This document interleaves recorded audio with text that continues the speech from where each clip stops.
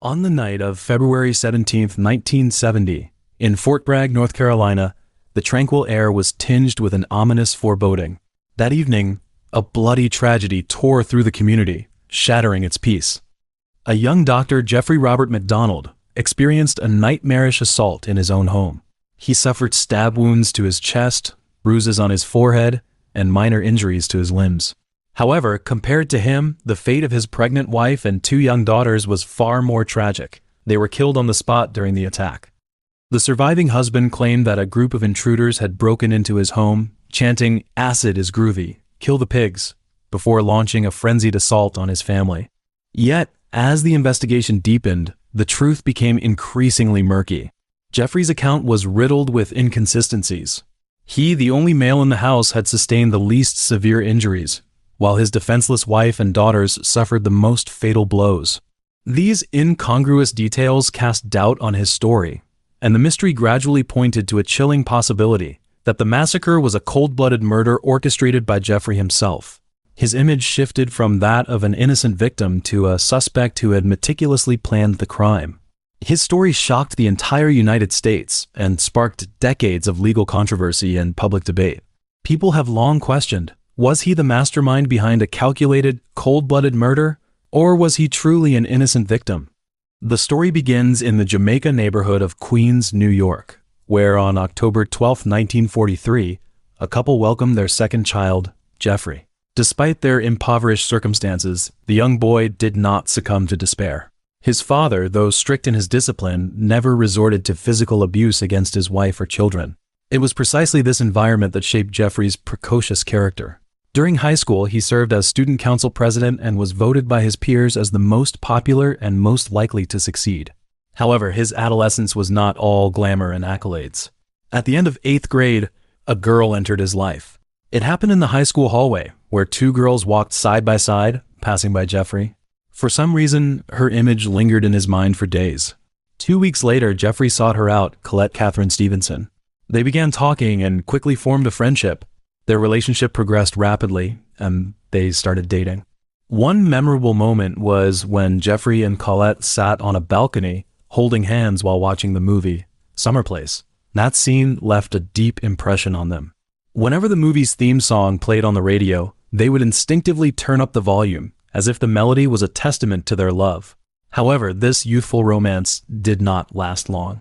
Colette abruptly announced the end of their relationship.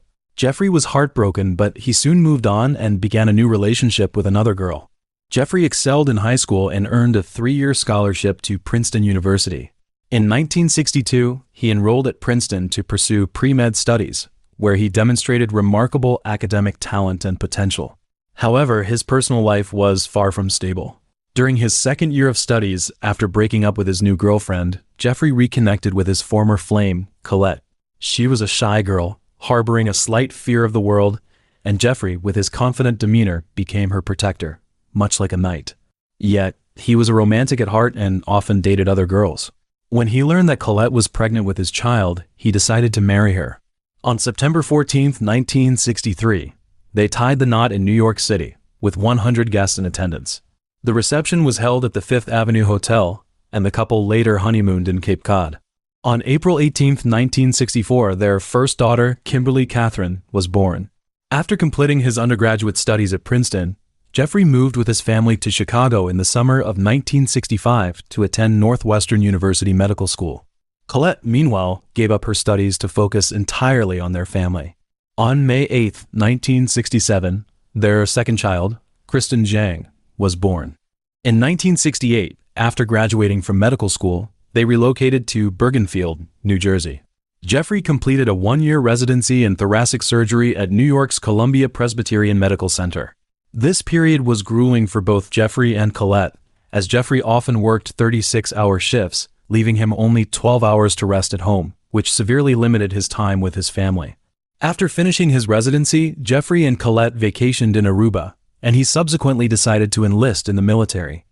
On June 28, 1969, Jeffrey officially joined the U.S. Army and was sent to Fort Sam Houston in Texas for a 6-week basic medical training course for doctors. During this time, he volunteered to join the Army Special Forces, becoming a Green Beret physician. He was then assigned to Fort Moore in Georgia, where he completed airborne training. Although he initially feared deployment to Vietnam, he learned that, as a Special Forces doctor, the likelihood of being sent overseas was low. In August, Jeffrey was stationed at Fort Bragg, North Carolina, serving as a surgeon for the 3rd Special Forces Group. His wife and 2 daughters moved with him to the base, living at 544 Castle Drive, a housing area reserved for married officers, with security provided by military police. Here, Colette continued to pursue her academic dreams, aspiring to earn a bachelor's degree in English literature. Meanwhile, their 2 daughters began to develop distinct personalities. Kimberly was intelligent, shy, and feminine, while Kristen was a spirited tomboy who would even stand up for her sister if she was bullied. On December 10th, Jeffrey took on the role of preventive medical officer. By this time, Colette was pregnant with their 3rd child, a boy due in July 1970. Jeffrey was filled with anticipation for the future. He even bought a Shetland pony as a Christmas surprise for his daughters and planned to move the family to a farm in Connecticut. Colette, feeling deeply content, wrote to a university acquaintance that her life had never been so normal or happy. She expressed excitement about the upcoming arrival of their son, believing it would make their family complete. In 1970, Jeffrey was promoted to captain and planned to pursue advanced medical training at Yale University after completing his term as a Green Beret physician. At this point, his career seemed to be on a smooth trajectory, and his family life was brimming with hope and promise. However, all of this came to an abrupt end on the night of February 17, 1970. A bloody tragedy shattered his fate and obliterated the future of his family. On the afternoon of February 16, 1970, Jeffrey took his 2 daughters to feed their pony. Around 5:45 p.m., they returned home. Jeffrey took a shower and changed into an old blue pajama set. After dinner, Colette left the house to attend a night class at the University of North Carolina in Fort Bragg.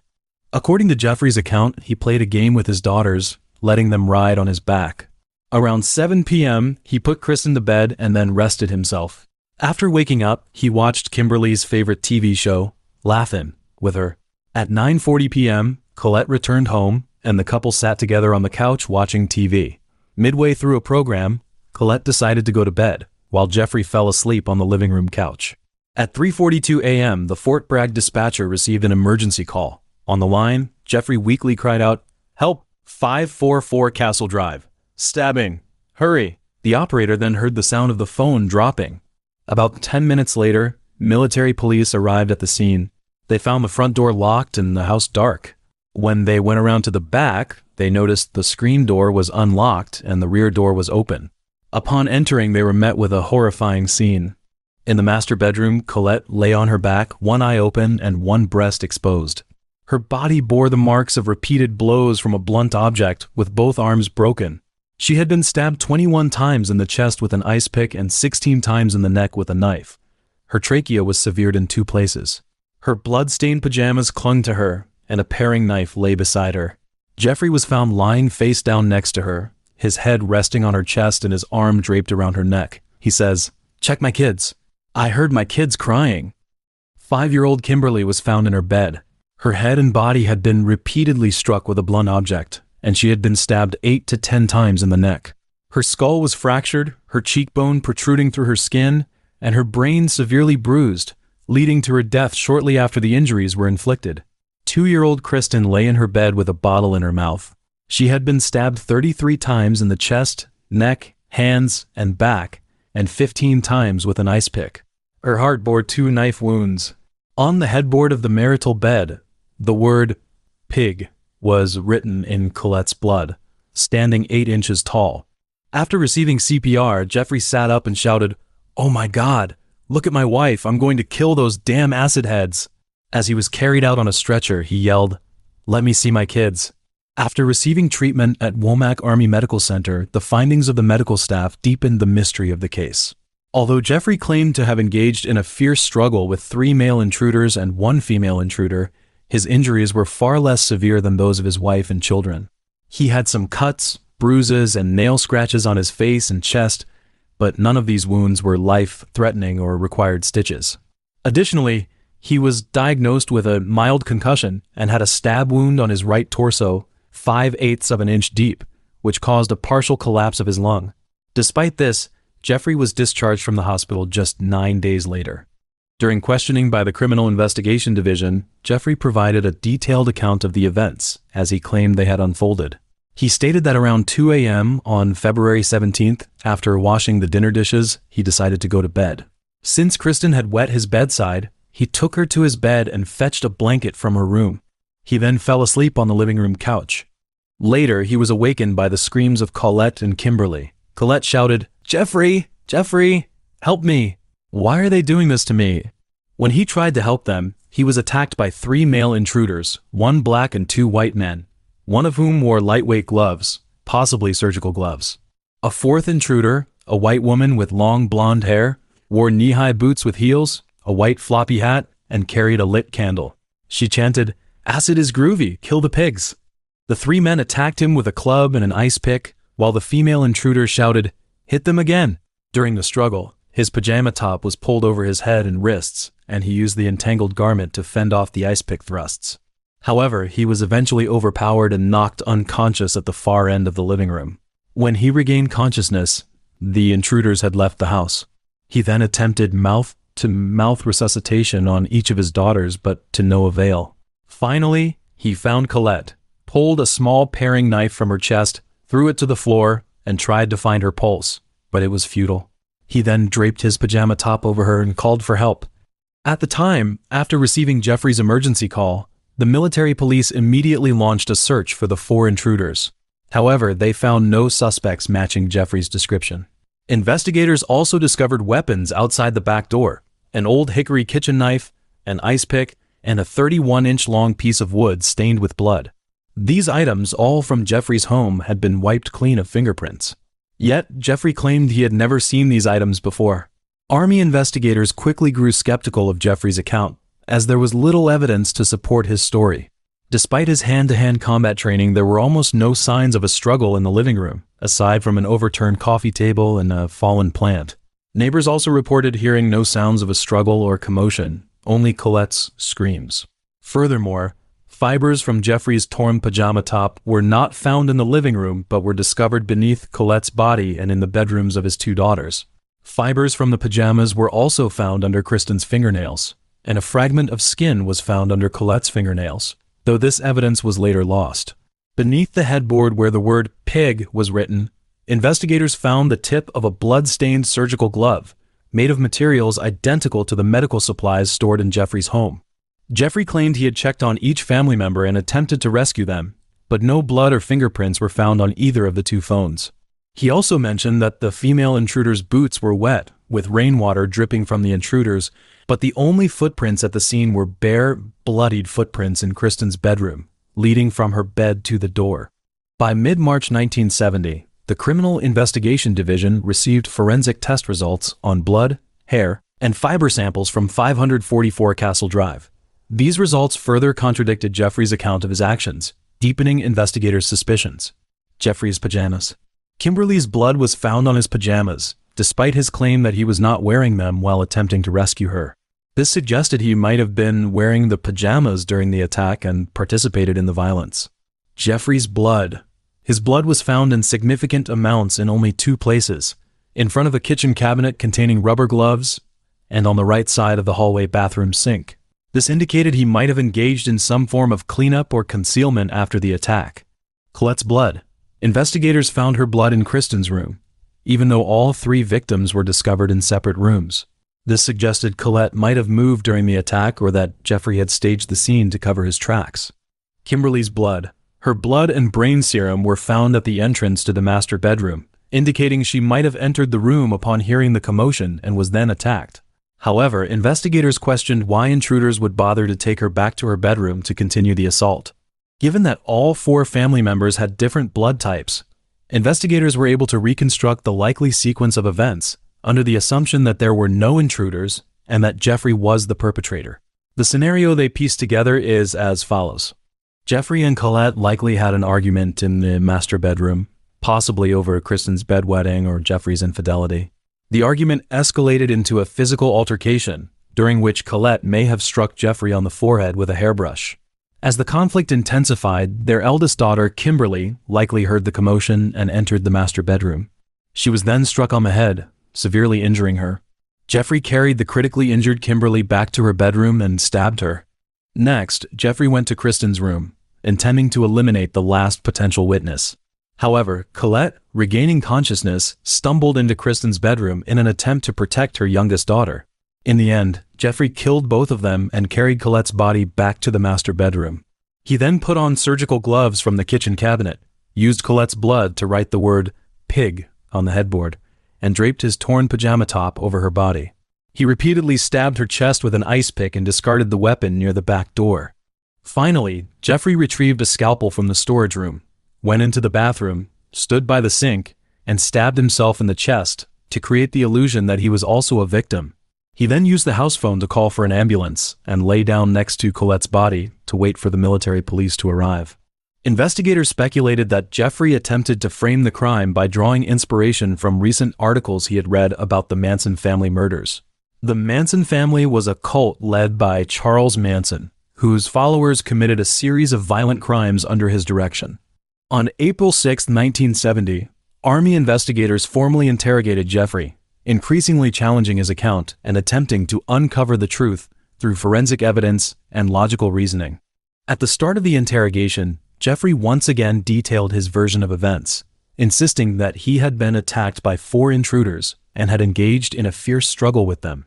He described seeing the tops of some boots before losing consciousness and collapsing in the hallway due to a pneumothorax after the intruders left. He also mentioned that he had to convince doctors at the hospital to insert a chest tube because he was certain his lung had been punctured. However, the investigators were unconvinced. They directly confronted Jeffrey. "You didn't do this yourself, did you?" This question clearly struck a nerve, and Jeffrey immediately denied the accusation, attempting to prove his innocence by emphasizing his injuries. The investigators then shifted their focus to the crime scene and the forensic evidence. Jeffrey denied that any of the weapons came from his home, even though the wood found at the scene matched wood from Kimberly's closet. He also claimed he couldn't explain the discrepancies between the fiber and blood evidence and his account. One investigator then posed a critical question. Why were Jeffrey's injuries so much less severe than those of his wife and daughters? He pointed out that if 4 intruders had indeed carried out such a brutal attack, why would they leave Jeffrey, a potential witness, alive? He pressed, "When you were lying in the hallway, why didn't they take that club and hit you once or twice hard on the back of the head and finish you off? Why dish you off? You were face to face with them. They didn't know if you could identify them later. Why leave you alive?" Another investigator noted the lack of chaos and destruction inside the home. If 4 intruders had gone on a killing spree, they would have expected to see evidence such as broken furniture, shattered mirrors, and smashed walls. However, the only signs of a struggle were a top-heavy coffee table and a fallen plant. Jeffrey couldn't provide a reasonable explanation for this observation or for how Kimberly's blood and brain serum had been recovered from the master bedroom. As the interrogation progressed, Jeffrey gradually lost his composure. When the investigators listed more contradictions between his statements and the forensic evidence, he suddenly accused them of having no ideas and trying to frame him to maintain a 100% solve rate. The investigators calmly responded, "We have all these things here that indicate you were involved in this, not some people who came in from the outside, chose 544 Castle Drive, went up there, and luckily found your door open." When asked to take a polygraph test to verify his statements, Jeffrey initially agreed without hesitation. However, within 10 minutes of the interrogation ending, he called the investigators to inform them that he had changed his mind and would not undergo any polygraph testing. This move further deepened the investigators' suspicions of him.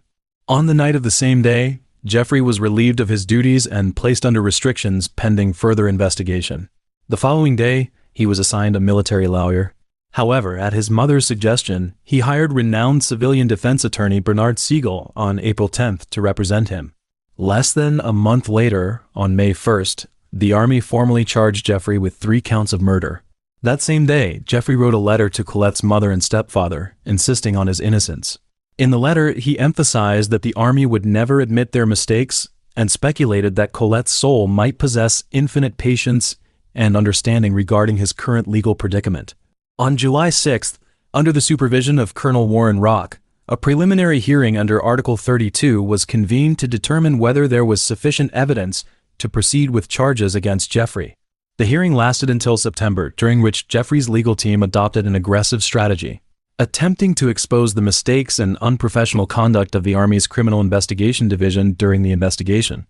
Siegel highlighted numerous instances of incompetence by the Criminal Investigation Division, accusing them of clumsily and unprofessionally trampling over the crime scene while examining the house, thereby erasing any potential evidence. He also pointed out that the Criminal Investigation Division had lost critical evidence, including a thread found under Kimberly's fingernails, Jeffrey's pajama pants, 4 torn tips of rubber surgical gloves, and a piece of skin found under one of Colette's fingernails. He further cited several examples of incompetence by the military, police, and first responders, including an ambulance driver who stole Jeffrey's wallet from the living room, and a pathologist who failed to obtain the children's fingerprints from the crime scene for comparison. The first witness to testify in Jeffrey's defense was military police officer Kenneth Mika. He testified that while responding to the emergency call on the night of the murders, he observed a blonde woman wearing a wide-brimmed hat standing at a corner about half a mile from Jeffrey's house. He noted that such a sighting was unusual given the late hour and the weather. He also testified that an ambulance driver at the crime scene had defied instructions by standing up a tilted flower pot. A colonel also testified that he personally visited the crime scene and overturned the coffee table, which hit the side of a rocking chair and came to rest on the edge of the chair.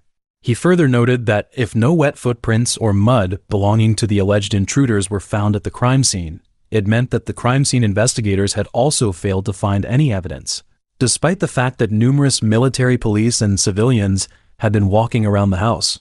In August, a key witness, William Posey, emerged. He claimed that the blonde woman described by Jeffrey might have been a local 17-year-old drug user and police informant named Helena Worrell Stokely.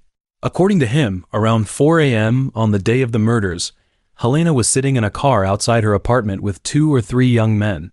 He also claimed that Helena stopped wearing boots and floppy hats after February 17th and wore black clothing on the day of the funeral. She even told Posey that she couldn't remember what she had done on the day of the murders. Months later, Helena allegedly told Posey that she and her boyfriend couldn't get married until they went out and killed more people. Although Helena was located and questioned by the police, her responses were vague and contradictory. She recalled that on the night of February 16th, she had gone out for a drive with her boyfriend, Gregory Mitchell, in the early hours of the next morning, driving aimlessly. However, she claimed to have been under the influence of a hallucinogen to the extent that she couldn't be sure whether she had been at Jeffrey's house. Despite witnesses claiming that she had admitted to being involved in the murders and that her clothing on that day matched Jeffrey's description, she was not called to testify. During the hearing, Jeffrey testified for 3 days, and parts of his testimony contradicted what he had told investigators on April 6th. For example, he now claimed that he had actually moved Colette's body, finding her somewhat leaning against a chair, and then simply laid her flat on the floor.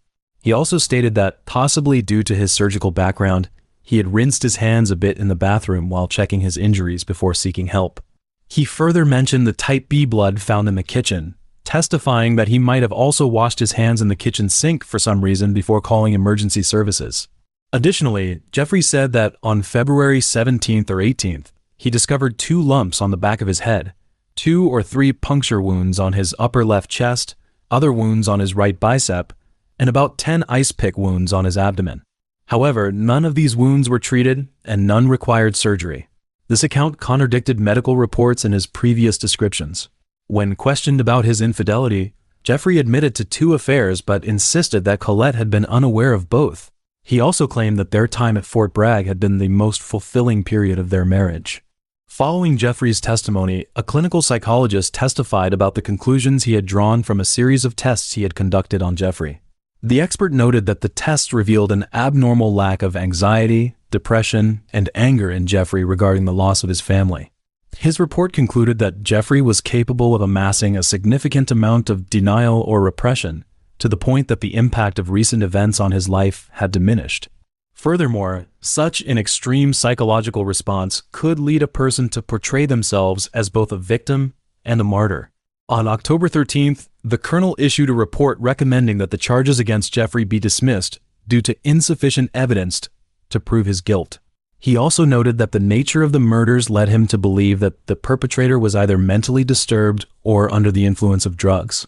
He recommended that civilian authorities further investigate Helena. Later that month, All charges were formally dismissed, although a new Criminal Investigation Division investigative team formed in February 1971 continued to search for the killer, with Jeffrey still considered a suspect. In December, Jeffrey was honorably discharged from the Army and returned to New York City. In July 1971, he moved to Long Beach, California, attempting to leave the past behind and distance himself from the memories of his deceased wife and daughters. He secured a job as an emergency room physician at St. Mary Medical Center and became a lecturer at the UCLA School of Medicine, the medical director of the Long Beach Grand Prix, and a speaker on topics related to identifying and treating child abuse. He also contributed to the development of the National Cardiopulmonary Resuscitation Training Program. Living in a $350,000 apartment in Huntington Beach, he led a promiscuous lifestyle until the late 1970s, when he entered a long-term relationship with a 22-year-old flight attendant named Candy Kramer. In the years following the dismissal of the murder charges, Jeffrey garnered significant emotional and public support. He also wrote to several magazines and newspapers, detailing his willingness to further publicize the background and legitimacy of his case. On December 15, 1970, he appeared on The Dick Cavett Show, complaining about the Army's investigation and their focus on him as a suspect, which he portrayed as reckless. During this appearance, he claimed to have sustained 23 injuries, some of which he described as potentially fatal. Jeffrey's stepfather, Alfred Cassab, initially believed in his son-in-law's innocence and testified in support of Jeffrey during the Army's Article 32 hearing alongside Colette's mother. However, by November 1970, Cassab grew suspicious due to Jeffrey's repeated unwillingness to provide him with a copy of the 2,000-page transcript from the hearing. Jeffrey deceived him by claiming that he and some Army colleagues had actually tracked down, tortured, and ultimately murdered one of the 4 alleged killers.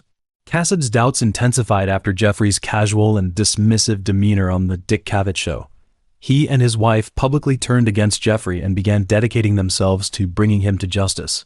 In February 1971, Cassab successfully obtained a copy of the Article 32 hearing records from the Army. After meticulously studying the documents, he realized that Jeffrey's account was inconsistent with the physical evidence and concluded that his narrative was nothing more than a web of lies, repeatedly contradicting the known facts of the case. Cassab also discovered that Jeffrey had begun dating a young woman employed at Fort Bragg just weeks after his family's murder and had rekindled a relationship with another woman. Collaborating with Colonel Krivenek and other Army investigators, Cassab visited the crime scene to compare the physical evidence with Jeffrey's testimony.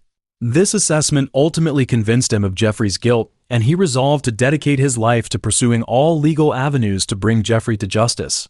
In early 1972, Cassab filed a citizen's complaint with the U.S. Department of Justice, requesting the convening of a grand jury to indict Jeffrey for murder. However, since the murders occurred while Jeffrey was serving in the military and he had already been discharged, the complaint was declared moot. The FBI declined to take up the case. On April 30, 1974, Cassab, along with their attorney Richard Cann and Criminal Investigation Division agent Peter Kearns, submitted a citizen's complaint to the Chief Judge of the U.S. District Court, requesting the convening of a grand jury to indict Jeffrey for murder. A month later, Justice Department prosecutors ruled that the case warranted prosecution. On August 12th, a grand jury convened before a U.S. District Judge in Raleigh, North Carolina, to hear the legal proceedings. 75 witnesses were called to testify, with Jeffrey being the first to take the stand. His testimony lasted 5 days, during which he admitted that, despite his public declaration after the 1970 dismissal of the murder charges to pursue all legal avenues and hire investigators, he had not actually done so. Nevertheless, he insisted that he had made efforts to identify the perpetrators and locate Helena.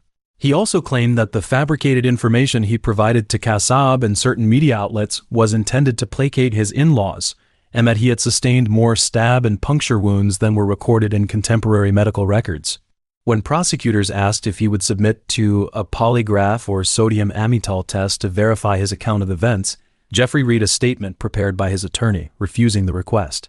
A surgeon testified that, aside from the lung injury, Jeffrey's other wounds were minor and would not have impaired his physical abilities. A psychiatrist testified that he found Jeffrey to be an extremely controlling individual, deeply reliant on others' perceptions of him. A chief of the chemistry division testified that Colette's pajamas had been heavily bloodstained before being torn, and that the tearing had occurred while the fabric was stationary, contradicting Jeffrey's claim that the pajamas were torn during a struggle against the attackers.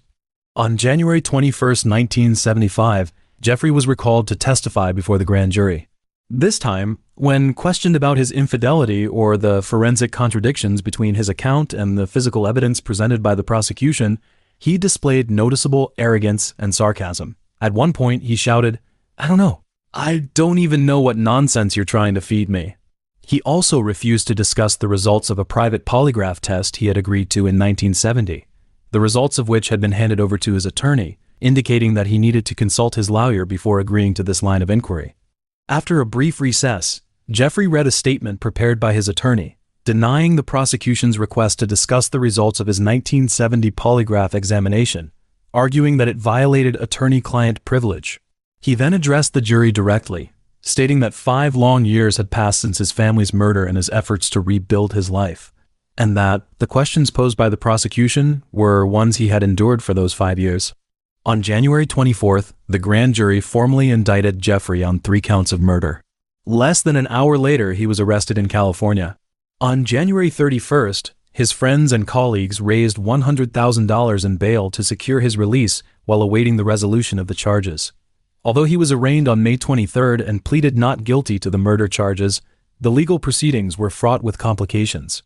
On July 29th, the judge dismissed the defense's arguments regarding double jeopardy and the right to a speedy trial, allowing the trial date originally set for August 18, 1975 to proceed.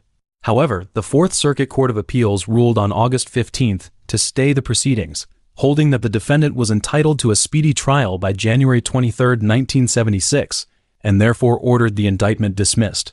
Upon hearing this news, Jeffrey shed tears of relief, believing his ordeal was over. However, the government appealed to the U.S. Supreme Court, which on May 1, 1978, ruled that the Fourth Circuit had erred in dismissing the indictment on speedy trial grounds before the case had been tried. This decision allowed the case to proceed. Kasab welcomed this development, stating, "It's been a tremendous personal pressure knowing someone is running around who you are convinced killed your daughter and grandchildren." On July 16, 1979, Jeffrey stood trial in Raleigh, North Carolina, charged with 3 counts of murder. Judge Dupree presided over the trial, and Jeffrey pleaded not guilty to the charges. Although his attorneys were confident of an acquittal, a series of rulings during the trial worked against the defense. First, the judge refused to admit a 1979 psychiatric evaluation of Jeffrey as evidence, which suggested that someone with his personality and mindset was highly unlikely to have killed his family. The judge ruled that since his attorneys had not entered an insanity plea, he did not want the trial bogged down by conflicting psychiatric testimony from prosecution and defense witnesses.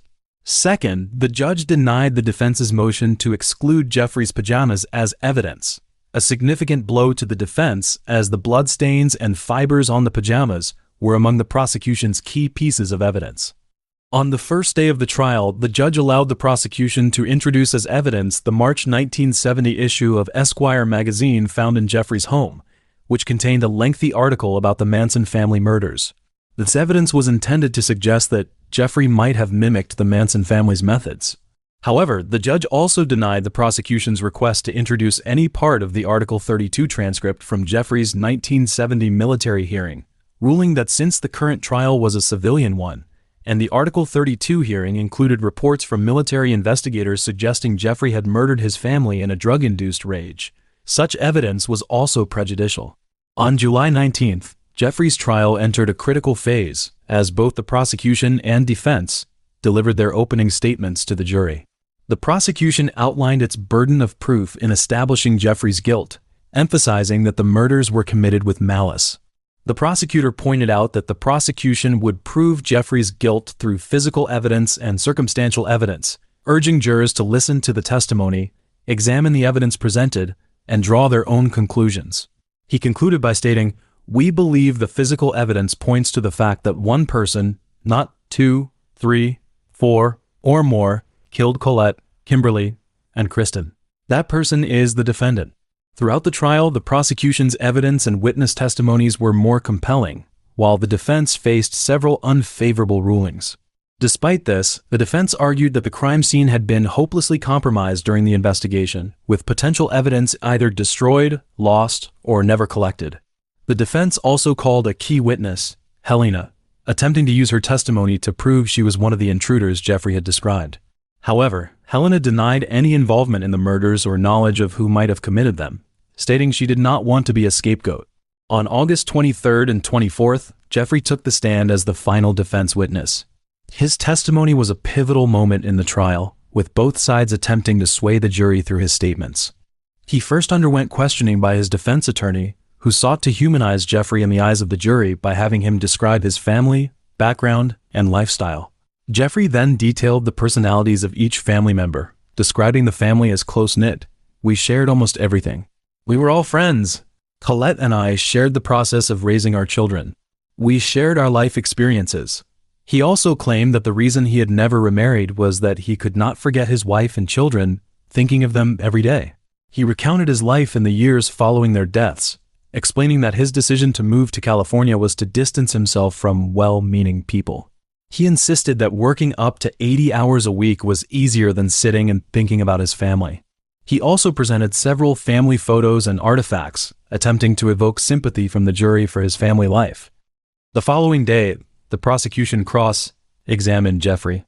The prosecutor systematically listed the physical and circumstantial evidence from the crime scene, which contradicted Jeffrey's account of intruders attacking him and murdering his family, instead pointing to his own guilt. He often began each question with a phrase along the lines of, "Dr. MacDonald, if the jury finds from the evidence that..." On August 28th, both sides delivered their closing arguments to the jury. The prosecution went first, contrasting the injuries suffered by Colette, Kimberly, and Kristen with those sustained by Jeffrey, noting that Jeffrey's only serious injury was the pneumothorax wound to his chest. The prosecutor referenced Jeffrey's claim of a life and death struggle with the alleged intruders, but the evidence suggested the struggle occurred between a white male and a white female, the female being Colette and the male being Jeffrey. He then dismissed the character witnesses who had earlier testified that Jeffrey was a good husband and father, returning to the evidence. "If we convince you with the evidence that he did it, we don't have to prove he's the kind of person who could do this." He concluded his argument by stating, "I can only tell you from the physical evidence that things don't lie, but people can and do lie." The defense also delivered its closing argument, portraying Jeffrey as a loving husband and father and emphasizing that Jeffrey had consistently maintained that 4 intruders were responsible for the murders. They criticized the prosecution's case as a house built on sand and urged the jury to grant Jeffrey the peace he had sought for nearly a decade. In his final instructions to the jury, the judge informed them they had 3 options: to find Jeffrey not guilty, to find him guilty of first-degree murder, or to find him guilty of second-degree murder in each case. Shortly after 4 p.m. on August 29, 1979, the jury returned its verdict after 6.5 hours of deliberation. Jeffrey was convicted of 1 count of first-degree murder in the death of Kristen and 2 counts of second-degree murder in the deaths of Colette and Kimberly. Following the verdict, Kassab immediately called the family's attorney, thanking him for his years of relentless effort. He said, "Hi, Dick. I just got what I wanted, 3 life sentences. Thank you for everything you've done. We couldn't have done it without your help." Kassab and his wife also told the media, "This had to be done. Now we can rest." After 1980, there were several legal dramas, including instances where Jeffrey's convictions were overturned, only to be reinstated later. On February 23, 1970, Colette, Kimberly, and Kristen were laid to rest side by side at Washington Memorial Park in Suffolk County, Long Island. Each grave initially bore the MacDonald surname, which was later changed to Colette's maiden name, Stevenson. Jeffrey is currently serving a life sentence at a federal prison in Cumberland, Maryland. Despite having spent decades behind bars, he continues to maintain his innocence. Some of his supporters believe in his claims of innocence, viewing him as a potential victim of a miscarriage of justice. Jeffrey himself has never ceased his efforts to defend himself, continuing to seek exoneration through legal avenues. He has stated, "I won't come out and lie to the parole board just to make them let me rest. If I have to tell the parole board I killed my family to get out of here and go home, then I'll never go home." One serial killer is mostly remembered for 2 strange fetishes. Not only did he have a necrophilia, but he was also morbidly fascinated by women's shoes. Back in the late 1960s, Jerome Henry Brudos had a horrific murder spree in the Salem, Oregon area. He picked on petite, fragile-looking women, and the tortures he inflicted on the kidnapped or trapped women were horrifying. They would be strangled and beaten to death with blunt objects, and even after they were already dead, he would not leave them alone. Jerome would cut off their body parts as his trophies and dump those women in the local rivers. It's crazy how messed up Jerome is. In some cases, he even goes as far as to abduct and assault his victims while wearing women's clothing. Even after he was arrested, he didn't feel remorse for his crimes. Instead, he felt bad about getting caught. In one interview, a detective asked him, "Do you have any regrets? Do you feel sorry for the girls who died?" He just picked up a piece of paper, crumpled it into a ball, and threw it on the floor, saying, "I cared as much for those girls as I do for this ball of paper." Jerome was born in a hospital in Webster, South Dakota on January 31st, 1939, to a family that lived a simple and modest life. His father usually did temporary jobs, and his mother was a housewife. He had a rough childhood. His mom was a strict person, and he lacked love and approval. His mom wanted her second child to be a girl, but Jerome was a boy. She made no secret of her dislike for the youngest son, reserving most of her resentment and criticism for him. Jerome grew up with a close friendship with a female neighbor who was a little older than his mom. She was kind and showed him compassion and acceptance throughout the relationship, which helped him a lot. Jerome often imagined that this neighbor was his real mom. Unfortunately, this neighbor was diabetic, and as her health got worse, they stopped seeing each other. The real pain for this poor child was when he was saved by someone, but that person disappeared again. Jerome was obsessed with women's shoes and feet, but no one knew why. One time, when Jerome was 5, a teenage girl fell asleep in his bed, and he couldn't stop staring at her high heels. He tried to take her shoes off, and she got scared. Instead of yelling at him, she just told him to leave the room. Another time, Jerome found a pair of leather high heels with rhinestone inlays while exploring the local dump. He brought the shoes home and showed them to his mom in the heels and women's clothing, but his mom was disgusted and screamed for him to lose the heels, then beat him severely and burned the clothes. When he was 7 years old, he tried to steal his teacher's high heels, and when he was caught, he admitted to the theft but did not explain why he did it. Because of Jerome's dad's job, they moved around a lot. Eventually, they moved to Salem, Oregon, where Jerome was about 12 years old and well into puberty. But he hadn't changed at all, and he even developed a fetish for women's underwear. Jerome said a neighborhood boy took him to touch and smell some girl's underwear, and that's why he did it. Women's shoes and lingerie had already turned Jerome on, but his height and severe acne made him very self-conscious and shy around women. At 14, he started masturbating to porn mags and often had dreams about women. When his mom found semen stains on his bed, he was punished and forced to wash the sheets. At 15, he started stalking young women in the area, taking quiet photos of several of them, and stealing and keeping many of the women's undergarments and shoes. Although none of these offenses were violent, it's clear that he developed violent fantasies of forcibly possessing women at this time. When he was 16, he started acting weird. He dug a tunnel under his house and made a little room in it. He did this because he had some kinky ideas about catching women, even though he didn't really keep anyone there.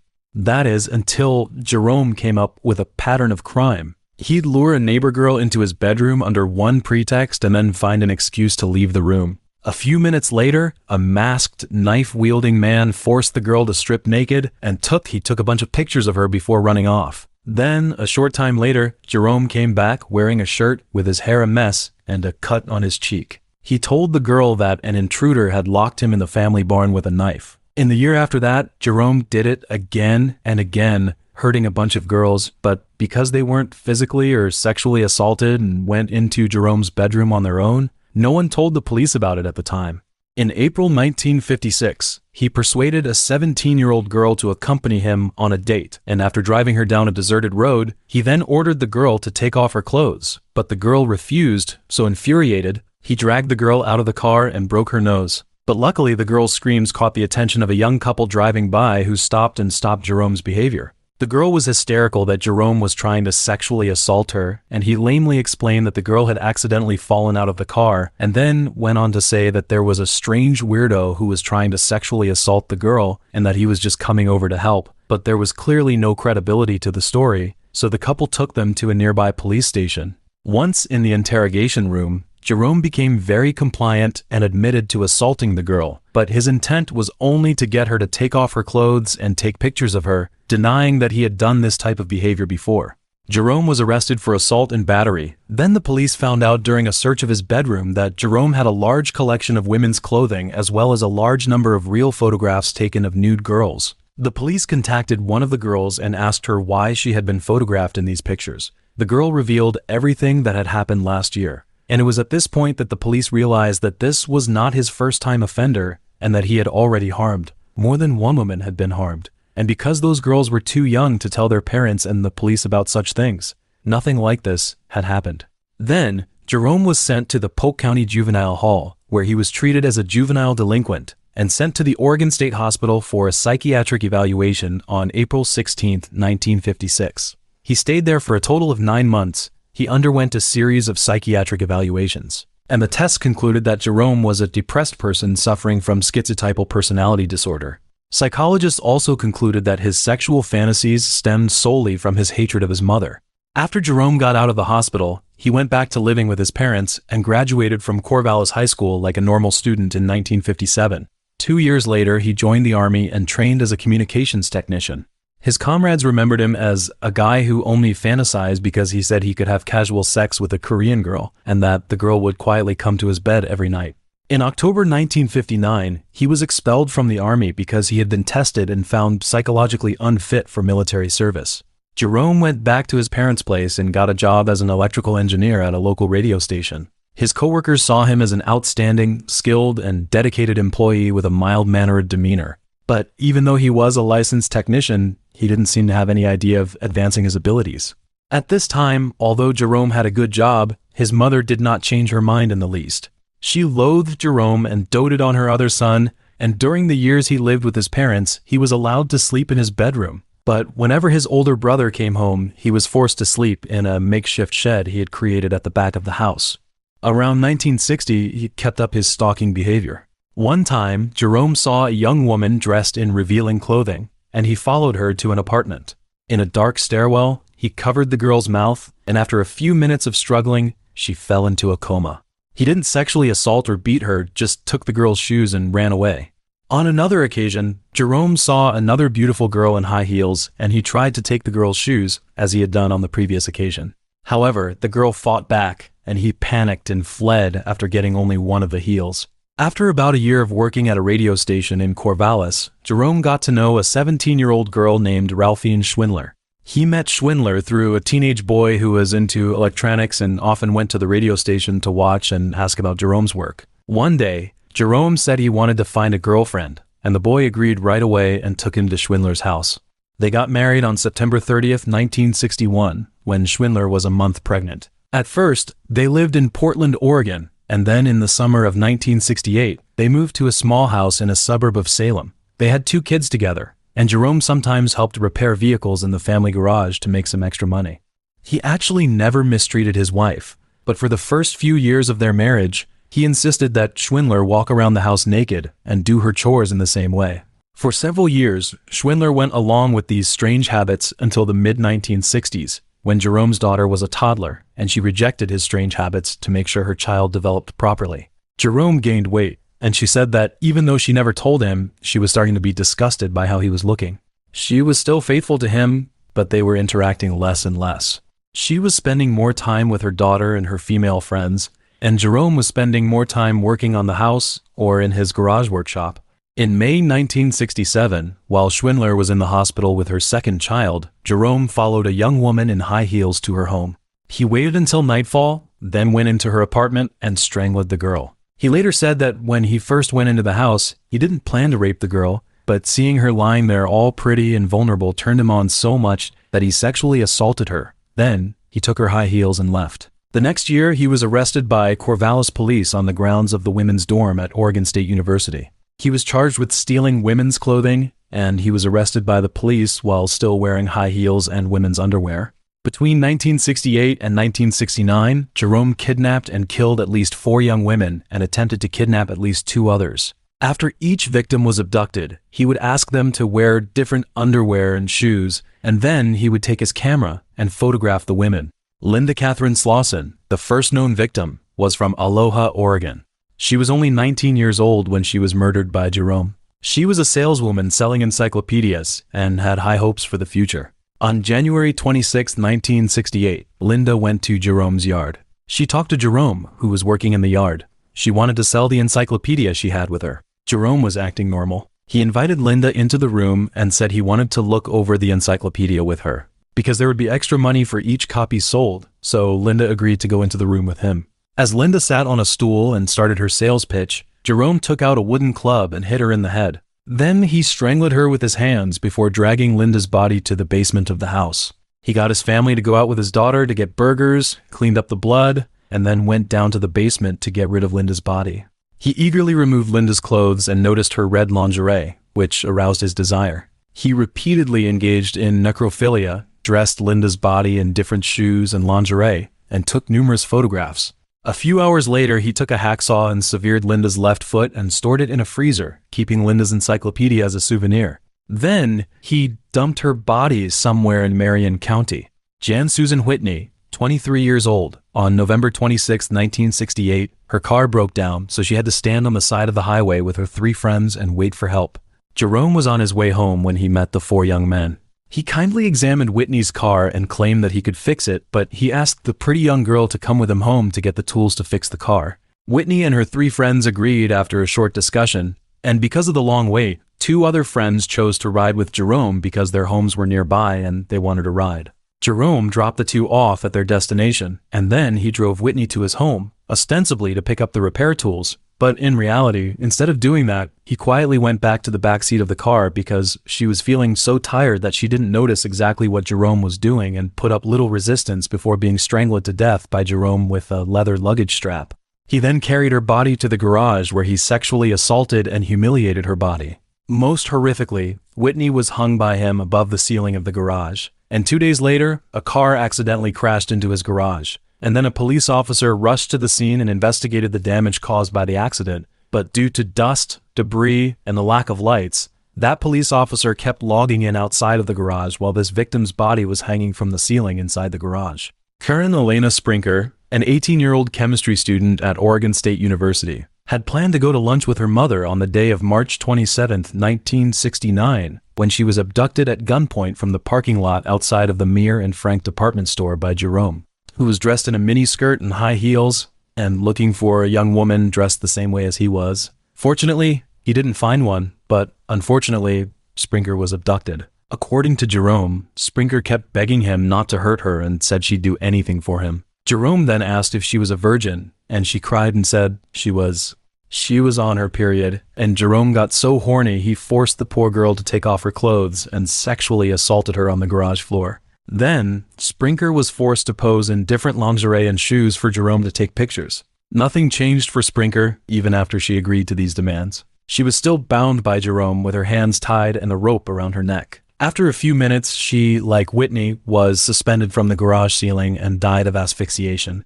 Over the next several hours, Jerome subjected her body to sexually degrading behavior and cut off her breasts. That night, Sprinker was dumped in the Willamette River. In April 1969, Jerome started acting more crazily and tried to kidnap 2 young women on back-to-back days. Luckily, both girls escaped and told the police about what happened. The first girl, Sharon Wood, a 24-year-old motorist, met Jerome on April 21st in an underground stairwell in a Portland parking garage. She said she felt a knocking motion on her shoulder, and when she turned around, all she saw was a man pointing a pistol at her face and ordering her not to scream. Wood bravely fought back, biting, kicking, and twisting his wrist to turn the gun away from her and toward him. She even bit his hand. This made Jerome angry, so he slammed her head on the concrete floor and ran away. The next day, 15-year-old schoolgirl Gloria Zhang Smith was forced at gunpoint to go with Jerome to a green Volkswagen. Jerome said, "I want you to come with me. I'm not going to hurt you. I'm not going to rape you." And then he grabbed Smith by the jacket and forced her to walk with him. When Smith saw a woman working on the lawn, she yelled and ran toward the woman, which caused Jerome to panic and flee the scene.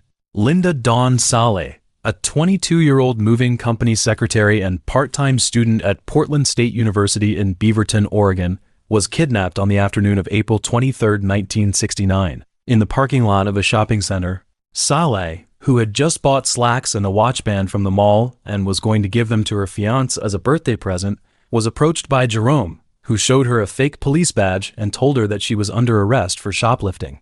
He said he was a cop, and even though Saleh insisted she was innocent, she went with him to his car. There, Jerome threatened her and told her she had been kidnapped. He drove her to his house, where he made her follow him across the yard and into the basement. Just then, his wife came out to tell him that dinner was ready. Jerome told Sally that he'd be back soon and took her back to the garage, where he tied her up with a rope. Jerome went inside alone to have dinner with his family. When he got back to the garage, after finishing dinner, he saw that Sally had broken free and was trying to escape. He put a leash around her neck right away. Sally asked him why he was treating her this way, then started to claw and kick him. But women are not as strong as men, so she was strangled to death while he was sexually assaulting her. Eventually, her body was tortured and studied, and a day later, Sally's body was dumped in the Willamette River. On May 10, 1969, 2 fishermen found the body of a bound, bloated young woman wearing a jacket and pinned down by a big gearbox in the shallow waters of the Longtom River. Because the woman's body was so badly decomposed, the autopsy couldn't confirm whether or not she had been sexually assaulted, but it did confirm that the cause of death was strangulation. The autopsy also found traces of burns on her body, which was later that woman as Sally. 2 days later, an underwater search and rescue team found Sprinker's body about 20 yards from where Sally's body had been found. The autopsy showed that she had died from suffocation and her breasts were missing. The main thing linking the deaths of Sally and Sprinker to the same killer was that both young women were bound by the same brand of hot plate and both were tied up with car parts. This suggests that the killer may have had a background as an electrician or mechanic. To figure out where the car parts came from, the police talked to employees and owners of all the garages and junkyards in Western Oregon.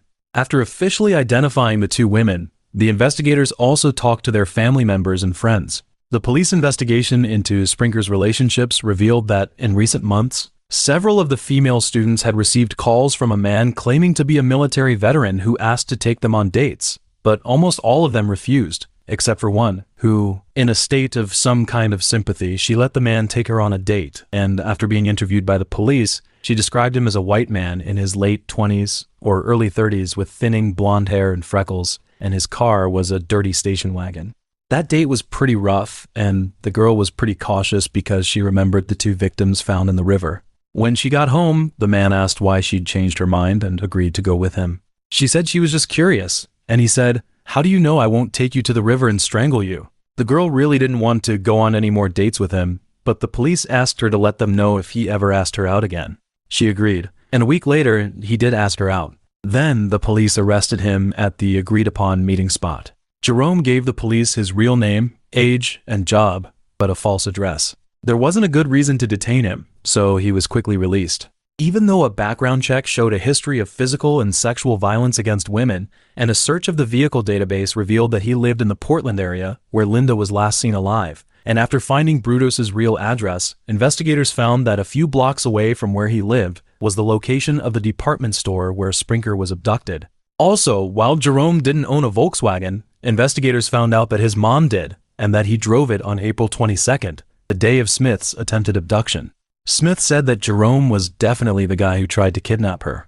On May 26th, the cops searched Jerome's place and found a ton of women's underwear and shoes in his garage, lists of phone numbers for sorority and sorority women's living spaces, and a bunch of Polaroid pics of young women, some alive and some dead. Almost all of the photos were taken inside his garage, and several of them showed a dead woman hanging from a garage pulley. There was a mirror on the floor next to her, and in one photo you could see him holding his Polaroid camera. One of them was identified as Sprinker, and she was depicted standing nude with her face showing a severe expression of fear, contemplation, or apparent submissiveness.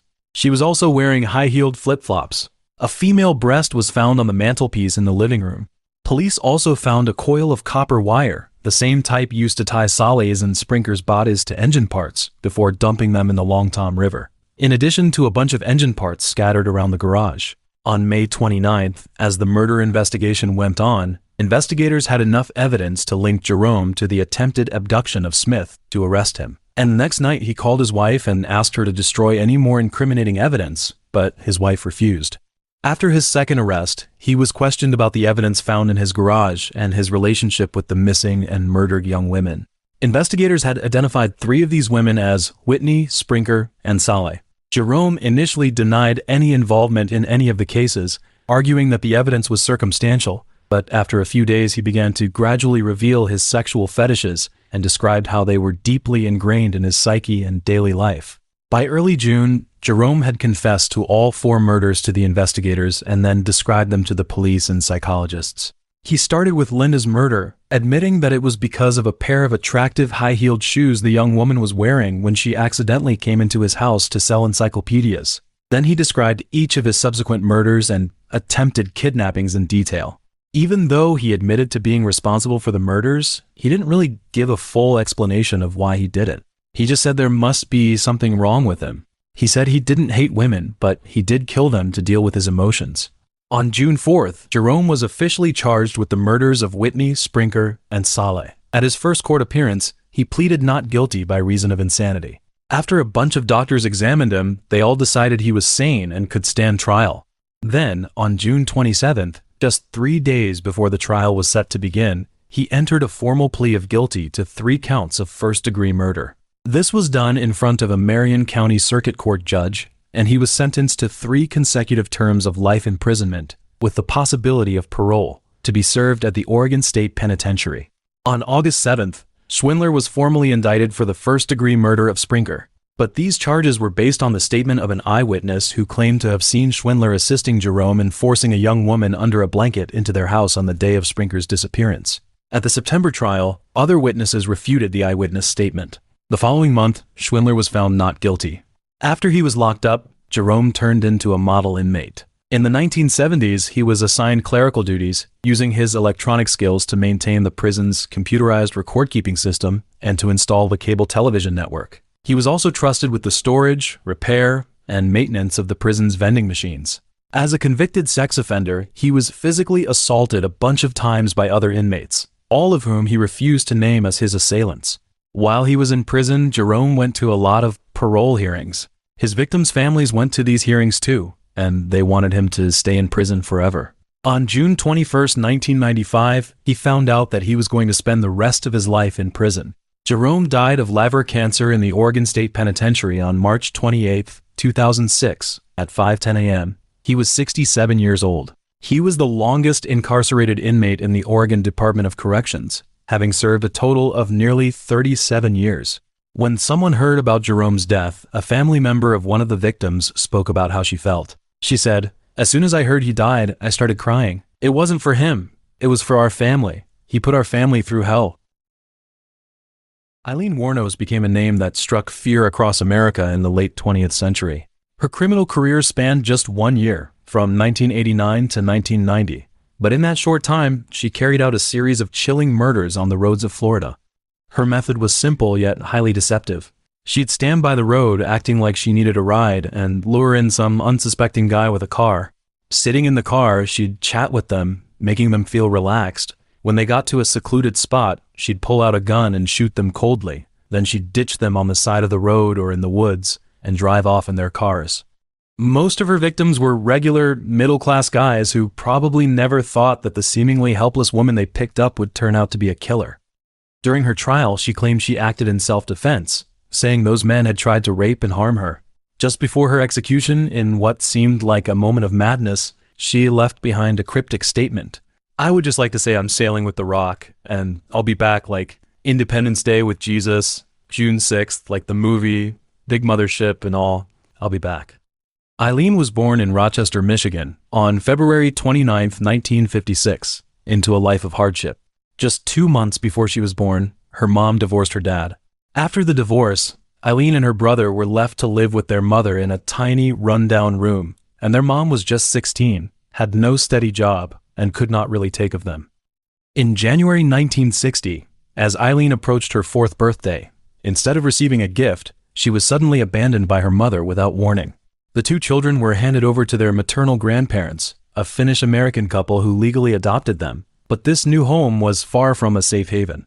Her grandparents were heavy drinkers, and their days were consumed by alcohol and arguments, and they often resorted to violence against the children.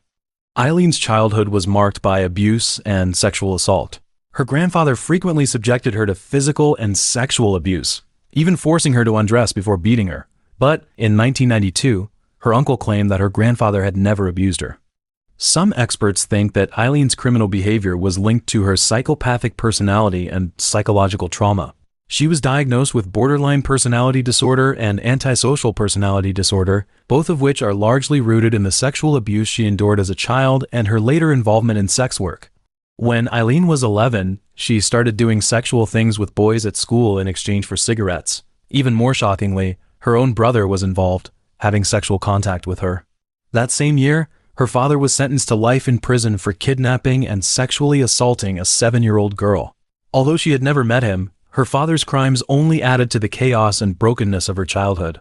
In 1970, at the age of 14, Eileen became pregnant after a long period of sexual abuse by family and friends. Just a year earlier, her father had killed himself in prison because he was mentally unstable. On March 23, 1971, she gave birth to a boy at a welfare facility. The father's identity was unknown, and the child was eventually put up for adoption. For this kid, leaving this shattered family was likely the best outcome. A few months later, Eileen's grandmother passed away from liver failure caused by years of heavy drinking. And her grandfather kicked her out of the house, forcing her to drop out of school and begin a life of homelessness. She ended up wandering the woods near her hometown, surviving by continuing to engage in sex work. This cycle of homelessness and desperation pushed her further into a life of crime. On May 27, 1974, at the age of 18, Eileen was arrested in Jefferson County, Colorado, on charges including drunk driving, disorderly conduct, and firing a gun from a moving vehicle. Later, she faced additional charges for failing to appear in court. By this time, her temper had grown increasingly volatile.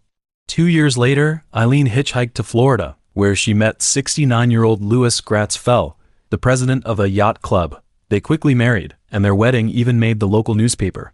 She was after his money, while he was drawn to her youthful energy. However, their happiness was short-lived. Just a few weeks later, Eileen was arrested for assaulting someone in a bar and beating Fell with a cane. Fell obtained a restraining order against her. After returning to Michigan, Eileen was arrested again on July 14, 1976, at the Bunny Club in Mansalona, for throwing a cue ball at a bartender's head and causing a disturbance. On July 17th, her biological brother died of esophageal cancer. As the beneficiary of his life insurance, she received $10,000. 4 days later, Fell filed for divorce, citing the restraining order. For Eileen, $10,000 was a significant sum of money, but as the saying goes, people often lose wealth that exceeds their ability to manage it, and Eileen was no exception. Within 2 months, she had squandered the entire amount on luxury items and a new car, which she later destroyed. In 1978, at the age of 22, Eileen shot herself in the abdomen in an attempt to end her life, but once again, she survived. In fact, between the ages of 14 and 22, she had attempted suicide 6 times, each time without success. On May 20th, 1981, Eileen was arrested in Edgewater, Florida, for armed robbery of a convenience store. She stole $35 and 2 packs of cigarettes. Then she was sentenced to prison on May 4th, 1982, and was released on June 30th, 1983. A year after her release, Eileen was arrested again for attempting to pass a forged check at a bank in Key West. On November 30th, 1985, she was named a suspect in a revolver and ammunition theft case in Pasco County. By this point, her criminal activities were escalating, ranging from sex work and assault to armed robbery, fraud, and gun theft. On January 4th, 1986, Eileen was arrested in Miami for car theft, resisting arrest, and obstruction of justice. Police also found a .38 caliber revolver and a box of ammunition in the stolen car. On June 2nd, a Volusia County deputy sheriff detained her for questioning after a male companion accused her of pulling a gun on him in his car and demanding $200. Police later discovered a .22 pistol under the passenger seat where she had been sitting. In 1986, 30-year-old Eileen met 24-year-old Tyria Moore, a motel maid, at a gay bar called Zodiac in Daytona Beach. Eileen fell deeply in love with her, and the two quickly moved in together. She continued to engage in sex work to support them both. On July 4th, 1987, Daytona Beach police detained Eileen and Moore at a bar for allegedly assaulting someone with a beer bottle. On March 12, 1988, Eileen accused a Daytona Beach bus driver of assaulting her, claiming he had pushed her off the bus after a confrontation. Moore was a witness to the incident. In this era, American society was mostly negative towards homosexuality, especially lesbians, who were often labeled as morally corrupt or mentally unbalanced. For Eileen and Moore, this was an insurmountable societal barrier. During her trial, Allan once said, "This is a love beyond words. No earthly language can describe what I feel for Moore." Even up to her execution, she maintained that she loved Moore. In just 1 year, Allan murdered 7 men, all of whom were drivers between the ages of 40 and 65. During her trial, she said, "I did what I did, but I'm the one being executed. They violently raped me, and I had to beg for my life." However, only the families of the victims truly knew what kind of men their fathers or husbands had been. Richard Charles Mallory, 51-year-old, was the owner of an electronics store in Clearwater, Florida, and Allan's first victim. On November 30th, 1989, Mallory encountered Allan and tragically lost his life. She claimed that he drove her to a remote area where he beat, raped, and sexually assaulted her. Allan insisted that she killed him in self-defense. It's worth noting that Mallory had previously been convicted of attempted rape in Maryland.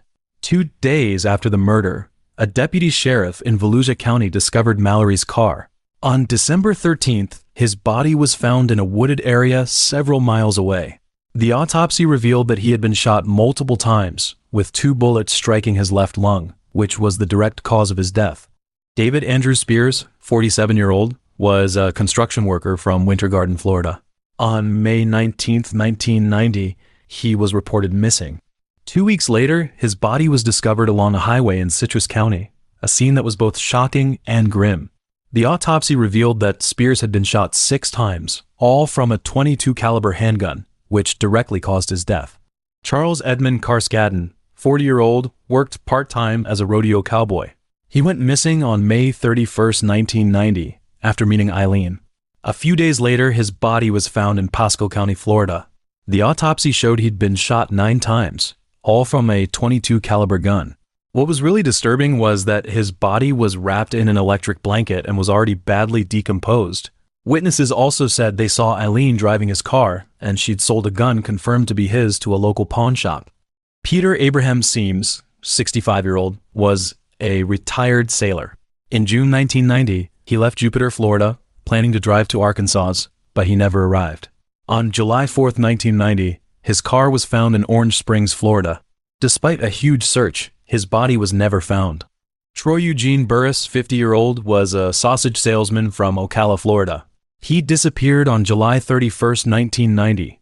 A few days later, his body was found in the woods along State Road 19 in Marion County, Florida. The autopsy showed he'd been shot twice, and that's what killed him. Charles Richard Humphreys, 56-year-old, was a retired Air Force major who'd also worked as a child abuse investigator and police chief. He went missing on September 11, 1990, after meeting Allan. His body was found the next day in Marion County, Florida. The autopsy showed he'd been shot 7 times in the head and chest. His car was later found in Sewanee County. Walter Gino Antonio, 61-year-old, was a truck driver, security guard, and part-time cop. On November 19, 1990, his body was found near a logging road in Dixie County, Florida. He was almost naked, and the autopsy showed he'd been shot 4 times. 5 days later, his car was found in Brevard County. His murder was the last in Allan's string of killings. On July 4, 1990, Allan and Moore were involved in a car accident while driving Seams's vehicle. Although they abandoned the car at the scene, a woman witnessed the incident. Unsure of what had happened but aware of the news reports about Seams's murder and his missing car, she reported what she saw to the police. Later, investigators discovered some of the victim's belongings at a pawn shop. The receipt found there had fingerprints that matched those left in Seams's car. Coincidentally, Allan had a prior criminal record in Florida, and her fingerprints were already in the police database. Since Seams was the 4th victim in this series of murders, the police concluded that Allan, who had been driving his car, couldn't possibly be uninvolved in the case. On January 9, 1991, Allan was arrested at the Last Resort Biker Bar in Volusia County. At the time, the police had issued a warrant under the name Lori Grody, one of the aliases Allan used to hide her true identity. She frequently used different fake names to avoid being tracked by law enforcement. So when she was arrested under this name, she was completely caught off guard, thinking it was only for a minor charge. The next day, the police located Moore in Pennsylvania. They pressured her, warning that she could receive immunity from prosecution if she cooperated with the investigation and provided testimony. She then returned to Florida with the police. Before the trial began, she was placed in a motel. Because Allan was deeply in love with her, When Moore followed the police's instructions and pleaded with Eileen to help clear her name, Eileen confessed to the murders just 3 days later. In November, something completely unexpected happened. A 44-year-old woman named Arlene Prale legally adopted Eileen through formal proceedings. She was a horse farm owner and a devout Christian. In January 1991, she had seen Eileen's photo in the newspaper and felt a powerful sense of purpose. She believed it was God's calling and decided to help this woman who had been cast aside by society. Prale stated that she wanted to give Eileen a sense of family warmth and show her that someone truly cared. She firmly believed Eileen was misunderstood. On January 14, 1992, Eileen went on trial for the murder of Mallory. Typically, past criminal records aren't admissible in criminal trials. But under Florida's Williams rule, the prosecution was allowed to introduce evidence related to her other crimes to demonstrate a pattern of unlawful behavior. 2 weeks later, with Moore's testimony aiding the case, Eileen was convicted of Mallory's murder. During sentencing, defense psychiatrists testified that she was mentally unstable, diagnosing her with borderline personality disorder and antisocial personality disorder. 4 days later, she was sentenced to death in the Mallory case. In fact, Eileen's defense team had worked tirelessly during the trial to present evidence showing that Mallory had previously been convicted of attempted rape in Maryland and had served time in a maximum security correctional facility for sex offenders. They argued that Mallory, the victim, had strong antisocial tendencies and tried hard to exonerate Eileen. However, the judge rejected these arguments as evidence and denied their request for a retrial. Eileen told the judge, "I want to admit to you that Mallory did violently rape me, as I said, but the others did not, they just wanted to." Over the next year, Eileen was sentenced to death 5 times for the murders of Humphreys, Burris, Spears, Charles, and Antonio. Since Seams's body was never found, Eileen was ultimately sentenced to death 6 times in total. She was then held in the Women's Death Row Unit at Broward Correctional Institution under the Florida Department of Corrections before being transferred to Florida State Prison to await execution. In 1996, Eileen's appeal to the U.S. Supreme Court was denied. 5 years later, in a petition to the Florida Supreme Court, she stated her intention to fire her legal counsel and terminate all pending appeals. She wrote, "I killed those men, robbed them, and was as cold as ice. I'd do it again. There's no chance of keeping me alive or anything because I'd kill again. I have hate crawling through my system. I'm one of those people who hates human life. I'd kill again." She also said, "I'm so sick of hearing she's crazy. I've been evaluated so many times. I'm sane, I'm rational, and I'm trying to tell the truth. I'm a person who hates human life intensely, and I'd kill again." She claimed that all 7 men had either raped or attempted to rape her while she was working as a prostitute, but she later withdrew her self-defense claims, stating she killed them to rob them and avoid leaving witnesses. She explained that she withdrew the self-defense argument because she had already spent 10 years in prison and couldn't bear it any longer. She wanted to die. Although her lawyers argued that she wasn't mentally competent to make such a request, Eileen insisted she knew what she was doing, and a court-appointed panel of psychiatrists supported her claim. On October 9, 2002, Eileen was executed by lethal injection. She declined a last meal, opting only for a cup of coffee. Her final words were, "I would just like to say I'm sailing with the Rock and I'll be back like Independence Day with Jesus, June 6th, like the movie, big mothership and all. I'll be back." At 9:47 a.m. Eastern Time, Eileen was pronounced dead. She was the 2nd woman executed in Florida and the 10th in the United States since the Supreme Court reinstated the death penalty in 1976. After her death, Eileen's body was cremated, and her ashes were scattered under a tree in her hometown in Michigan by a childhood friend. In the spring of 1937, Lester Warfel Brocklehurst Jr., along with his girlfriend Bernice Felton, went on a gripping crime spree for 6 short weeks that seemed to become their crime spree as they traveled across state lines, leaving behind a trail of shocking crimes, dozens of armed robberies, and at least 3 murders. And because their behavior was so insane, they were also known as the crime tourist. Facing the heavy sentence of death, Lester learned that his girlfriend had been acquitted. His heart became incredibly complicated. In the last moments of his life, he slowly lowered his head and fell into a deep thought. No one knew what he was thinking. Before he was executed, he said, "The only thing that brought me down to this was a slight love affair with a girl. I do not want her to get the chair, but she is just as guilty as me." Peoria, Illinois is a city of hundreds of thousands of people known for its beautiful surroundings and clean air, but it has an alarmingly high crime rate. According to statistics, there are approximately 43 crimes per 1,000 residents, and on average, 1 out of every 23 residents is likely to be the victim of a violent crime or robbery. There was also a serial killer born here decades ago named Lester, but he's not as well known. On a typical Sunday in January 1914, a couple welcomed their second child, Lester, into the world. They already had an older daughter, so they had a lot of experience with raising and educating kids. Maybe it was a job change or a search for a new place to live, but 6 months after Lester was born, the family moved to Galesburg, 48 miles away. There, Lester finished elementary school. In 1921, Lester's parents became Mormons. 5 years later, they moved again, this time because Lester's father found work as an interior decorator in Dallas. In Dallas, Lester continued his high school education, but for reasons unknown, the family relocated again, this time back to Illinois, settling in the village of Marquand, just 21 miles from Galesburg. While he was there, Lester finished high school. To gain more work experience, he joined his father's painting and interior decorating company, which had relocated from Dallas. During high school, he tried out theater and public speaking, but he got hurt trying to pole vault. That injury kept him from playing on the track and field team and from working in jobs that needed a lot of physical strength. So he decided to try some office work. After a few months, he went back to Galesburg and kept studying at a local Sunday school. He was elected president of the Mormon Young Men's Mutual Improvement Association, which is a big community service and leadership role. It looked like Lester's life was moving in a positive direction. He worked hard and was active in his community. But even though he seemed to have it all together on the outside, on the inside, it was a whole other story. No one really knows what made him turn to crime, but it seems like his relationship with Bernice was a big turning point. It was like a spark that set off changes in his life, making him stray from the path of success he was on before. In 1934, Lester's family went to the Missionary Conference in Illinois.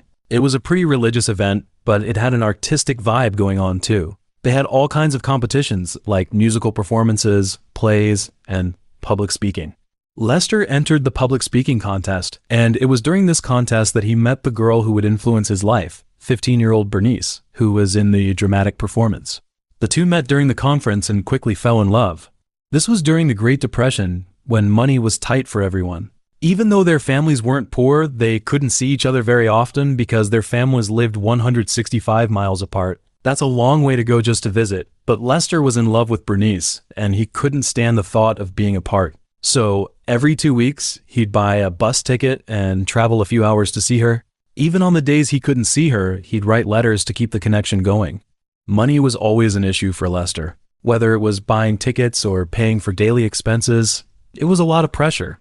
By January 1935, Lester and his dad had a big argument about money. The young and impulsive Lester decided to run away from home. He hitchhiked and started on a journey to Chicago.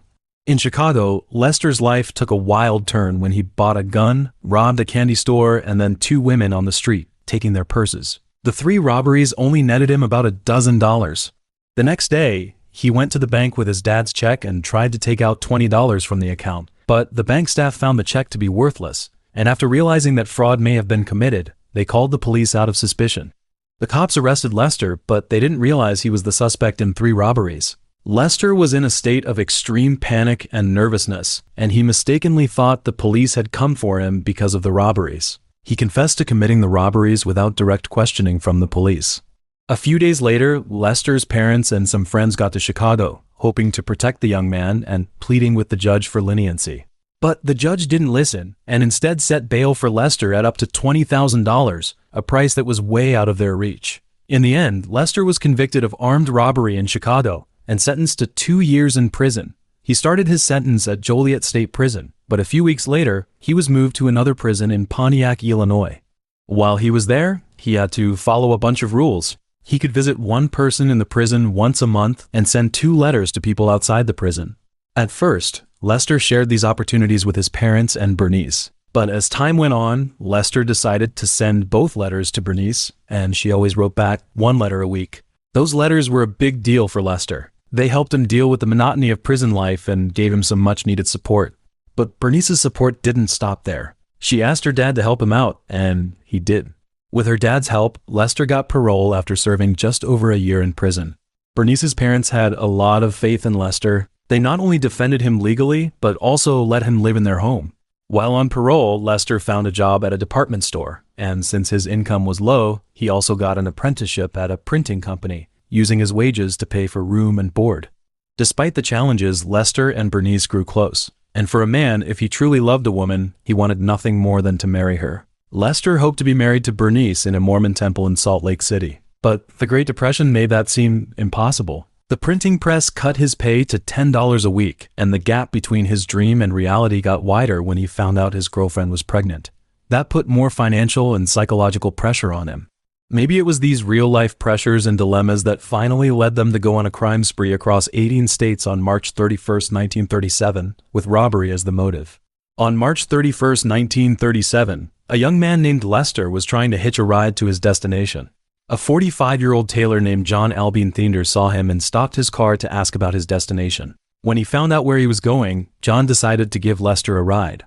On the way, John tried to break the silence, hoping to make the ride more enjoyable. But Lester was unusually quiet, looking straight ahead with his hands in his pockets, seemingly lost in his own thoughts, and not responding much to John.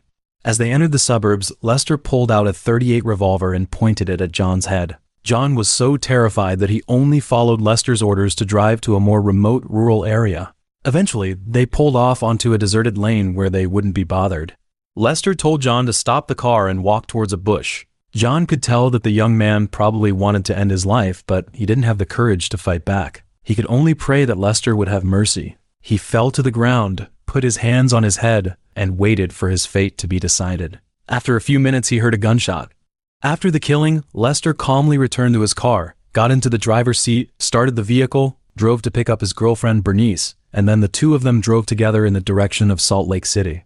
In that city sat the Mormon temple where they dreamed of getting married and starting a new life. Lester and Bernice had only $42 on them at the time, which was nowhere near enough money to get married. It made it very difficult to even pay for gas and food on the trip, so they stopped along the way. When they ran out of money, they would rob passersby who tried to hitchhike. At night, they would spend the night in tourist camps along the highway. One time, Lester robbed a guy at gunpoint at a gas station. He took a big risk of getting arrested and spending hours there, only to end up with a few bucks. When Lester and Bernice arrived in Salt Lake City, they went together to the Mormon temple in hopes of getting married, but they were denied entry due to lack of references. In desperation, they traveled to Dallas to visit friends in the area, where Lester tried to find a job as a store clerk, but jobs were scarce, and his requests for employment were denied. So, after a few days, they continued their journey as if on a honeymoon. On April 29th, Lester and Bernice rolled into Fort Worth with hardly any cash. For once, Lester pulled out his gun and picked a grocery store to rob. But he only got a few bucks before he was back on the street, looking for another place to rob. Jack Griffith, 48-year-old, the owner of a local tavern, is a very kind-hearted man, and after witnessing the robbery on the street, he decides to follow Lester in an attempt to take down his license plate number so he can call the police. But he doesn't realize he's following too closely, and Lester spots him. A close-range confrontation leaves Griffith shot in the abdomen and collapsing in a pool of blood, and Lester quickly drives away.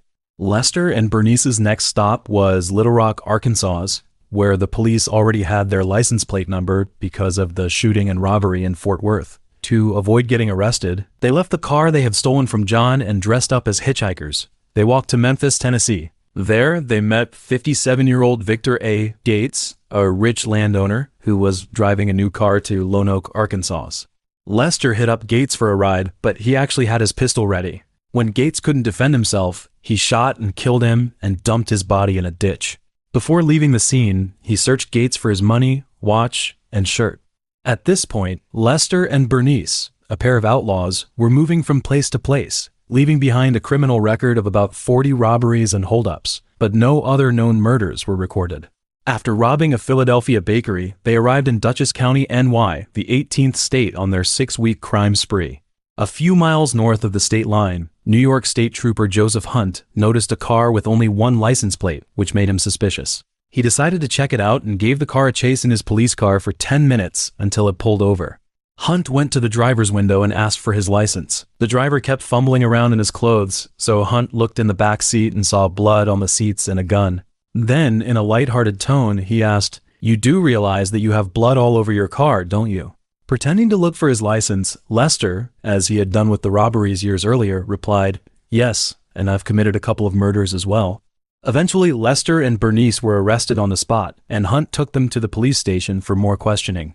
During the interrogation, Lester admitted that he was the fugitive who had been robbing various establishments over the past few weeks and confessed to the 3 murders. 2 days after his arrest, Lester was taken into custody in Poughkeepsie, while officials from Illinois, Texas, Arkansas, New York, and the federal government talked about which jurisdiction would be responsible for holding and subsequently charging Lester with murder.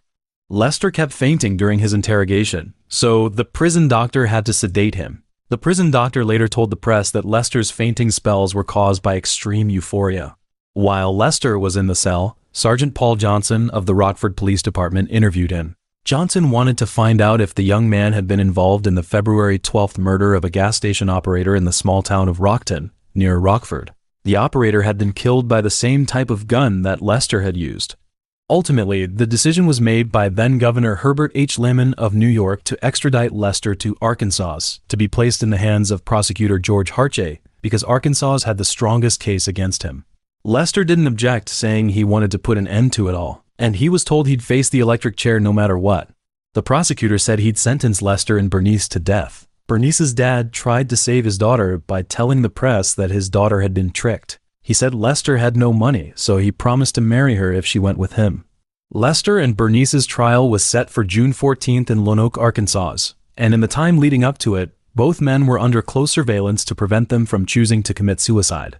In fact, they said that if one of them killed himself, the other would do the same. Even though they were held in separate cells, they were still allowed to share meals, the only contact allowed between them. 20 days before the trial was set to begin, Lester's attorneys told the judge they wanted to ask the Supreme Court to delay the trial, and they had already asked for and been denied a 30-day extension. The day before the trial, Lester and Bernice got into a heated argument after Bernice was allowed to appear as a witness against him. At the trial, Lester's lawyer tried to use insanity as a defense, but the prosecution showed that the State Hospital for Neurological Diseases had confirmed that Lester was conscious during the crime. In the end, Lester was convicted of murder and sentenced to death by electric chair. When he heard this, Lester fainted from fear, and his father was devastated. The next day, Bernice's trial began, and after 80 minutes of deliberation, she was found not guilty of the murder charge. The public was outraged, and many believed that Bernice was not innocent and should at least be considered an accomplice. The streets were filled with angry chants calling for Bernice and her father to be attacked if they were seen. Although Bernice was acquitted, she was still sentenced to 5 years in prison for transporting a victim's stolen car from Arkansas to Tennessee, the harshest penalty for the crime. After that, there were appeals to the Supreme Court to reduce Lester's sentence and remove his death sentence, but on November 30th, those appeals were rejected. When he heard this news, Lester was unusually calm. He said that no matter what was said, it wouldn't help him at all. But on March 2nd, 1938, even though there wasn't much hope, Lester's lawyer didn't give up. He joined with 2 doctors and more than 50 residents to sign a petition saying that Lester was mentally ill and unfit to be executed. They argued that it would be unlawful to execute a mentally ill person, but the court rejected the petition. On March 18th, he was taken to the execution chamber, and before the execution, he gave a 12-minute speech. It was basically a confession about his crimes, but he got super angry about Bernice's extramarital affair at the end. He said, "The only thing that brought me down to this was a slight love affair with a girl. I do not want her to get the chair, but she is just as guilty as me." After serving 5 years, Bernice married another man in 1948 and had her first son in Baltimore, but the boy died in an automobile accident at the age of 16. But she got through it and married again and had 8 kids. That marriage didn't last though, and she ended up dying in 2007. 45 years ago, on a quiet Sunday morning in Ann Arbor, Michigan, a horrifying assault took place on Page Street. A lively high school girl, who had just broken up with her boyfriend, was feeling down.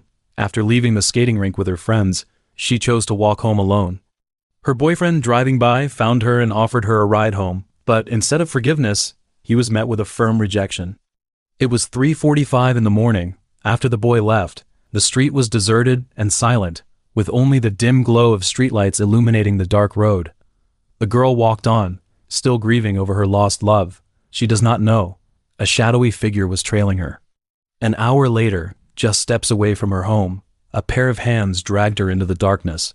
Her mouth was muffled, and despite her struggles, it was futile. A cold blade pierced her chest, abruptly ending her young life. This man was known as the Sunday Morning Slasher, one of the most deadly serial killers in American history, a demon hidden beneath an ordinary appearance. His name was Carl Eugene Watts. From 1974 to 1982, 8 years, the shadow of this man's terror loomed over Michigan and Texas. Dozens of young and beautiful women lost their lives at his hands. They were stabbed, strangled, or even drowned in water. However, for him, murder seemed like nothing more than completing a task. After his arrest, he claimed that these women had evil eyes, and he was merely trying to release their souls. This twisted logic is almost impossible to comprehend, and because of it, his story is one steeped in pure evil. On November 7, 1953, Carl was born in Killeen, Texas. His parents' marriage was far from ideal, and they divorced when Carl was just 2 years old. He lived with his mother, who, in his eyes, was like a superhero. She took care of his daily needs and supported the family financially. However, this did not last long. When Carl was 9, his mother remarried and had 2 daughters with her new husband. He disliked this man deeply, feeling that he had stolen his mother away. So he became insecure, constantly fearing he would lose his mother's love. His fears were soon realized. Worried that Carl's presence might disrupt her new family, his mother sent him to live with his grandparents in a remote rural area. He was a highly adaptable child and seemed unaffected by the separation from his mother. Instead, he focused on hunting in the deep woods with his grandfather. During these hunting trips, his favorite activity was skinning the rabbits they caught. Perhaps this was an early sign of his mental instability. In fact, a year earlier, Carl had contracted meningitis, which nearly killed him. He was rushed to the hospital and underwent a spinal tap. This illness often affects the brain, and Carl was no exception. After recovering, his personality changed dramatically. He went from being lively to becoming shy, quiet, introverted, and suffering from poor concentration and memory. Prolonged insomnia also led to frequent strange dreams. In these dreams, he would encounter demonic figures that resembled ordinary human women. He would fight and kill them in his sleep. In interviews, Carl admitted that he enjoyed tormenting and killing young girls in his dreams. His teenage years, Carl had become completely obsessed with his dreams. He even began stalking and attempting to abduct girls in real life. Rumors suggest that he killed his first victim before the age of 15. On June 29th of that year, while working part-time as a newspaper delivery boy in Detroit, he knocked on the door of 26-year-old Joan Gave's apartment. Without warning, he violently assaulted her and then calmly walked away as if nothing had happened. After being arrested by the police, he was sent to a psychiatric hospital for treatment. During an evaluation, a doctor asked if his strange dreams and nightmarish hallucinations bothered him. Carl, sitting in a chair, replied, "I feel fine. Those are not nightmares. I enjoy them." As for the assault on Gave, he simply said, "I just felt like hitting someone." Carl had a very low IQ and suffered from paranoia, likely due to the effects of meningitis. Before the age of 8, his academic performance was decent, but by 16, he could only read at a 4th grade level. As a result, he was often bullied and humiliated by his classmates at school. Psychiatrists later noted that while Carl appeared intelligent on the surface, he was actually highly impulsive. He seemed to harbor a desire to attack anyone and had an intense urge to kill. In 1973, Carl graduated from high school at the age of 19. Despite his poor academic performance and occasional drug use, he managed to secure a football scholarship at Lane College in Jackson, Tennessee. He aspired to become a football player and even a boxing star, so he trained daily, using exercise as an outlet for his pent-up anger. However, this did not last long. Just 3 months after receiving the scholarship, Carl was expelled from the school. He was accused of stalking and assaulting women, suffered a leg injury, and was widely suspected of being involved in a violent murder. Although there was not enough evidence to convict him, these factors contributed to his expulsion. After leaving school, Carl spent some time in Houston, Texas, and then worked as a mechanic at a wheel manufacturing plant in Detroit for a year, until he resigned. In 1974, he enrolled at Western Michigan University, and it was around this time that a series of terrifying assaults and murders began. His first confirmed murder occurred in 1974. Unlike many serial killers, his crimes were not sexually motivated. His attacks were purely acts of violence and killing. He operated across multiple jurisdictions and states, with most of his victims being slender, attractive white women between the ages of 14 and 44. Due to the relatively independent judicial systems across U.S. states and limited information sharing and collaboration between police departments, many of his murders were difficult to link together. Even with the advent of DNA testing, the absence of sexual assault in his crimes meant that investigators rarely connected the cases to him. There are rumors that Carl began killing as early as 1972. The body of 20-year-old Zameda Tomes was discovered in a deserted field in Taylor, Michigan. She had 45 stab wounds, but her case contradicted Carl's known modus operandi, as she was abducted and taken elsewhere before being murdered. On October 25, 1974, at 10:45 a.m., Carl knocked on the door of 23-year-old Lenore Nizaki's apartment. He called out for Charles, the name of one of his siblings. When the girl opened the door, she told him that Charles did not live there, but offered to take a message. As she turned to get a piece of paper, Carl seized the opportunity to attack her, choking her unconscious but not killing her. Nizaki later reported the assault to the police, but they were unable to identify her attacker. On October 30th, a 20-year-old student at Western Michigan University, Gloria Steele, was tortured and killed. She was found with a ruptured windpipe and 33 stab wounds to her chest. The only witness, Diane Williams, reported seeing a black man wandering the apartment building, calling out for Charles. When the man saw Gloria, he grabbed her, pushed her into her apartment, and dragged her inside. As the two struggled, Williams' phone rang, and she picked it up, screaming for help. She later saw the man enter a tan-colored car. The police arrested over a dozen suspects, and Williams identified Carl as the attacker. At the time, Carl was already facing assault and battery charges in another location. Due to his mental illness, he was sent to a psychiatric hospital for treatment. When questioned about Gloria's murder, Carl admitted to being in the area the day before, but denied any involvement in her death. During a search of his residence, Detroit police found some wood carving tools, but no evidence linking him to Gloria's murder. As a result, he was sentenced to only 1 year in prison. His psychological evaluation classified him as extremely dangerous, lacking remorse for his crimes, irritable, careless, emotionally detached, and highly likely to reoffend. In 1976, Carl was released from prison and returned to live with his mother and stepfather. In 1979, he impregnated a childhood friend, but after the child was born, Carl broke up with her and soon married another woman. It was during this period that Carl's behavior became increasingly bizarre. He would frequently rearrange furniture, hack at plants with knives, and dump trash on the floor for no apparent reason. Most disturbingly, after having sex or intimate contact with his wife, he would abruptly leave and disappear for hours. His wife, unable to tolerate his erratic behavior and feeling a lack of security in the relationship, filed for divorce after just 6 months of marriage. Coincidentally, between 1979 and 1980, the same period when Carl's strange behavior escalated, 5 women in the Detroit area were attacked and killed by the same assailant. The media dubbed him the Sunday morning slasher because all the attacks occurred around 4 a.m. on Sundays. On October 31st, 1979, a 44-year-old Detroit journalist, Jean Klein, was attacked and killed while walking home after a doctor's appointment. She was murdered near her home in Grosse Pointe Farms, a suburban area along a major road, in the early hours of the morning. She suffered 11 stab wounds and died instantly. Due to insufficient evidence, police were unable to identify a suspect. Initially, detectives suspected her husband, but Carl later confessed to this murder.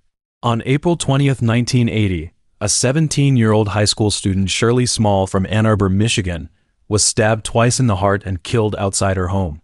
She had recently broken up with her boyfriend and was emotionally vulnerable. She was murdered at 4:45 a.m. On July 13th, 26-year-old Glenda Richmond was similarly attacked in front of her summer cottage in the Ann Arbor area. She suffered 28 stab wounds to her chest. In both cases, there was insufficient evidence to convict anyone, but the murders bore the hallmarks of Carl's methods. On July 31st, 28-year-old Lily Marlene Dunn was last seen around 3 a.m. on Agnes Street in Southgate, Michigan. She had left her home at 6:30 p.m. to go bowling and then visited a bar on Ford Road in Dearborn, Michigan. Around 2:30 a.m., she returned home.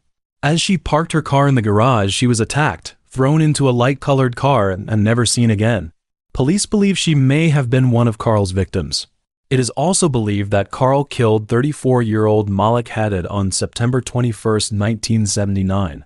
Her body was found in Allen Park, Michigan, but her head was missing and has never been recovered. On September 14th, University of Michigan graduate student Rebecca Huff was found dead outside her home with approximately 50 stab wounds. Her case was the first murder directly attributed to Carl. On November 1st, a 30-year-old woman left a Halloween party and noticed a black man in a hooded sweatshirt following her. As she approached her house and took out her keys, the man ran toward her, muttering strange things. Terrified, she screamed to attract attention and managed to run inside her house, slamming the door shut just before he could grab her.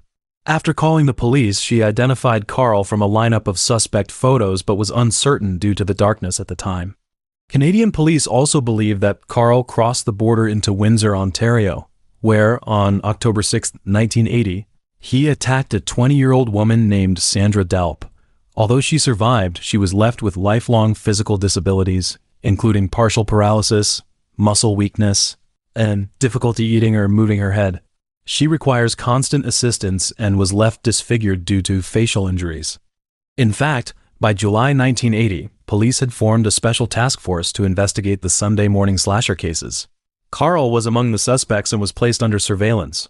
In November, police secretly installed a tracking device on his car. In the early hours of November 15th, 2 police officers patrolling near Ann Arbor noticed a suspicious man following a woman walking home. Realizing she was being followed, the woman tried to hide to lose her pursuer. The officers stopped the man, who turned out to be Carl, and detained him for having an expired license plate and a suspended driver's license. Upon searching his car, they found a backpack containing wood-carving tools and several screwdrivers. Most importantly, they discovered a dictionary belonging to Rebecca Huff, who had been murdered on September 14th.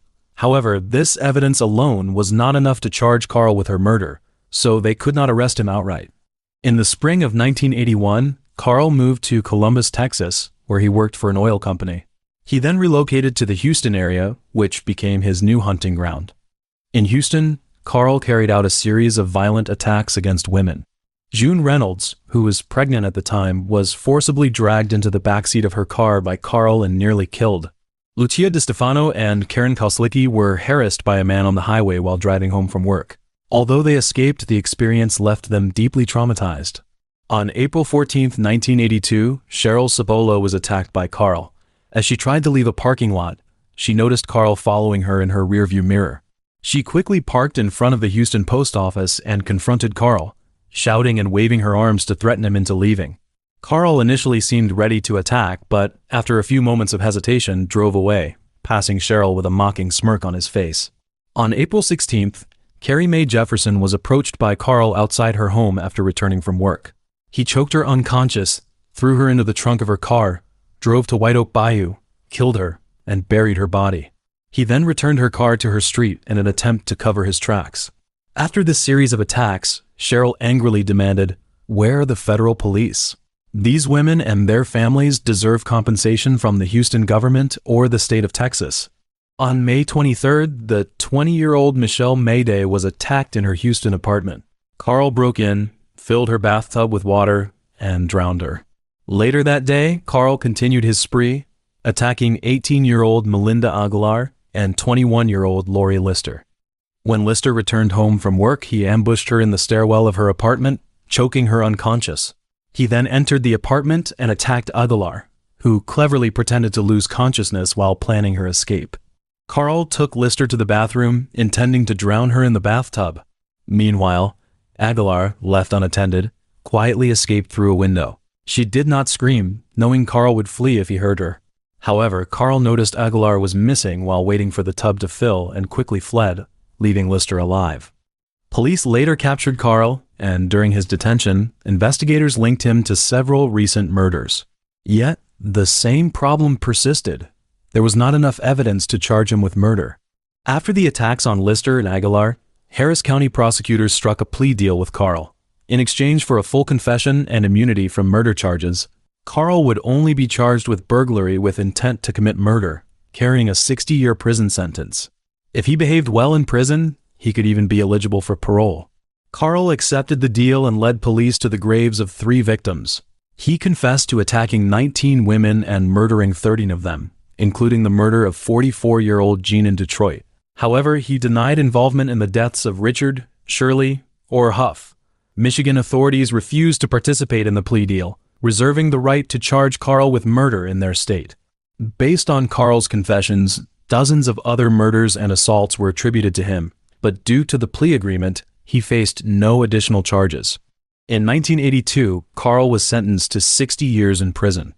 However, shortly after he began serving his sentence, the Texas Court of Appeals ruled that the bathtub and water he used during the attack on Lori Lister could not be explicitly classified as deadly weapons. As a result, his crime was reclassified as a nonviolent felony. Under Texas law at the time, nonviolent felons could earn good time credits, allowing them to reduce their sentence by 3 days for every day served if they exhibited good behavior. This meant Carl could be released as early as 2006, as he was considered a model prisoner and eligible for maximum sentence reduction. When the public learned of this, outrage erupted. Protests against the perceived injustice of the law intensified, leading Texas to amend its laws and abolish the good time credit system. However, due to constitutional protections against retroactive application of new laws, Carl remained eligible for early release under the old rules. In 2004, Michigan's Attorney General made a national television appeal, urging victims and anyone with evidence to come forward. His goal was to convict Carl of murder in Michigan to ensure he would not be released in 2 years. The call spread quickly, and soon a man named Joseph Foy came forward. He claimed to have witnessed a man matching Carl's description murder Helen Dutcher, a 36-year-old woman who was stabbed 12 times on December 1, 1979. Joseph identified Carl as the killer, describing him as evil and emotionless. Although Carl had immunity from prosecution for the 13 murders he confessed to, he had no such agreement in Michigan. This allowed Michigan authorities to pursue murder charges against him. On November 17, 2004, after hearing Joseph's testimony, a jury found Carl guilty. On December 7th, he was sentenced to life in prison. 2 days later, Michigan prosecutors took further action, charging him with the murder of Gloria Steele. On July 25, 2007, the trial began in Kalamazoo, Michigan. The very next day, the jury delivered a guilty verdict. On September 13th, Carl was sentenced to life in prison without the possibility of parole. He was initially held at a maximum security prison in Ionia, Michigan, but was later transferred to a hospital due to his rapidly declining health. Just 8 days after his life sentence, on September 21st, Carl died of prostate cancer. In the dark chapters of human history, there always emerge some chilling figures. Cloaked in human skin, they are monsters devoid of morality and legal constraints, pushing the boundaries of evil to the extreme as serial killers. Westley Allan Dodd, a convicted American serial killer, is one such individual. Parks, libraries, and movie theaters, places that should be havens for children's joyful growth, became his hunting grounds. His targets were the most innocent group, naive and unsuspecting young boys. He disguised himself as a friendly adult, exploiting children's trust, using candies and toys as bait to lure them to secluded corners. There, he satisfied his twisted desires through sexual assault, then brutally ended the children's lives with a cold blade. His diary was filled with morbid fantasies and violent desires. Not only did he record his crimes, but he also attempted to warn parents on how to protect their children from sexual assault through a pamphlet, posing as an expert. Before his execution, he claimed to have found God and expressed so-called apologies to his victims. He said, "I believe in the teachings of the Bible. I will go to heaven, although I have doubts about it, but I really want to believe that I can find those 3 little boys, give them a hug, and tell them how sorry I am. I wish to love them with true love and not harm them in any way." But no matter what he said, it couldn't change the fact that he was a criminal or make the families he hurt feel better. On Monday, July 3, 1961, Westley was born in Toppenish, Yakima County, Washington. This small city, located in the Yakima Valley, is notorious for its high crime rates, particularly violent and property crimes, and has a population predominantly composed of Native Americans and ethnic minorities. Wesley's family environment was fraught with tension and violence. His parents had an extremely hostile relationship, frequently engaging in fierce arguments and even physical altercations. On one occasion, his father injured his mother's eye during a quarrel, leaving Westley, the eldest son, and his brother to tremble as they witnessed the scene. If they attempted to intervene, their father would punish them with a belt. Westley never heard any affectionate words from his parents, such as, "I love you." This emotional void left him feeling lonely and neglected. When Westley was arrested for murder, his father admitted to being overly strict in disciplining his children, while his mother expressed shock and anguish over his crimes, denying any lack of a positive family atmosphere. However, in 2016, their other son was arrested for attempting to sexually abuse a 13-year-old girl, further exposing the severe issues in the family's upbringing and socialization. During Wesley's formative years, he preferred contact with boys his own age over girls. At the age of 9, he showed a preference for boys, and this tendency became more pronounced at the age of 13, when he began contacting boys in the neighborhood and displaying some unusual behavior. His father noticed the behavior and inquired about it with a local newspaper and learned that it could be homosexual-like behavior. However, the father chose to ignore the warning, believing Westley to be a well-behaved child who had never had a problem with drugs, alcohol, or tobacco. On July 3, 1976, his 15th birthday, a day that should have been filled with blessings and celebration, became the starting point of his family's disintegration. On this day, his parents erupted into a fierce argument. Due to long-standing relationship issues, his mother decided to file for divorce. This news caused his father to emotionally collapse, even attempting suicide. As a result, Westley received no birthday wishes. Instead, he was shadowed by the family's breakdown in his father's suicide attempt. After the divorce, Westley and his brother moved with their mother to Vancouver, Washington. Despite living with his mother, he still felt a lack of love and support at home. After his arrest, he repeatedly mentioned his mother's coldness and her inability to provide emotional care. Although they moved to Vancouver, Westley continued to attend Richland High School, a public school where he was unpopular. No social groups were willing to accept him, and no one wanted to befriend him. This isolation stemmed from his early tendencies toward animal abuse and child harassment, as well as a strong interest in violence and control. During high school, his criminal behavior gradually escalated. He began molesting children, starting with his cousin and then sexually harassing neighborhood children. He was also arrested for indecent exposure and lewd conduct, but because he was a minor, the police could only release him and recommend juvenile psychological counseling. However, this lenient handling did not deter his criminal behavior. Instead, it made him more brazen. In August 1981, 20-year-old Westley attempted to kidnap 2 girls in Vancouver. Fortunately, the girls quickly sensed the danger and escaped. They reported the incident to the local police, providing detailed descriptions of the perpetrator's appearance, behavior, and his attempt to lure them. However, the police took no substantive action against Westley. No arrest, no in-depth investigation into his background or behavioral patterns. The following month, Westley enlisted in the U.S. Navy and was assigned to the submarine base in Bangor, Washington. During this time, his behavior spiraled out of control. He began targeting children living near the base, exploiting his military status and relatively free movement to find opportunities to approach and abuse these children. In one incident, Westley offered a group of boys $50 to accompany him to a motel room to play strip poker. This proposal alarmed the boys, who reported Wesley's behavior to the police. During interrogation, Westley unabashedly admitted that he had indeed planned to molest the boys. Incredibly, he was eventually released without facing any formal charges. Shortly afterward, Westley was arrested again for exposing himself to a boy. This time, his behavior drew the attention of the military. The Navy conducted an internal investigation and decided to discharge him dishonorably. Despite being expelled from the Navy, Westley was only sentenced to 19 days in jail and required to undergo court-ordered psychological counseling. However, these lenient punishments did not stop his criminal activities. Westley's life was almost entirely centered around planning how to approach and exploit children. Every step he took was meticulously designed to ensure he could easily access potential victims. To achieve this sinister goal, he chose to move into an apartment building inhabited by multiple families with children. Additionally, he took on jobs such as a charity truck driver, which not only allowed him freedom of movement, but also provided him with convenient access to vulnerable groups in the community. In the apartment building, Westley repeatedly molested his neighbor's preschool-aged children. Although these actions were discovered by the children's mother, she refused to file formal charges with the police out of concern for the psychological trauma it might cause her child. By 1987, Wesley's behavior had become even more brazen.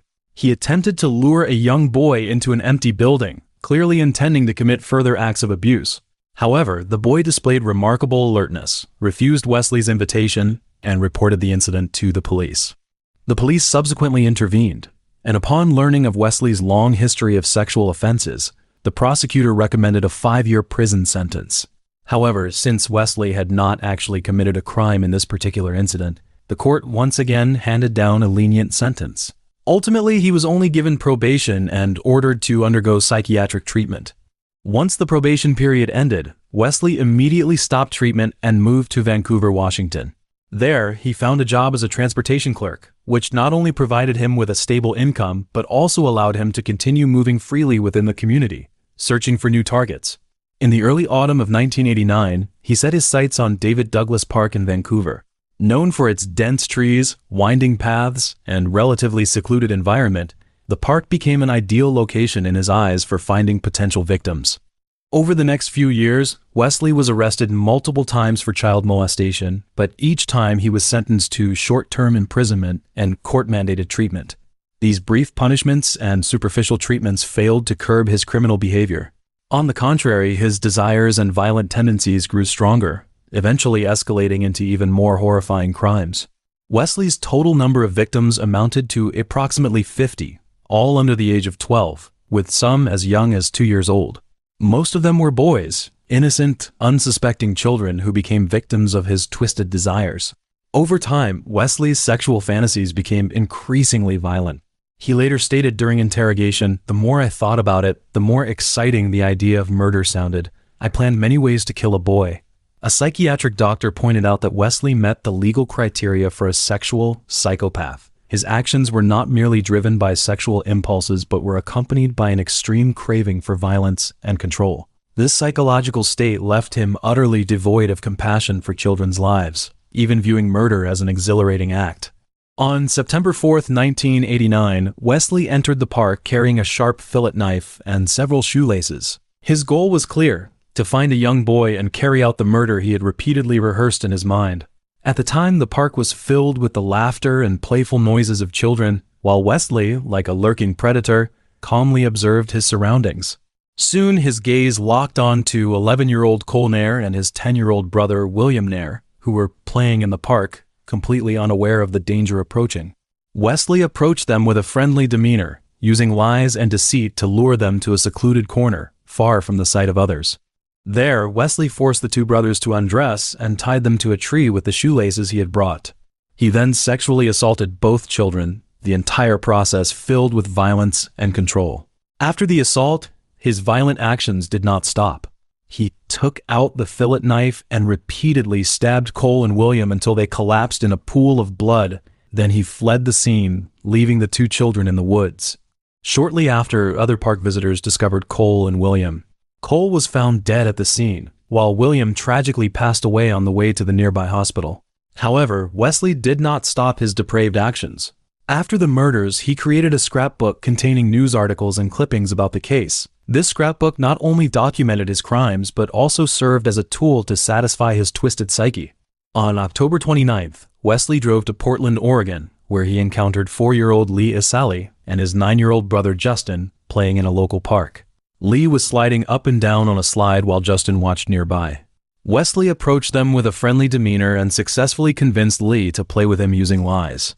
Justin was preparing to go home, and Westley told Lee that he would drive him home. The naive Lee believed him and got into his car without suspicion. He took Lee to his apartment in Vancouver without drawing any attention along the way. Once inside the apartment, he ordered Lee to undress, tied him to the bed with rope, and sexually assaulted him. Not only did he abuse Lee, but he also photographed the entire process, as if these images were trophies of his twisted desires. Then Lee was forced to spend the night in his apartment, during which Westley continued to abuse him while meticulously documenting every detail in his diary. The next morning, Westley strangled Lee with a rope and hung his body in a closet, taking photographs of it. These photos became part of his collection, a grim record of his complete disregard for life.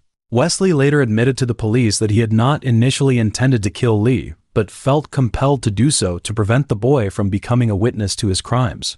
To cover up his actions, Westley stuffed Lee's body into a garbage bag and discarded it in the bush near Vancouver Lake. For the following month, Westley kept a low profile, spending most of his time in his apartment.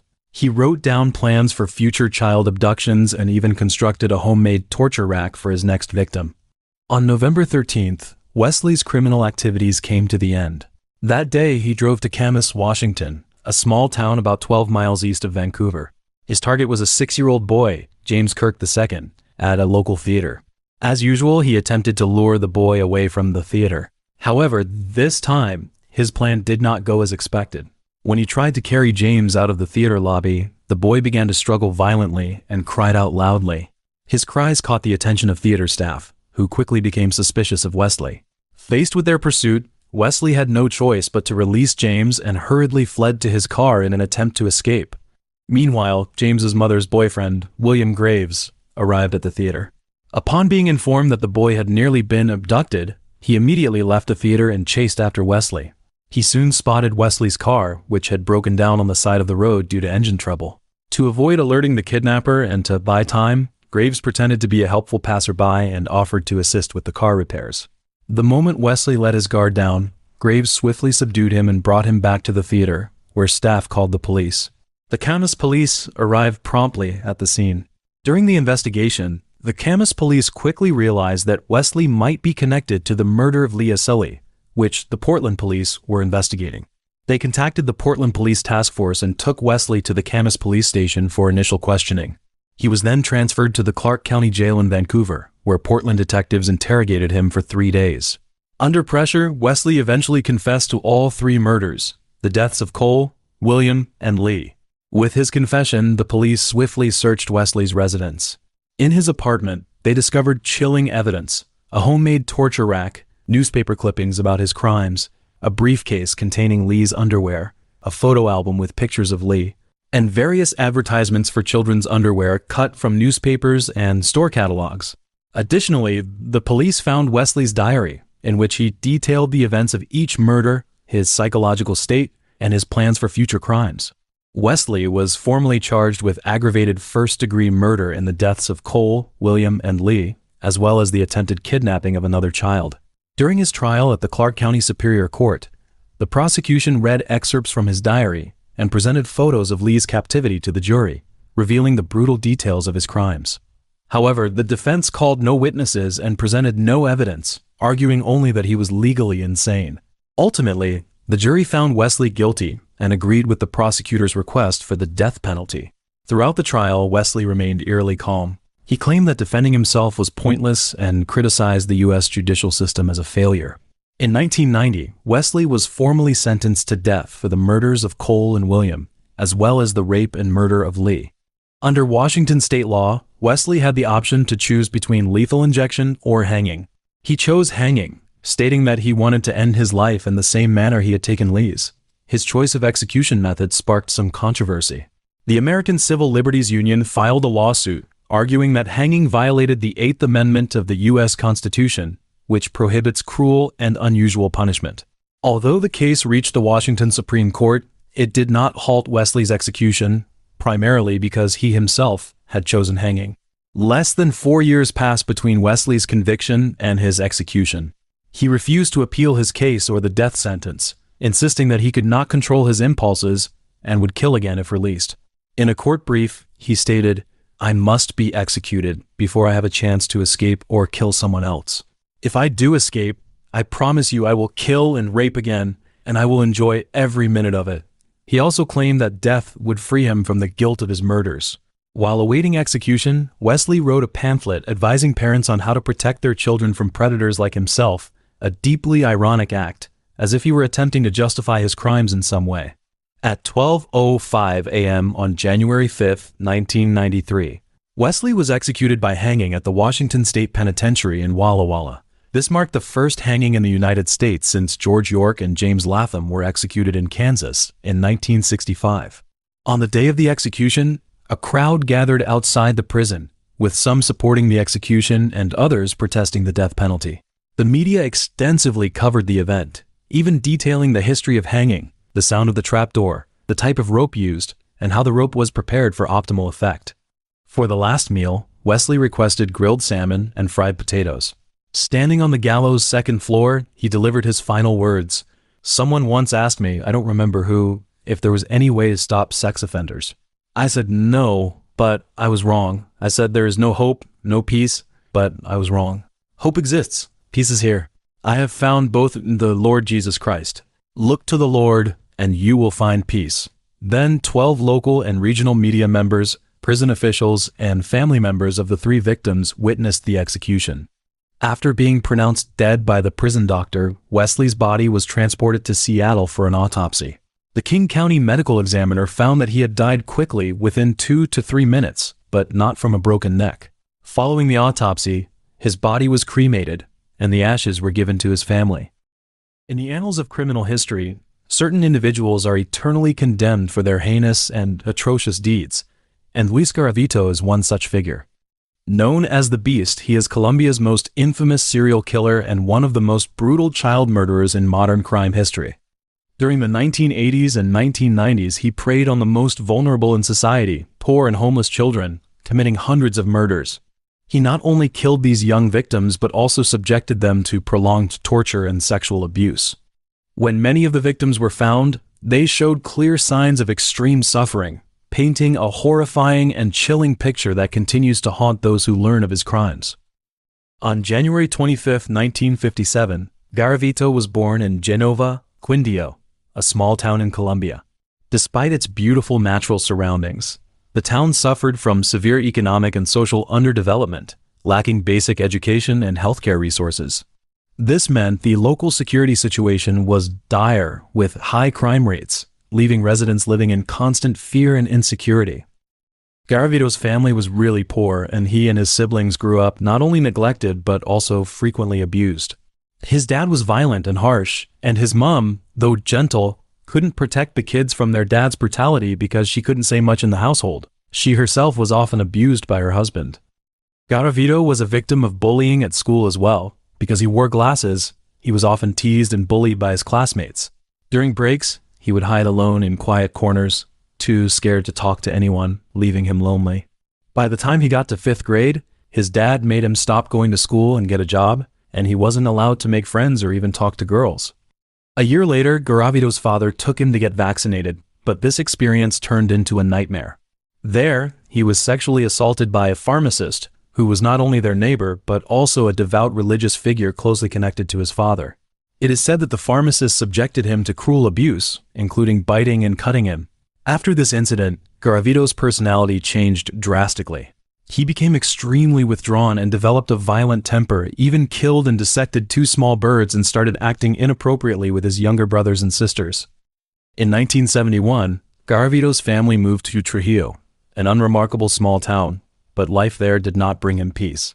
Shortly after arriving, a neighbor, under the guise of showing him heterosexual pornography, mocked his aversion to such content and even physically assaulted and sexually abused him. This traumatic experience led Garavito to turn to alcohol, which he was introduced to through his family. Over time, he became deeply addicted, and alcoholism became an inescapable vice in his life.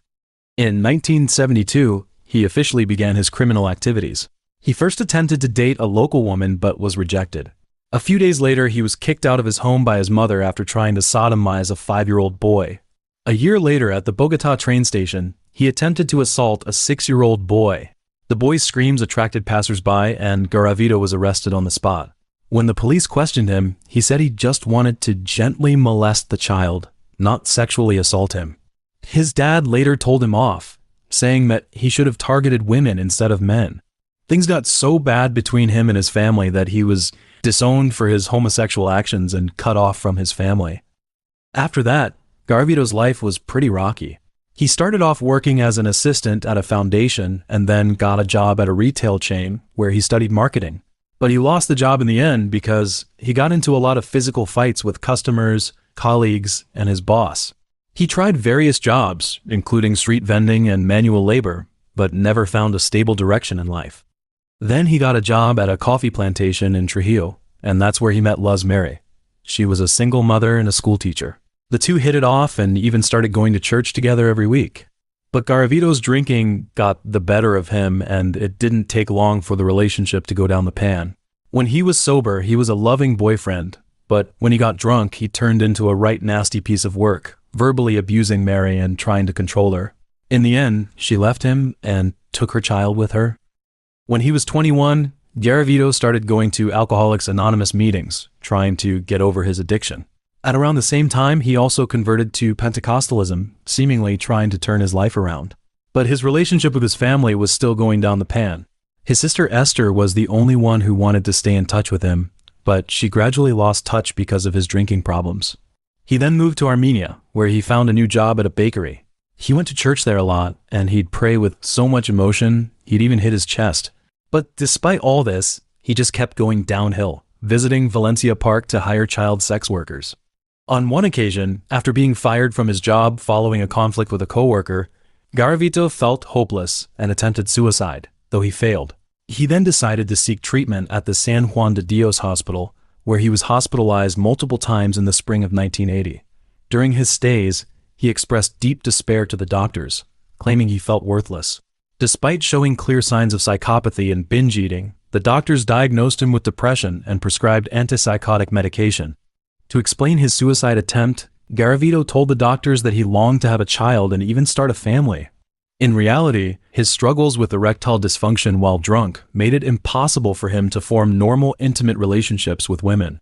This frustration caused him immense pain, leading him to often lash out at his partners, venting his hatred and resentment toward his family. In the summer of 1980, Garavito got himself a new job at a supermarket in Armenia, Antioquia. He had a 2-hour lunch break every Thursday and Sunday afternoon.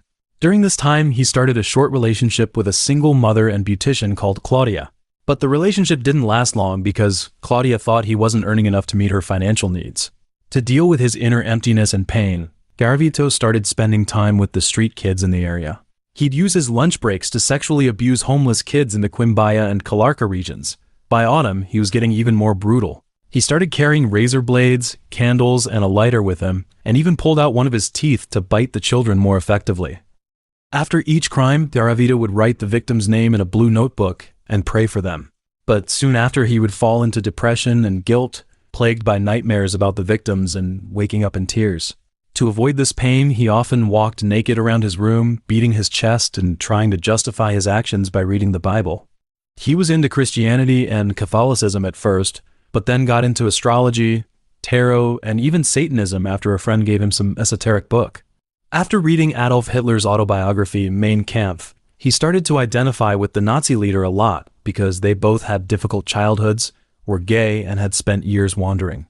He got really into Hitler and the mass graves of the Holocaust, even telling investigators that he admired concentration camps. On the 25th of January 1984, Garavito turned 27 and was admitted to a psychiatric hospital after suffering a mental breakdown. He spent 33 days there, and the doctors gave him antipsychotic medication and recommended psychotherapy for depression. But after being discharged on the 28th of February, he ignored the medical advice and fled to Pereira in the Risaralda department. There, he molested 2 kids and sent their photos to his sister. When the police revealed who he was, he quickly fled the city, taking tools like scalpels, candles, and razor blades with him. By this time, he had sexually assaulted over 100 children. During this time, Garavito became obsessed with a terrorist who claimed to be a Vietnam War veteran and had murdered his mother and several others at a restaurant in Bogotá in December 1986. Garavito was jealous of the attention the terrorist got from the media and even fantasized about doing the same. He dreamed of getting a machine gun and killing his dad and family before taking his own life. Around the same time, he began a relationship with a single mother named Graciela Zabaleta, who lived near a local mental health center. Attracted by his confidence, she allowed him to move in with her on the condition that he provide meals and help pay household bills.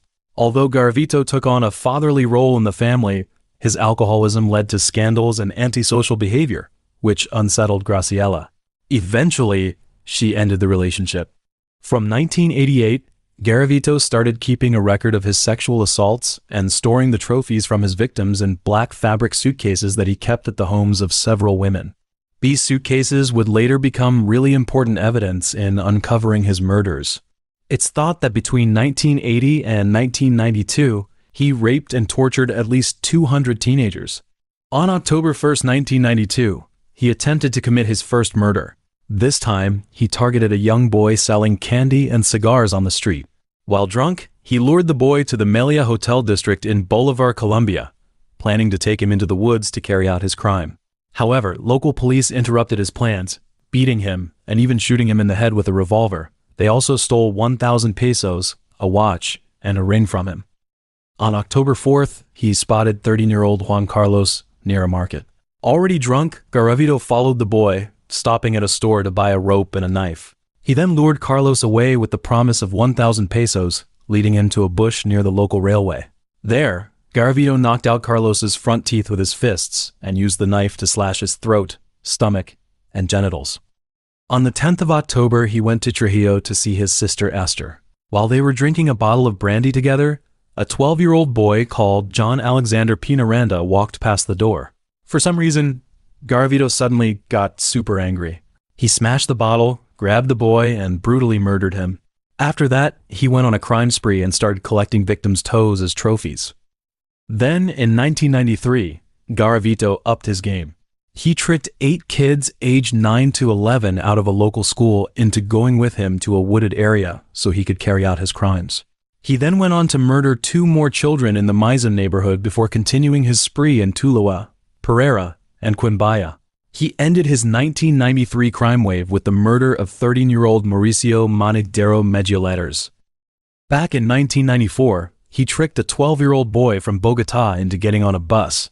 He gave the boy some brandy, then stripped him, tied him up in a hidden valley, and got ready to attack him.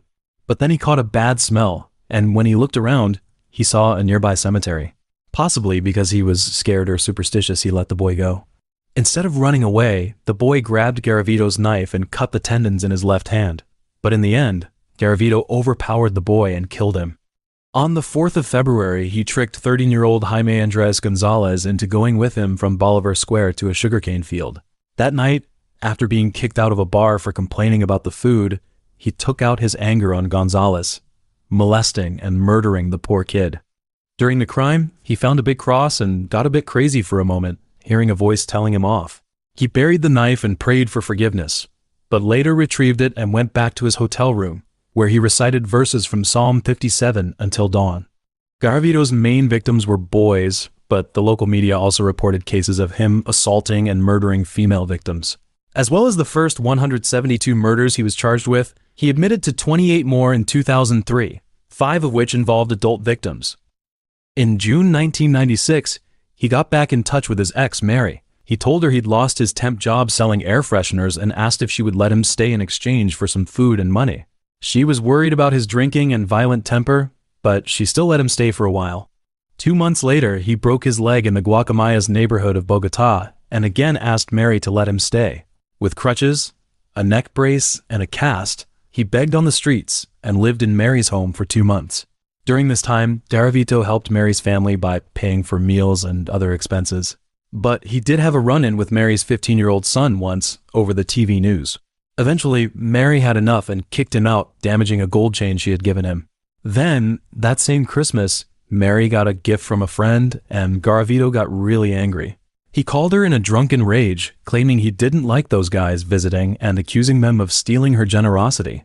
After being told he wasn't welcome anymore, Garavito showed up at Mary's home the next morning, shouting obscenities and threatening her. He even grabbed her by the throat, forcing Mary and her family to flee to a neighbor's house. Then, hours later, he left a letter saying sorry and asking for forgiveness for the harm he had caused their family. By the end of his criminal career, he had become a homeless drifter, wandering through Western Colombia. By this time, he had grown bored of murdering minors, finding them too easy to lure. Instead, he began planning a more audacious mass murder, intending to kidnap several adults, kill them in a way that would attract media attention, and then die in a final act of madness. However, this plan never came to fruition for various reasons. His crimes weren't just limited to Colombia. It's said he was active in Ecuador in the summer of 1998, where on the 20th of July he murdered 14-year-old Abel Gustavo Lor Valles, who was a shoe shiner and newspaper seller, and 12-year-old Jimmy Leonardo Palacios Anconia. Both boys were from poor families and went missing around midday. Then, Garavito was seen at a girls' school in Santo Domingo, Ecuador, but he got away.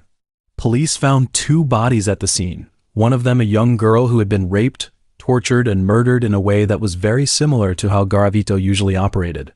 Local people also said they'd seen a foreign vagrant with a strong Colombian accent begging for money in the area during July and August 1998. On top of that, Garavito himself claimed to have been involved in murders in Venezuela.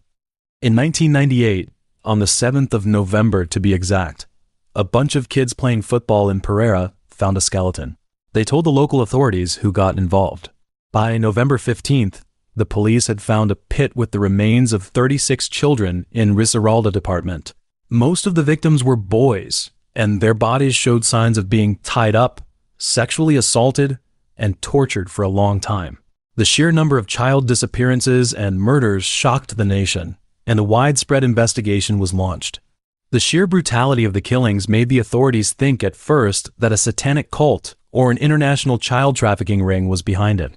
But then prosecutors noticed a pattern: nylon ropes and bottle caps were being found at the crime scenes, which made them think the crimes were probably committed by one person.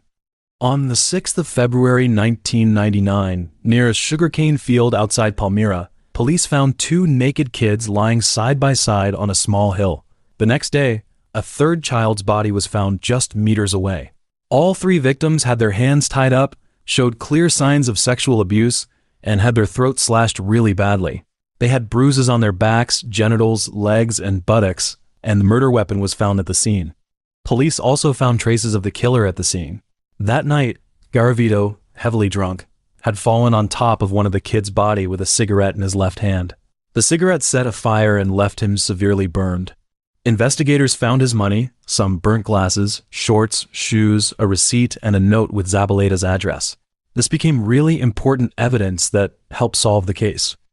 From the burnt glasses, police deduced that the killer was a middle-aged man with astigmatism in his left eye, walked with a limp, and stood between 163 and 167 centimeters tall.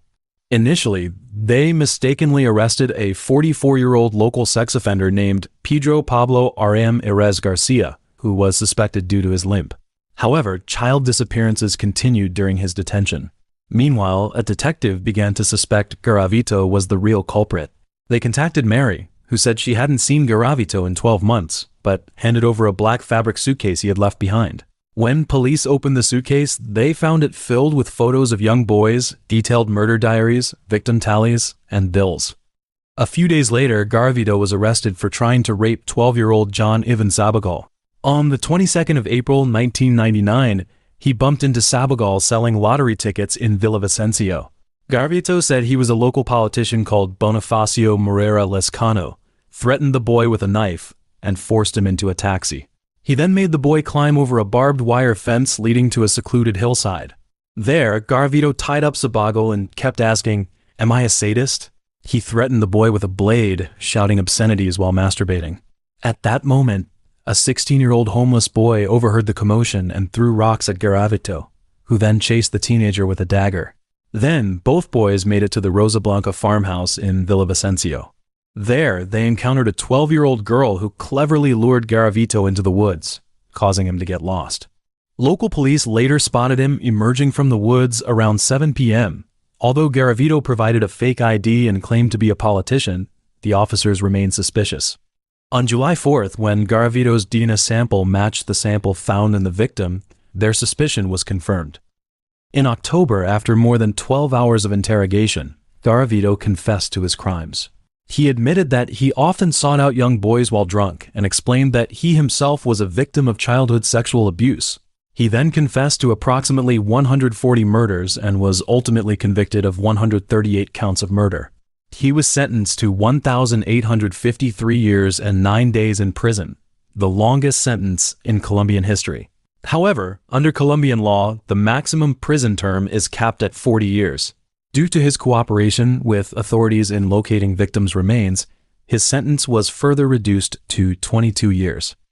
He was eventually transferred to a maximum security prison in Valledupar, Cesar Department, Colombia. Fearing he would be killed by other inmates, he was held in solitary confinement.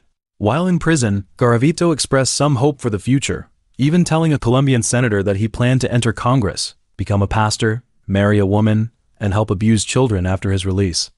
But things didn't go as planned. In 2021, he tried to get an early release, but the judge turned it down because he hadn't paid back the victims' families. His health was also getting worse at the same time. In the end, he died on the 12th of October 2023 at a hospital in Valley-du-Pare at the age of 66, suffering from severe eye cancer and leukemia. In 20th century London, on a quiet street, there stood a seemingly ordinary house. In 1953, while installing equipment in the kitchen wall, a tenant accidentally tore the wallpaper and uncovered a terrifying secret: 3 women's remains curled in the wall space, wrapped in cloth. This discovery rippled through the community like a stone thrown into still water. Police quickly arrived and expanded their search from the kitchen to the entire house. Beneath floorboards and in the backyard soil, they found more victims. The killer was the house's former tenant, John Reginald Halliday Christie. Neighbors described him as mild-mannered and humble, claiming medical knowledge. Yet behind this ordinary appearance hid a cold, cunning, and twisted mind. Christie exploited people's trust and vulnerability, luring women to his home with promises of illegal abortions or other help. He would render them unconscious with gas before strangling them. Shockingly, his crimes extended beyond strangers. He murdered his own wife. Most disturbingly, he framed an innocent tenant for some murders, leading to the wrong man's execution. On April 8, 1899, a couple living near Halifax, West Yorkshire, welcomed their 6th child out of 7, Christie. He had 5 older sisters and 1 younger brother. His childhood was unhappy. Though his father worked as a carpet designer and stayed home often, Christie had a terrible relationship with him. His father was a very strict man who never opened up to family, showed little emotion, and harshly punished minor mistakes. Christie's mother seemed to spoil him but allowed his sisters to bully him. This complicated family environment deeply shaped his personality. On March 24, 1911, Christie's 75-year-old grandfather died at home after long illness. Christie felt no sadness or fear. Instead, seeing his grandfather's body, perhaps due to enduring years of bullying, he felt revenge and happiness. The once intimidating, bad-tempered man now lay still as a cold body on the funeral table, powerless to hurt him anymore.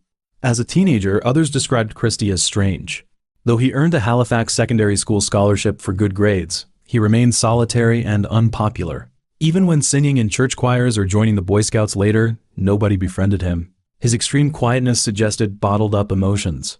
At 14, he left school and took his first job as a trainee cinema projectionist.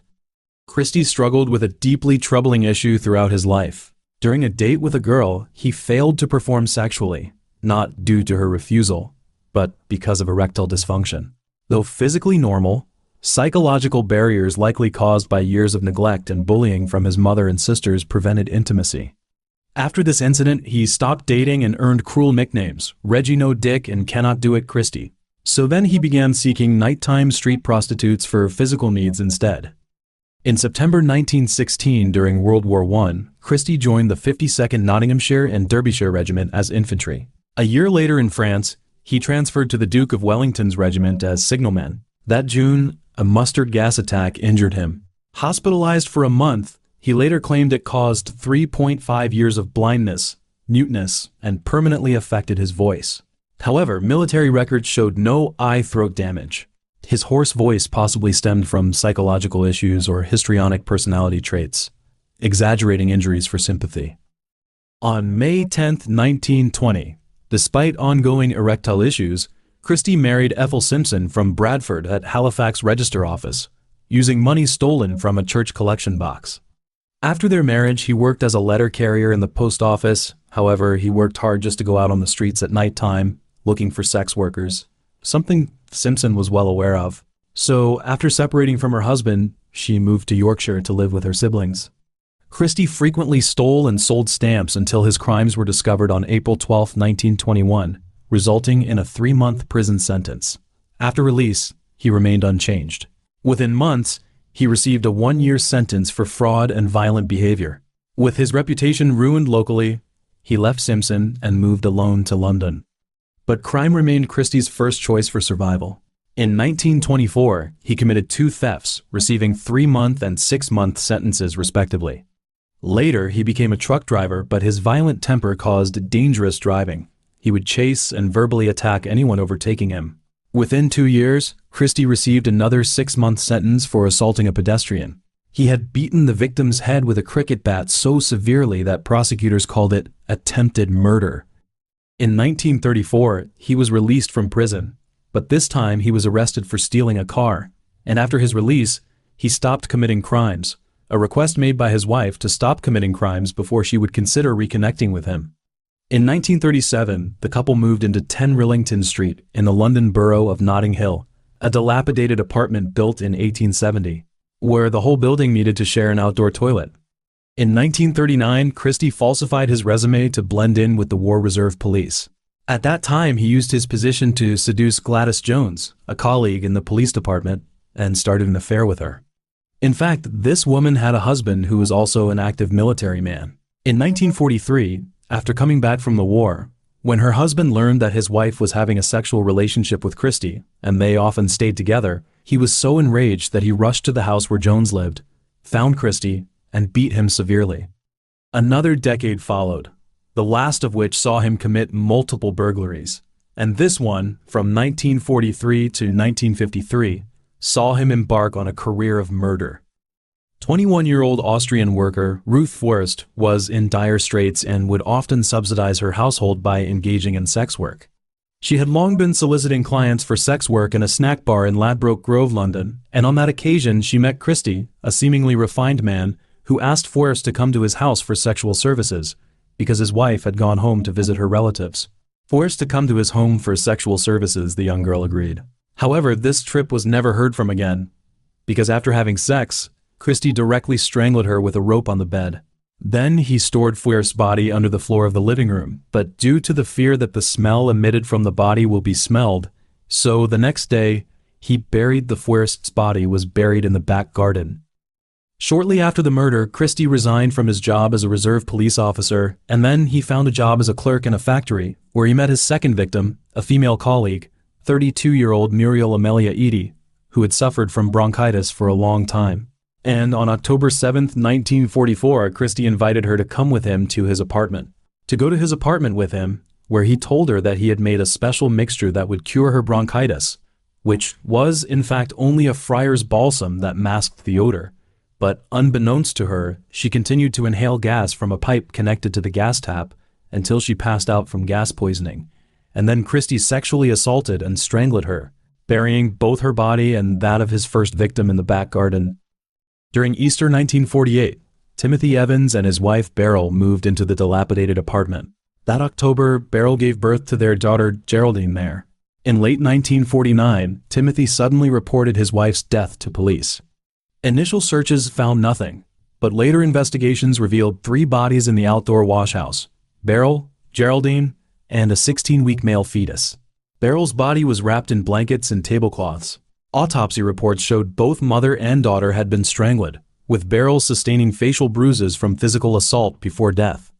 Timothy claimed Christie killed his wife during a botched abortion, but after police interrogation, he unexpectedly confessed to murder, though his statement contained suspicious elements suggesting possible fabrication, but this didn't affect the case outcome. On January 11, 1950, Timothy was tried for the murder of his daughter Geraldine. The police did not pursue him for the murder of his wife. At that time, Christie appeared before the police as a suspect accused by Timothy and became the police's main witness. He first denied Timothy's accusations against him and then gave detailed evidence about Timothy and Beryl having an altercation. Despite counsel providing information about Christie's record of burglary and violent crimes, arguing that he should not have been a witness, the jury found Timothy guilty. After he was sentenced to be hanged, he appealed and once again lost, and he was eventually executed by hanging on March 9, 1950, at Pentonville Crown Prison. The police made multiple serious mistakes in their handling of this case, and these mistakes ultimately led to Timothy's wrongful death. Firstly, they failed to carry out a thorough and careful search of the crime scene. It was later discovered that one of the victim's femurs was even supporting the fence in the back garden. The item was very small, yet they did not excavate it during their search. Christie later admitted that shortly after the police search, his dog found Edie's skull in the garden. Had they carried out a thorough search, he would definitely have been arrested earlier before he could go ahead with further killings. In addition, the police mishandled Timothy's interrogation. When he was shown his wife's and baby's clothes, They informed him straight away that they had been found in the laundry. This was information that should have been withheld to force him to disclose where the bodies were hidden. His confession also contained a number of dubious words and phrases that seemed too high-flown for an uneducated, working-class young man like him, which may well have been fabricated. Without much scrutiny, the police readily accepted all of Christie's statements and used him as a key witness. Although Christie had been a reserve police officer, they took him completely at his word, accepting his statements at face value and not carrying out any further investigations into the veracity of his words. They also overlooked the fact that Christie had a criminal record for burglary and malicious wounding, while Timothy had no prior violent offenses. Post-trial, Christie's life returns to normal and he finds a job as a clerk with British Road Services. Meanwhile, the new tenants of the apartment are mostly immigrants from the West Indies. Christie and his wife have strong racist prejudices against these new neighbors and do not like to live with them. Christie's wife prosecutes one of the neighbors for assault, and tensions between the two sides escalate further. Christie then negotiates with the Lawyers' Center to enable him to continue to have exclusive use of the back garden, ostensibly to distance himself from his neighbors, but more likely to prevent anyone from discovering the human remains buried in the garden. On December 6, 1952, Christie quit his job and began selling household items to survive. 8 days later, he strangled his wife in bed. Her last public sighting had been 2 days prior. To hide her disappearance, he invented multiple stories, telling Sheffield relatives she had rheumatism preventing letter writing, informing one neighbor she visited Sheffield relatives, and telling another she went to Birmingham. On December 17th, he sold Simpson's wedding ring and watch.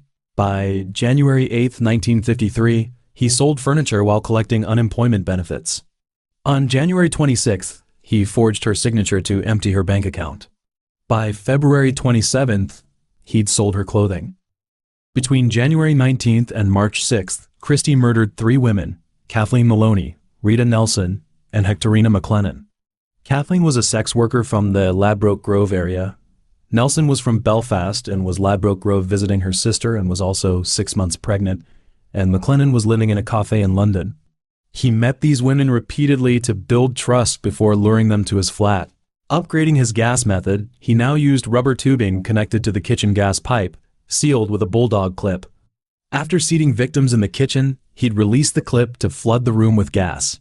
When unconscious, he strangled them with rope. After killing, he placed vests or cloth between their legs, wrapped their half-naked bodies in blankets, then concealed them in a kitchen wall cavity later covered with wallpaper. On March 20th, Christie fraudulently sublet his room to a couple. When the landlord visited that evening and found them instead of Christie, he ordered them to leave by next day. The landlord then allowed another tenant to use Christie's kitchen. On March 24th, while installing a radio bracket on the kitchen wall, this tenant accidentally discovered 3 bodies hidden behind wall panels. Confirming they were human remains, he immediately alerted police, triggering a citywide manhunt. After fleeing the flat, Christie booked a 7-day stay at Roten House in King's Cross using his real name and address.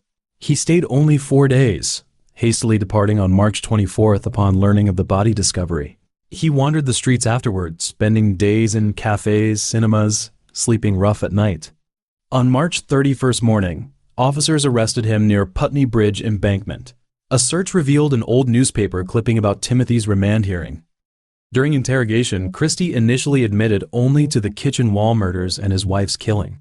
When shown garden skeletons, he confessed those too. On April 27th, he admitted murdering Beryl Evans, though persistently denied killing her daughter Geraldine. However, his conversation hinted possible involvement. Experts speculate he avoided confessing Geraldine's murder to plead insanity at trial, fearing jury hatred and prisoner retaliation if convicted. On June 5th, he confessed to Edie and Forrest's murders, helping police identify their remains. Ultimately, he stood trial only for his wife's murder. Proceedings began June 22nd at the same court where Timothy had been tried 3 years prior. Christie repeatedly claimed insanity during trial, with his lawyer arguing he was mad with fragmented memories. Then a Brixton prison doctor assessed Christie as a prosecution witness. Using contemporary medical terms, he testified Christie had hysterical personality but wasn't legally insane. Then the jury rejected his insanity plea, convicting him after 85 minutes deliberation, and the judge sentenced Christie to death. On June 29th, Christie declared he wouldn't appeal his conviction. On July 2nd, Timothy's mother wrote to him demanding full confession to prove her son's innocence. A member of Parliament spent 45 minutes speaking with Christie on July 8th. The next day, he underwent murder case questioning. By July 12th, the Home Secretary found no medical or psychological grounds to grant reprieve. Christie's final visitors in the death cell included former army friends, the prison governor, and his sister, who all saw him the night before execution. Witnesses described him as resigned to his fate. At 9 a.m. on July 15, 1953, Christie was hanged at HMP Pentonville by the same executioner who had killed Timothy. As the noose was placed, Christie complained about an itchy nose. The hangman replied, "It won't trouble you for long." His body was buried in an unmarked grave within prison grounds, standard British practice for executed prisoners. The 20th century, an era shrouded in war and turmoil, saw the shadows thrive in the corners due to the lag in criminal investigation technology. It was against this backdrop that serial killers like phantoms roamed freely, committing countless horrifying atrocities. Among these demons, John George Hay stood out glaringly. Known as the acid bath murderer and the bodiless killer, his methods were particularly chilling that he dissolved his victims in concentrated sulfuric acid. Sulfuric acid, vital chemical compound, became a tool of destruction in his hands. Its strong corrosive and dehydrating properties could reduce objects to unrecognizable residue within mere hours. His workshop was a hellish laboratory with steel drums, concentrated sulfuric acid, and other chemicals neatly arranged. He meticulously planned each murder, luring his victims to this grim place. Hammers, iron rods, and even firearms were the tools he used to end their lives. Once they were dead, the sulfuric acid began its gruesome work, eroding the victims until only traces of fat, bone fragments, and teeth remained. These remnants were then buried in desolate, forgotten corners. His crimes were not merely acts of murder, but a complete trampling of the boundaries of humanity, as each dissolved victim represented a life utterly erased from existence. On July 24, 1909, John was born in Stamford, Lincolnshire, England. His family was deeply rooted in religious traditions, with his father working as an engineer. The entire family were devout members of the Plymouth Brethren, a conservative Christian Protestant sect. John spent his childhood in the garden enclosed by the high walls of his father's construction, a solitary existence as his parents had married late in life, making him the only child in the family. His upbringing was strict, confined to reading religious texts, and the idea of playing with other children was out of the question. For young John, this was an inescapable form of confinement. As an adult, he often claimed that his childhood was haunted by religious nightmares, a reflection of the oppressive environment he grew up in. Despite their conservative lifestyle, John's parents supported his education in music within the church. During his studies, he developed a strong interest and talent for classical music, particularly the piano. Accompanied by his parents, he frequently attended concerts, and through this exposure to music, he cultivated a personality that was very particular about his appearance and personal hygiene. As he grew older, John earned a scholarship and attended Queen Elizabeth Grammar School in Wakefield. There, thanks to his early exposure to music and eloquence, he became a choir boy. In his spare time, John, much like his father, developed an interest in electrical engineering and took on part-time jobs in the field while continuing his studies. After graduation, his eloquence and striking appearance landed him a job as an advertising salesman. However, this period of relative stability was short-lived, as his criminal tendencies began to surface. At the age of 21, he was fired for embezzling company funds. Despite this setback, he showed no signs of remorse and continued to make money by forging car documents, further descending into a life of crime.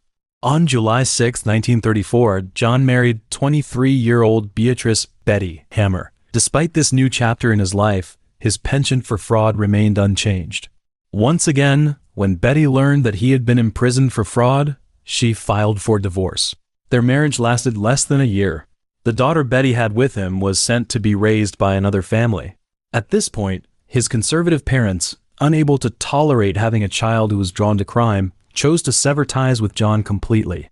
In 1936, John moved to London, where he met his first victim, William McSwan, a wealthy amusement park owner and heir to a fortune. Impressed by John's eloquence, intelligence, and polished appearance, and particularly by the fact that John's advice had helped him make money on several occasions. So William hired John as his driver and tasked him with maintaining the amusement park's machinery.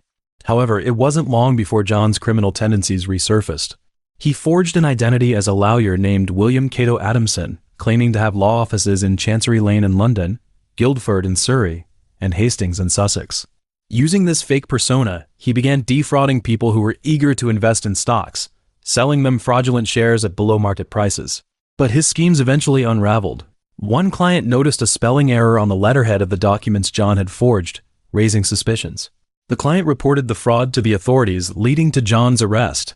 He was convicted of fraud and sentenced to 4 years in prison. In the cold, grim corners of the prison, John seethed with anger, yet he felt powerless. He knew that his fraudulent schemes would inevitably be exposed, unless the victims were dead and could no longer speak out against him.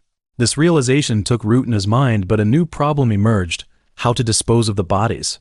Simple burial did not offer him peace of mind, as the slow and unpredictable process of natural decomposition could still lead to police investigations. After much contemplation, John heard a fellow inmate mention a French murderer who, like him, had made a living through fraud. Inspired, John decided to adopt the French criminal's method of disposing of bodies, dissolving them in sulfuric acid. To test the effectiveness of this method, John conducted experiments on field mice. He discovered that immersing a mouse's body in concentrated sulfuric acid completely dissolved it within just 30 minutes. This discovery thrilled John, as he believed that without a body, his crimes would remain forever hidden in the shadows, untraceable and unsolvable. In 1944, as World War II drew to a close, John was released from prison and took up a job as an accountant at a company in London. However, he had a fatal flaw: a gambling addiction. His extravagant spending habits left him dissatisfied with his modest income. By chance, he ran into his former employer, William, at a bar. Given John's sharp mind and past success in helping William make money, William once again sought his advice and proposed a potential collaboration. This led John to meet William's parents, Donald and Amy, who would become his second and third victims. The wealthy couple owned numerous properties in London and took a liking to John, charmed by his witty humor and polished demeanor.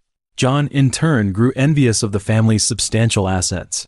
To facilitate his plans, he rented an apartment with a basement in London, which would later serve as one of his primary crime scenes. On September 6, 1944, John lured William to his apartment under a pretext and led him into the basement. There, taking advantage of William's trust, John struck him on the head with an iron rod, killing him in a brutal and cold-blooded act. He then placed William's body into a steel drum containing 40 gallons of sulfuric acid. 2 days later, he found that the body had been almost entirely dissolved, leaving only a few bones and teeth behind. Then he disposed of these remains by flushing them down the drain. With William out of the way, John forged signatures and documents to transfer William's assets into his own accounts. When Donald and Amy inquired about their son's whereabouts, John lied, claiming that William had fled to avoid being drafted into military service. By 1945, as World War II neared its end, William's continued absence began to raise suspicions with Donald and Amy. Realizing that his lies were on the verge of unraveling, John told the elderly couple on July 2nd that their son had returned from Scotland, but due to his evasion of military service, needed to remain discreet and out of public view. He arranged for them to meet at his apartment. That day, John brutally beat the defenseless elderly couple to death with his fists. He then disposed of their bodies using sulfuric acid, just as he had done with William. After forging their signatures to steal their pension checks, John moved into the upscale Onslow Court Hotel in Kensington, a luxurious establishment befitting his newfound wealth. He also rented a workshop in West Sussex, which would serve as another location for his gruesome crimes. At the hotel, John lived the life of a wealthy socialite, indulging in lavish spending and gambling. However, his gambling addiction meant that no matter how much money he acquired, it would inevitably be squandered unless he quit. To sustain his lavish lifestyle, in 1947, John targeted another couple for murder and robbery: 52-year-old Archibald Henderson and his 41-year-old wife, Rose née Berlin. At the time, the couple was preparing to move and planned to host a housewarming party. Rose contacted John, inviting him to play the piano at the event. During his visit to Archibald's home, John stole a revolver, which he intended to use in his next crime. On February 12, 1948, John lured Archibald to his workshop under the pretense of showing him a newly invented machine. Once there, he used Archibald's own revolver to kill him. That same evening, John deceitfully informed Rose that her husband had fallen suddenly ill at his home and convinced her to come to the workshop, where he also murdered her. As with his previous victims, John placed both bodies in a steel drum filled with 40 gallons of sulfuric acid, dissolving them. The remaining bodily remnants were buried. Through forged signatures, John liquidated the couple's assets. Curiously, he spared their dog. John's next and final victim was 69-year-old Olive Durand Deacon, a wealthy widow of a lawyer who also resided at the Onslow Court Hotel. John ingratiated himself with Olive by posing as a suitor, presenting himself as a successful and affluent engineer. To Olive, John appeared young, handsome, and wealthy, which easily won her trust. On one occasion, John overheard Olive discussing with a friend her idea of creating artificial fingernails. Seizing the opportunity, on February 18, 1949, John lured Olive to his workshop under the guise of developing a new type of artificial nail. Once there, he shot her in the back of the neck with Archibald's revolver, stole her valuables, and placed her body in a steel drum filled with sulfuric acid. 2 days later, Olive's friend reported her disappearance to the police and provided a crucial lead. Olive had last been seen heading to John's workshop. The police immediately launched an investigation and discovered John's extensive criminal record of fraud and theft. Upon searching his workshop, they found a briefcase containing a receipt from a dry cleaner for Olive's coat, forged documents related to his previous victims, and a diary meticulously detailing his crimes. Because John's workshop lacked a drain, unlike his previous basement, he had to dispose of the bodies by pouring the contents of the steel drum onto a rubble pile. This oversight gave the police a crucial opportunity. During their investigation, a forensic examiner discovered 13 kilograms of human fat, part of a human foot, gallstones, and several teeth in the area. Later, when John was brought in for interrogation, his first words were, "Frankly, tell me, what are the chances of anyone being released from Broadmoor?" Referring to the high-security psychiatric hospital, the interrogator replied that he couldn't discuss such matters. John then said, "All right, if I tell you the truth, you won't believe me. It sounds too fantastic, too unbelievable." He proceeded to confess to killing 9 people, though the police were only able to conclusively identify 6 victims due to insufficient evidence for the other 3. On July 18, 1949, John's trial began. During the proceedings, he confessed to the judge that he was mentally disturbed, claiming that he had drunk the blood of his victims. He recounted a childhood dream of sustaining himself on blood, which resurfaced after a car accident in March 1944. He described a vision. "I saw before me a mass of crosses, which gradually turned into a forest. At first, it seemed as if dew or rain was dripping from the branches, but as I approached, I realized it was blood. The entire forest began to writhe, the trees, dark and upright, oozing blood. Then a man emerged from the trees, covered in blood. When the cup was full, he approached me and said, 'Drink,' but I couldn't move." This chilling account earned him another nickname, the Vampire Killer. The prosecution, led by the Attorney General, urged the jury to reject John's insanity defense, arguing that his actions were premeditated and malicious. The defense, however, called multiple witnesses to testify to John's mental instability. One of these witnesses was a psychiatrist, who claimed that John had a paranoid constitution and displayed an absolute coldness, cheerfulness, flatness, and almost friendly indifference toward his crimes, which the psychiatrist described as unique in my experience. Despite the defense's efforts and John's belief that the absence of bodies would prevent conviction, the jury took only minutes to find him guilty and dismiss his insanity plea. The judge sentenced him to death. On August 10, 1949, John George Hay was executed by hanging at Wandsworth Prison. His crimes and the macabre details of his methods left a lasting mark on criminal history. In the chilly air of northern England during the 1970s, an invisible fear hung heavy. One man plunged the entire society into deep panic. His name was Peter William Sutcliffe, but he was more infamously known as the Yorkshire Ripper. From 1975 to 1980, for 5 long years, he brutally took the lives of 13 women using hammers and knives, all under the guise of carrying out God's will. He claimed to be on a divine mission to purge society of immoral women. Initially, his targets were sex workers, but as his madness spiraled out of control, Any woman walking alone became his prey. It was a pitch-black night, the street flickering under the dim glow of yellow streetlights. A young woman walked alone, her steps unsteady, clearly having had a few drinks. She stumbled her way home, the only sounds being her own footsteps and breathing. She had no idea that someone was silently trailing her, not far behind. That was her last night out. The next time she was seen, she lay in a desolate field, her skull crushed by a hammer, her body covered in knife wounds. Perhaps her name has been forgotten, but her fate became a reflection of Peter's other victims. They were women marginalized by society and also victims of the violence and prejudice of that era. Peter was born in Bingley on June 2, 1946. Bingley is a pretty town in West Yorkshire, England. The town had huge meadows, calm lakes, and thick forests, and its yearly music festival brought thousands of visitors. But beneath the town's beauty, Peter's childhood and teenage years were pretty rocky. His family life was filled with conflict and tension. His father was a member of the choir at the local St. Wilfrid's Anglican Church, while his mother was a devout Catholic. Their differing beliefs became a source of constant friction. His father harbored deep hostility toward his mother, often hurling abusive insults at her, even during her pregnancies. This left her emotionally shattered, silently enduring her husband's cruelty. For Peter, his father was an alcoholic with a volatile temper, incapable of normal communication with his family. During one Christmas dinner, Peter accidentally sat in his father's seat and was brutally beaten with a wine glass. But this violence was no isolated incident. His father constantly belittled him, calling him a coward and mocking him for relying too much on his mother. Each insult and beating cut deep into Peter's heart like a knife. Even so, Peter's mom was the family's rock. She took care of the house and raised the kids in the Catholic faith. When the kids were being mistreated by their dad, she'd always be there to comfort them and say nice things about them, trying to make them feel better. But no matter how much she tried, there was no changing the toxic atmosphere at home. In interviews, Peter's siblings described their father as a monster whose mere presence would freeze the air, suffocating everyone with tension.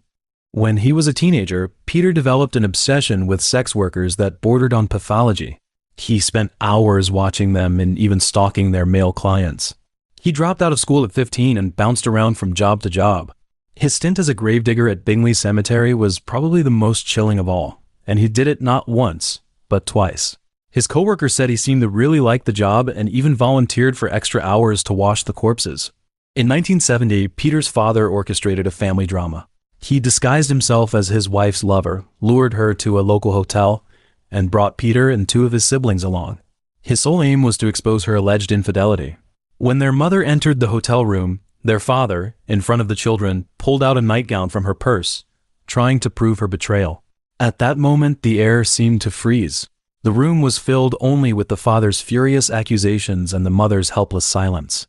In 1971, Peter found a job on the packaging line at Baird Television Factory, where he spent his days repeating monotonous assembly tasks. However, when the company offered him a position as a salesman, he chose to quit instead. He then began working night shifts at Enderton International. In 1975, the factory laid off workers, and Peter lost his job. Using his meager savings, he enrolled in training to become a heavy truck driver. But luck wasn't on his side. A year later, he was fired for stealing old tires, plunging him back into unemployment. It wasn't until October of that year that he found work as a truck driver in Bradford's industrial district. In his younger years, Peter had tried to hire sex workers, but one experience left him deeply humiliated and enraged. He was scammed by a sex worker and her pimp, who took his money and left him feeling utterly degraded. While some analysts believe he never truly sought sexual services, his obsession with sex workers was undeniable. He often wandered the streets of Leeds and Bradford, watching their every move. On February 14, 1967, Peter met 16-year-old Sonia Sharma at the Royal Standard Pub in Bradford's red light district. She was the descendant of Ukrainian and Polish refugees from Czechoslovakia. On August 10, 1974, the two married. At the time, Sonia was striving to become a teacher, but fate dealt her a heavy blow. She was diagnosed with paranoid schizophrenia. After their marriage, Sonia suffered multiple miscarriages, and doctors told her she might never be able to have children. Despite her physical and emotional exhaustion, she resumed her teacher training. During this period, she had an affair with an ice cream truck driver. In 1977, she completed her training and began working. The couple used her salary to buy a house at 6 Garden Lane in Heaton. This was the starting point of their life together and the place where Peter was living when he was arrested in 1980. In 1975, Peter's crimes began. He was searching for a sex worker who had scammed him out of money. Sitting in a van with his friend Trevor Birdsall, he waited for his target to appear. Then he left the van and walked along St. Paul's Road in Bradford, disappearing from sight. When Peter returned, he was out of breath and urged Trevor to leave the scene quickly. He admitted to hitting a sex worker on the head with a stone he had hidden in his sock. The next day, police visited Peter's home because the victim had noted down the license plate number. He confessed to the assault but claimed he had only hit her with his hand.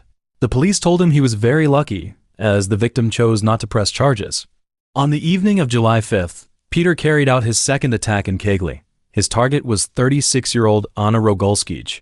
He knocked her unconscious with a hammer and slashed her abdomen with a knife, leaving the ground soaked in blood. However, due to interference from a neighbor, Peter was unable to finish his killing and fled the scene in a hurry. Anna underwent brain surgery, and the attack left her with severe psychological trauma. She later said, "I have always been afraid to go out because I feel like people are staring at me, pointing fingers. This incident has made my life miserable. Sometimes I wish I had died in the attack." On the night of August 15th, Peter attacked 46-year-old Olive Smelt in Halifax. He approached her, striking up a brief conversation about the weather. Olive, completely unsuspecting, thought it was just a casual encounter. Suddenly, Peter struck her head from behind with a hammer, and she collapsed instantly, blood pouring from her wound. He then undressed her and slashed her lower back with a knife. Again, interrupted, he fled the scene. Like Anna, Olive suffered severe emotional and psychological trauma. She later told detectives that the attacker had a Yorkshire accent, but this information was overlooked because neither Olive nor Anna had been near the red light district. On August 27th, Peter attacked 14-year-old Tracy Brown in Silston. He crept up behind her as she walked along a country lane and struck her head 5 times with a hammer. Tracy fell by the roadside, but when Peter saw the headlights of a passing car, he fled in panic. Tracy survived after undergoing surgery. She later recalled being initially fascinated by Peter. "We walked together for nearly a mile, about 30 minutes. I never felt scared or in danger." On October 30th, Peter claimed his first victim, 28-year-old Wilma Mary McCann, a mother of 4. She was last seen at 7:30 p.m. leaving a council building on Scott Hall Road in the Chapeltown area of Leeds. Peter approached her from behind and struck the back of her head with a hammer, killing her instantly. On January 20th, 1976, Peter committed his second murder in Leeds, stabbing 42-year-old Emily Monica Jackson a total of 52 times. Due to financial difficulties, Emily had been persuaded by her husband to engage in sex work, using the family's roofing business van as transportation. Peter picked her up outside the Gaiety Bar on Roundhay Road and drove her to an abandoned building site on Enfield Terrace. He first struck her head with a hammer, then dragged her body into a litter-strewn yard. There, he stabbed her neck, chest, and abdomen with a screwdriver. He even stomped on her thigh, leaving boot prints behind. On May 9th, Peter attacked 20-year-old Marcella Claxton in Roundhay Park. She had accepted a ride from Peter after leaving a party. When she got out of the car to relieve herself, Peter struck her from behind with a hammer. Although she survived, she required multiple brain surgeries and suffered from lifelong intermittent fainting spells and chronic depression. She also lost her 4-month-old unborn child. As a result, she consistently testified against Peter during the trial. On February 5, 1977, Peter attacked 28-year-old Irene Richardson in Roundhay Park. She was last seen at 11:15 p.m. leaving a rented house on Cooper Street. Saying she was heading to Tiffany's Bar and Discotheque in central Leeds, Peter struck her head with a hammer, killing her, then stabbed her neck and throat and delivered 3 more stabs to her abdomen. After killing Richardson, Peter mutilated her body with a knife and neatly placed her boots behind her thighs. On April 23rd, Peter murdered 32-year-old Patricia Atkinson Mitra in her Bradford apartment. According to Peter's confession, he picked her up in Manningham and drove her to her residence. There, he struck the back of her head 4 times with a hammer, incapacitating her. He then pulled down her jeans and pants, exposed her breasts, and stabbed her abdomen 6 times. On June 25th, Peter attacked 16-year-old Jane Michelle MacDonald. She had planned to meet friends at the Hofbrauhaus, a German-style beer hall in Leeds, but after missing the last bus home, she decided to walk. Around 2 a.m., she was attacked by Peter on Reginald Street. Her body was discovered on a playground the next morning. The autopsy revealed she had been struck 3 times on the head with a hammer, stabbed in the chest and back, and had a broken bottle found on her chest. On July 10th, Peter attacked 43-year-old Maureen Long in Bradford. She had accepted a ride from Peter after leaving a nightclub. When she got out of the car to relieve herself, Peter struck her head with a hammer, knocking her unconscious. Fortunately, due to the intervention of a passerby, she survived. She was found suffering from hypothermia and was hospitalized for 9 weeks. On October 1st, Peter murdered 20-year-old Jen Bernadette Jordan, a sex worker from Manchester and a mother of 2. Peter picked her up in the Moss Side area and drove her to Princess Road near Southern Cemetery. There, he struck Jordan's head with a hammer, killing her instantly. Peter later confessed that he realized £5 he had given her could be traced by the police, so he returned to the scene after a family gathering to retrieve it but failed. Jordan's body was discovered by workers on October 9th, and the police narrowed their investigation to 8,000 employees of Midland Bank by tracing the £5. On December 14th, Peter attacked 25-year-old Marilyn Moore on Wasteland near Scott Hall. While striking her with a hammer in the backseat of his car, he lost his balance. Although Moore suffered severe head injuries, she seized the opportunity and managed to escape. During the investigation, police found tire marks at the scene that matched those from previous attacks. Moore also provided a detailed description of Peter's black Sunbeam Rapier car and a suspect sketch that closely resembled Peter. At the time, Peter was questioned by the police but was not arrested. On January 21, 1978, Peter killed 21-year-old Yvonne Ann Pearson from Bradford. He repeatedly struck her head with a ball-peen hammer, jumped on her chest, fracturing her ribs, and stuffed her mouth with stuffing torn from an abandoned sofa. He hid her body near Lum Lane, where it wasn't discovered until 2 months later. 10 days later, Peter struck again, murdering 18-year-old sex worker Elena Ricca from Huddersfield. When Ricca got out of the car at Gallagher's timber yard, Peter struck her head 5 times with a hammer and removed most of her clothing. She was also the only victim Peter raped.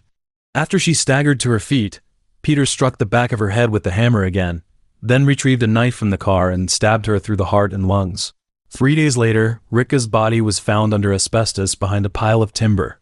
After his arrest in 1981, Peter said of her, "I had the urge to kill any woman. The impulse inside me to kill girls is now almost uncontrollable." At 10 p.m. on May 16th, 40-year-old Vera Evelyn Millward left her council flat and home, telling her boyfriend she was going out to buy cigarettes. In reality, she was meeting a client, as she was a sex worker. Peter picked her up and drove her to the car park of Manchester Royal Infirmary by the River Medlock in Chorlton. After getting out of the car, Peter attacked her with a hammer, then slashed her abdomen with a knife and repeatedly stabbed her back with a screwdriver. After her death, Peter dragged her body onto a fence and repeatedly stabbed her with the knife.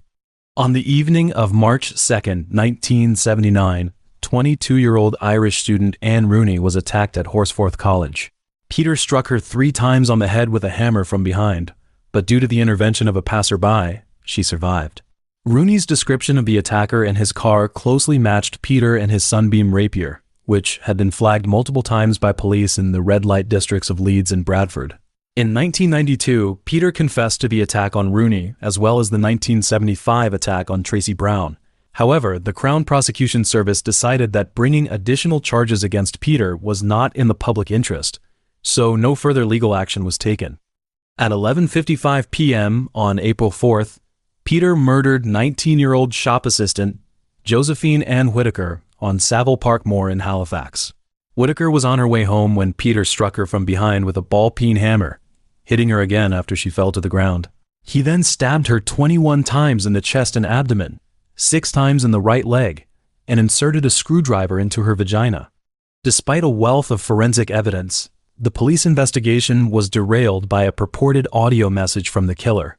The man on the recording mocked Assistant Chief Constable George Oldfield of West Yorkshire Police, who was leading the Yorkshire Ripper investigation. The man said, "I'm Jack. I see you haven't had much luck catching me. I have the utmost respect for you, George, but Lord, you're no closer to catching me now than you were 4 years ago when I started." This recording led the police to focus their investigation on a man with a Wearside accent. The perpetrator of this hoax became known as Wearside Jack. In March 1978, he sent 2 letters to the police and the Daily Mirror, boasting about his crimes and signing them as Jack the Ripper. The letters claimed responsibility for the 1975 murder of 26-year-old Joan Harrison in Preston. However, these letters and the recording were a hoax, severely misleading the police investigation. In 2005, the hoax case was reopened, and DNA extracted from the envelopes was entered into the national database. The DNA matched John Samuel Humble, an unemployed alcoholic who had long resided in the Ford estate in Sunderland, just a few miles from Castletown. Humble's DNA had been collected in 2001 after he was arrested for being drunk and disorderly. On October 20, 2005, Humble was charged with attempting to pervert the course of justice for sending the hoax letters and recording. He was convicted on March 21, 2006, and sentenced to 8 years in prison. He died on July 30, 2019, at the age of 63. Around 1 a.m. on September 1st, Peter murdered 20-year-old Barbara Janine Leach, a social psychology student at the University of Bradford. Leach was attacked as she passed Peter after leaving a bar. He struck her head with a hammer, then dragged her to the backyard of 13 Back Ashgrove, where he partially undressed her, stabbed her with a screwdriver, and covered her body with an old carpet and stones. Despite a massive publicity campaign by the police and an emphasis on the connection to the Wearside area, Peter was questioned by police at least twice in 1979 but was never strongly suspected. On June 26, 1980, Peter was arrested for drunk driving after being pulled over and testing positive for alcohol. However, this did not stop him from continuing his violent crimes. While awaiting trial in mid-January 1981, Peter carried out several more attacks and murders. On the evening of August 20th, Peter murdered 47-year-old civil servant Marguerite Walls. She had left her office between 9:30 and 10:30 p.m. to walk home to Farsley. Peter struck her from behind with a hammer, rendering her immobile, and continued to hit her while shouting, "Dirty woman!" To move her body from the attack site to a walled garden 20 yards away, Peter tied a rope around her neck and dragged her to the location. There, he suffocated her, removed almost all of her clothing except her tights, and partially covered her body with grass and leaves before leaving. On September 24th, Peter attacked 34-year-old Singaporean Dr. Upajia Bandara. She was walking home after meeting friends when Peter followed her into an alley in Headingley. He struck her head with a hammer, knocking her unconscious, then panicked and tied a rope around her neck before dragging her into the street and fleeing. On October 25th, 21-year-old Leeds University art student Maureen Lee was attacked by Peter. Lee had been at a bar in Chapeltown with friends and was rushing through a dark street to catch a bus home when Peter struck her from behind. Her injuries included puncture wounds to the back of her skull, a fractured skull, a broken cheekbone, a broken jaw, and multiple cuts and bruises. On the evening of November 5th, 16-year-old Teresa Sykes was attacked in Huddersfield. She was at a shop in Oaks when Peter struck her from behind with a hammer. Sykes' boyfriend heard her screams and scared Peter away. On November 25th, Trevor reported Peter's suspicious behavior to the police, revealing that he had helped Peter flee the scene of his first recorded attack.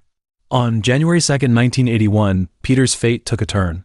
That night, he was stopped by police in Sheffield, South Yorkshire, with 24-year-old Olivia Reevers.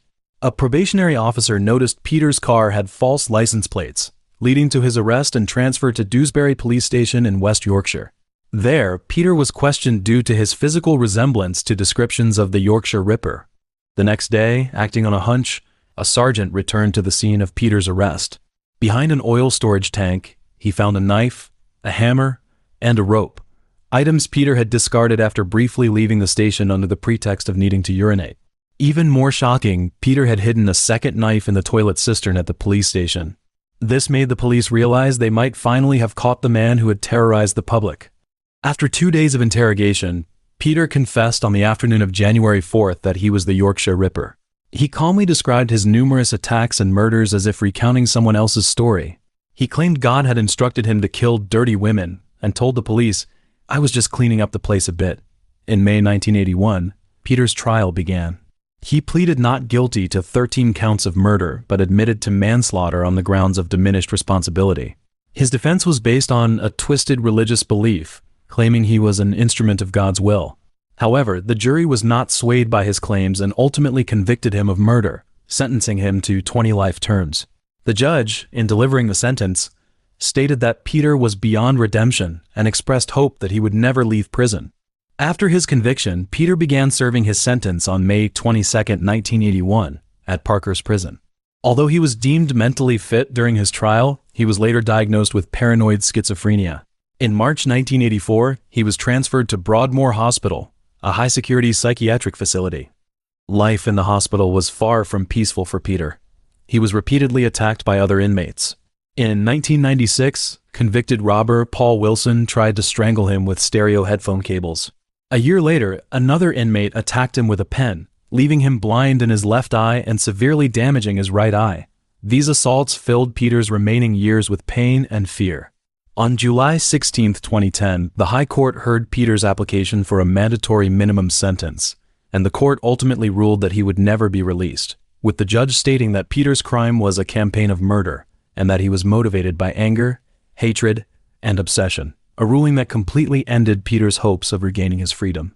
In August 2016, a medical tribunal ruled that Peter's mental condition no longer required clinical treatment and decided to transfer him from Broadmoor Hospital to HMP Franklin. On November 13, 2020, Peter died at the University Hospital of North Durham at the age of 74.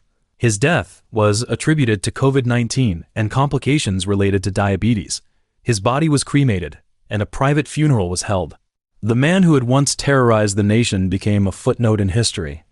In truth, this case remains one of the most complex and controversial investigations in British police history. The victims' identities and the limitations of forensic technology at the time allowed Peter to evade capture for so long. A 1982 inquiry report exposed critical flaws in the investigation. The inefficiency of the major incident room became a stumbling block, with unprocessed information piling up and crucial clues buried under mountains of paperwork. Meanwhile, senior police officials faced criticism for their missteps. One officer's excessive focus on a hoax tape led the investigation astray, despite experts unanimously declaring it a fake. This stubborn diversion of resources ignored genuine leads. More heartbreaking was the police's dismissal of survivors' accounts. These women provided detailed descriptions of the attacker and his vehicle, but their valuable insights were overlooked. Public discontent grew, particularly among feminist groups. They organized Reclaim the Night March, protesting the police's victim-blaming rhetoric and advocating for women's right to move freely at any time without fear of male violence. The police's attitude also sparked widespread controversy. During a press conference, a detective openly categorized victims as sex workers and innocent women, implying a disregard for the former's lives. This statement, even more extreme than Peter's own justifications, exposed deep-seated gender bias within the force. Although Peter was eventually arrested, the investigation's errors and biases left a lasting impact on public trust. In 2020, after Peter's death, West Yorkshire Police issued a public apology for the language, tone, and terminology used during the investigation. However, for the families of the victims, this gesture meant little. Herbert Richard Baumeister, behind his identity as a businessman, also hides the dark side of an unconvicted American serial killer. His violent, antisocial behavior and multiple personality disorder cast a shadow over his mental world. As a bisexual man, he has a wonderful family and a thoughtful wife who chooses to remain steadfastly by his side even though he suffers from schizophrenia. However, in unseen moments, he frequented gay bars, not only for the thrill of it, but also to pick out some victims to target for his murders. He would lure those victims to his home under various pretexts, then drug them with alcohol and take them to the basement of the house when they passed out. There, he used various brutal means to end their lives. After the incident, the police found video cameras in his house, which made it seem like he recorded the murders and watched them over and over again in the dead of night, or even sold them to other evil people. On top of that, the police thought he might have killed more than a dozen other people in the rural area between Indiana and Ohio along Interstate 70. But after he killed himself, all the clues disappeared like smoke, leaving only an endless mystery and mourning for those innocent lives. On April 7, 1947, an anesthesiologist and his wife had their first kid, Herbert, in an Indianapolis hospital. His childhood isn't documented a lot, but he shouldn't be described as if he had a normal, peaceful life. For one thing, he lived in an area that was very chaotic, had frequent violent crime, And as we all know, it's basically impossible for a child who grows up the usual way to act antisocially when they reach puberty. As a teenager, Herbert did a bunch of shocking things. There were reports that his classmates found out about his interest in dead animals, and on one occasion he even snuck a dead crow onto his teacher's desk. On top of that, one of the things he would often ponder on was his desire to experience what it would be like to taste human urine. There were also rumors that he showed very strong disruptive tendencies, not just disrupting the classroom, but also urinating on the teacher's desk. So his parents got a call from the school, and then his dad took him to see a bunch of psychiatrists. During that time, he did a bunch of psychiatric evaluations and was diagnosed with schizophrenia. Some of the psychiatrists thought he might have multiple personality disorder, but he didn't get any more treatment, which is weird because people with schizophrenia have a distorted idea of reality. They have delusions and hallucinations and disorganized behaviors, and they need lifelong therapy to control themselves. Because of all this, in high school he was virtually, and no one wanted to touch him. Herbert enrolled at Indiana University in 1965, but dropped out after just one semester because of a mental health issue.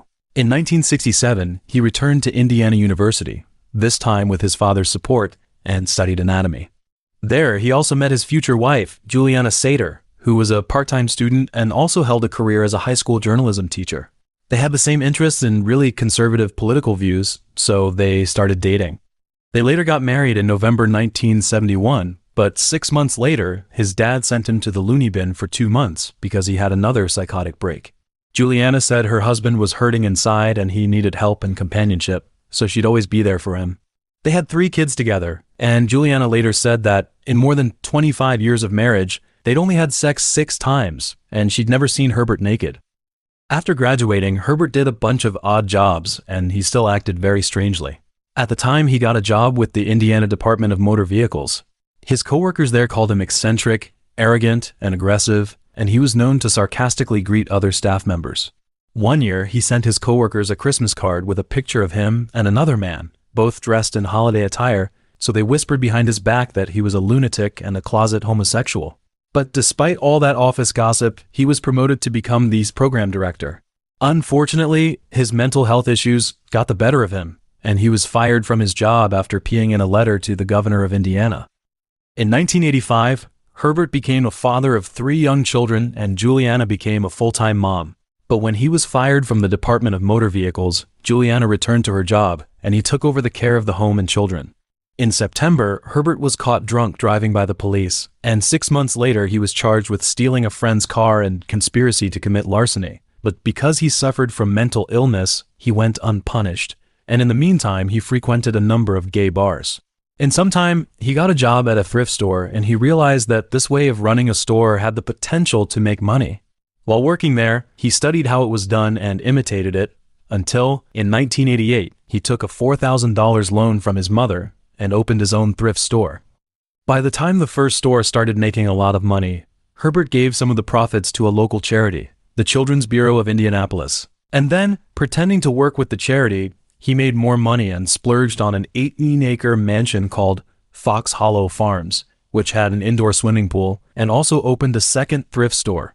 Herbert's murder case is so complex that it requires a 2-part narrative. The first part involves a serial killer who committed a number of murders on Interstate 70 in Indiana and Ohio between 1980 and 1991. These murders are collectively known as the I-70 Strangler cases. Michael Sean Petrie, a 15-year-old who worked as a prostitute, was reported missing on June 7, 1980. He had been hanging out in gay bars for a lot of his life, and 3 days later, witnesses said they saw him leaving in someone else's car in another part of town.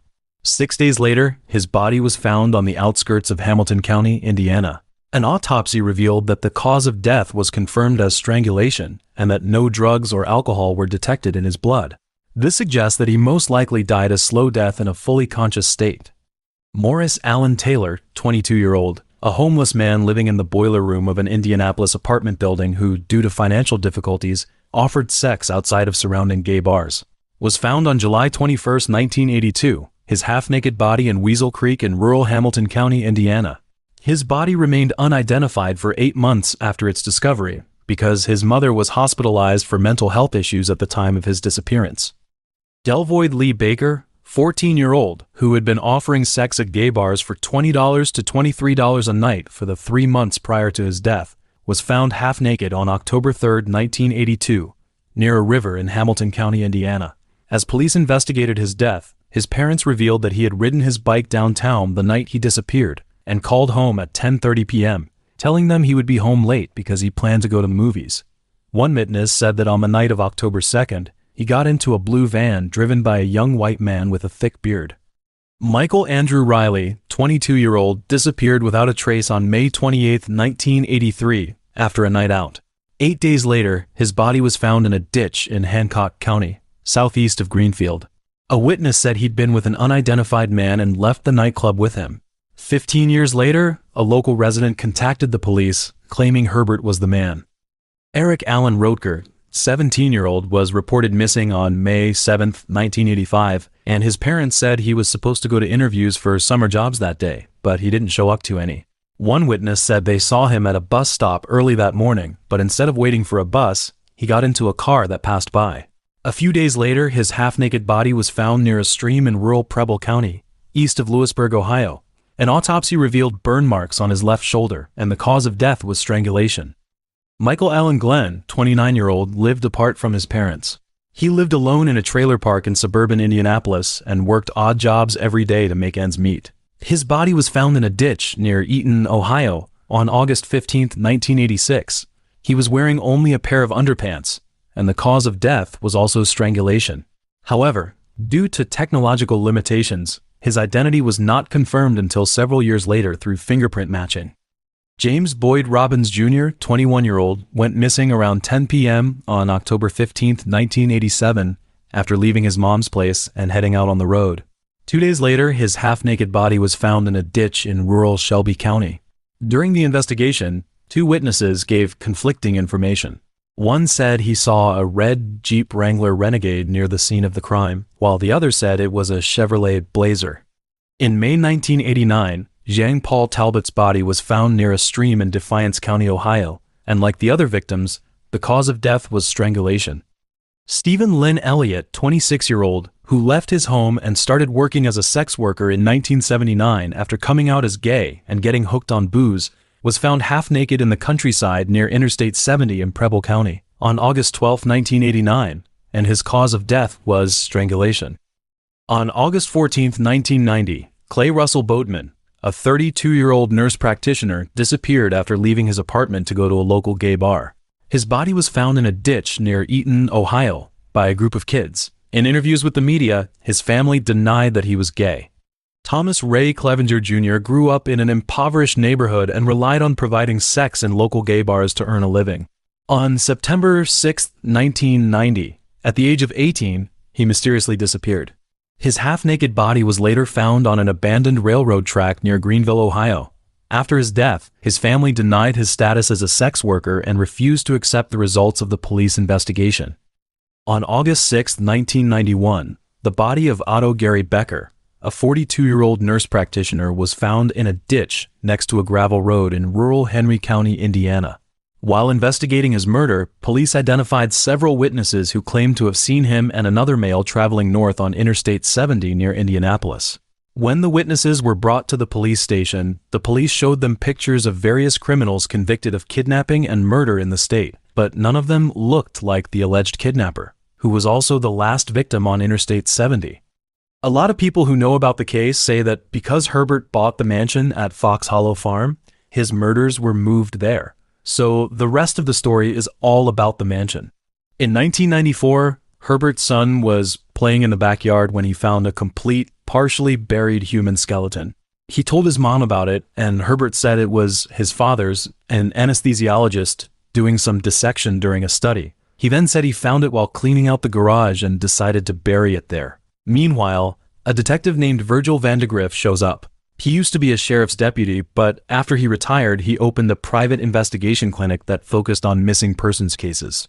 In June 1994, the mother of 28-year-old Alan Broussard contacted Virgil, and she asked him to look into her son's disappearance. Since her son was gay, the police didn't take the case seriously, so she had to come to Virgil. She said that her son had been on his way to a gay bar the night he disappeared, but that she had questioned the bar's management and that her son had not been there. A week later, Virgil was approached by another client whose son had also disappeared. The client was a 32-year-old gay man named Roger Goodlet, who had also disappeared after going to a gay bar. Since the two cases were so similar, both in terms of age, looks, sexual orientation, and basically how they disappeared, Virgil decided to work on both cases at the same time. He first contacted Roger and Allan's friends, co-workers, and people who frequented the gay bar, and then distributed posters with Roger and Allan's pictures on them. A few days later, someone said they'd seen Roger get into a blue car with Ohio license plates the night he disappeared. Meanwhile, the publisher of a gay magazine contacted Virgil to tell him about the serial murders on Interstate 70 that the police were investigating because the victims were gay. So Virgil figured these weren't just any disappearances, but a serial murder. So he tried to get the police department to take Roger and Allan's disappearance seriously. But everyone was pretty negative about homosexuality, and the police officers weren't any better. They weren't into investigating cases in the gay community. So Virgil's investigation was stuck until one of Roger's friends got in touch with him. This guy, Tony, said he was sure he'd seen the guy responsible for Roger's disappearance that night. He went to the police and the FBI, but they didn't take him seriously. That's why he found Virgil. He says he met a strange guy at a gay club that night, and the guy didn't talk to anyone else or drink, but he kept looking at a poster with Roger's picture on it. He thinks this guy could have something to do with Roger's disappearance, so he goes over and introduces himself and has a conversation. The man says his name is Brian Smart, a landscaper who's in Ohio working on a garden for a local mansion. Tony asks him if he knows Roger, but Smart says no. He's just curious about the poster. As the late night went on, Smart said that the house he was working on was huge and had a swimming pool where he currently lived. Since the owner wasn't home, he invited Tony to hang out there, saying they could use the pool and do some fun things. Tony agreed to the invitation, and then Smart took him to the mansion in a Buick with Ohio license plates. Virgil asked what part of the country the house was in, but Tony explained that he wasn't sure exactly where the house was because he didn't know the area very well. He just remembered the car driving around for a long time, and that it was a suburb that seemed to be in a pasture, and that there was a wooden sign hanging at the entrance with a couple of words on it, and one of them was farm. Tony said they went in through the side door, and he was shocked to see trash all over the place, like an abandoned house that hadn't been cleaned. Then they went to the pool area, which was weird and had a bunch of mannequins, like it was set up for a party, which was creepy. Smart seemed to know the place well, though. He went straight to the liquor cabinet and got Tony a drink, but Tony said he wasn't feeling it, so said no. Then the vibe got pretty awkward. Smart made an excuse to leave, but came back 10 minutes later. He got all worked up, acting like he'd been doing something shady, and started flirting with Tony in a weird way, talking about some kind of masturbation move called autoerotic asphyxiation. Tony grabbed a hose and started strangling Smart like he asked, even as he masturbated, which looked like he was enjoying it. When he was done, Smart said it was his turn. Tony wasn't interested, but when Smart was using the hose to strangle him, he realized that Smart was using so much force that it looked like he was trying to strangle him. So Tony pretended to faint and said he wanted to see what Smart was trying to do. When Smart saw Tony in a coma, he looked pretty freaked out, dropped the hose, and started searching for something. Tony, realizing something was off, faked waking up because he was afraid that if he waited until Smart got a knife, he'd actually be killed. When Smart saw that Tony was awake, he got a panicked look on his face and claimed he didn't mean to do that. Tony didn't say anything and just asked Smart to take him home. Before they went their separate ways, Smart also asked to meet Tony the following week. When he finished the story, he told Virgil he was scared. Virgil thought about it for a while. He then said that Smart's actions did seem like he was trying to kill him just because he was so big. And the drink could have had a hypnotic drug in it, so if he had drank it, he could have been strangled for real. Virgil was starting to think Smart was up to something, so he asked Tony to keep the date going with Smart while he got some people to watch over Tony, but Smart never showed up again until it was time for the date to start. The investigation has hit a wall, so Virgil goes back to the local police for help. This time, he finds Mary Wilson, a detective who's been working with missing persons for years. They'd worked together for ages, so they knew each other pretty well. Mary drove Tony right away, and they wandered around the neighborhood trying to find the house from that night, but even though a whole year had passed, Virgil and Mary hadn't been able to find the house that Tony had described, and they weren't even close to finding any sign of Roger and Allan. It wasn't until August 1995 that Tony gave them a new lead when he contacted Virgil and claimed that he had seen Smart again and had taken down his license plate number. Then, after Mary got the plate number, she checked the police database and found that it belonged to a local businessman named Herbert. So she started investigating him. The more she looked into him, the more she and Virgil agreed that he was the killer because he had a bunch of mental illnesses and antisocial behaviors, which are exactly what expect from a serial killer. So Mary and Virgil head to Herbert's thrift store and try to get him to let them search his place, but he refuses and tells them to go talk to his lawyer. But they're not about to give up. Instead, they find Juliana and try to get her to help them. However, Juliana, who's still in love with her husband at this point, is convinced that Herbert can't be a criminal, so she also refuses their request. Rebuffed, Mary has to go to the police department to obtain a search warrant, but she is again rebuffed because she has too little evidence to prove Herbert is a killer at all, and because Herbert has a good reputation in the area for working with charities on a regular basis. But time is on Mary's side, and since Herbert opened his second thrift store, his business has become dismal, and charities have ended their work with him. His mental illness has also once again spiraled out of control. His behavior has become erratic. He treats Juliana like a subordinate and often yells at her for no apparent reason.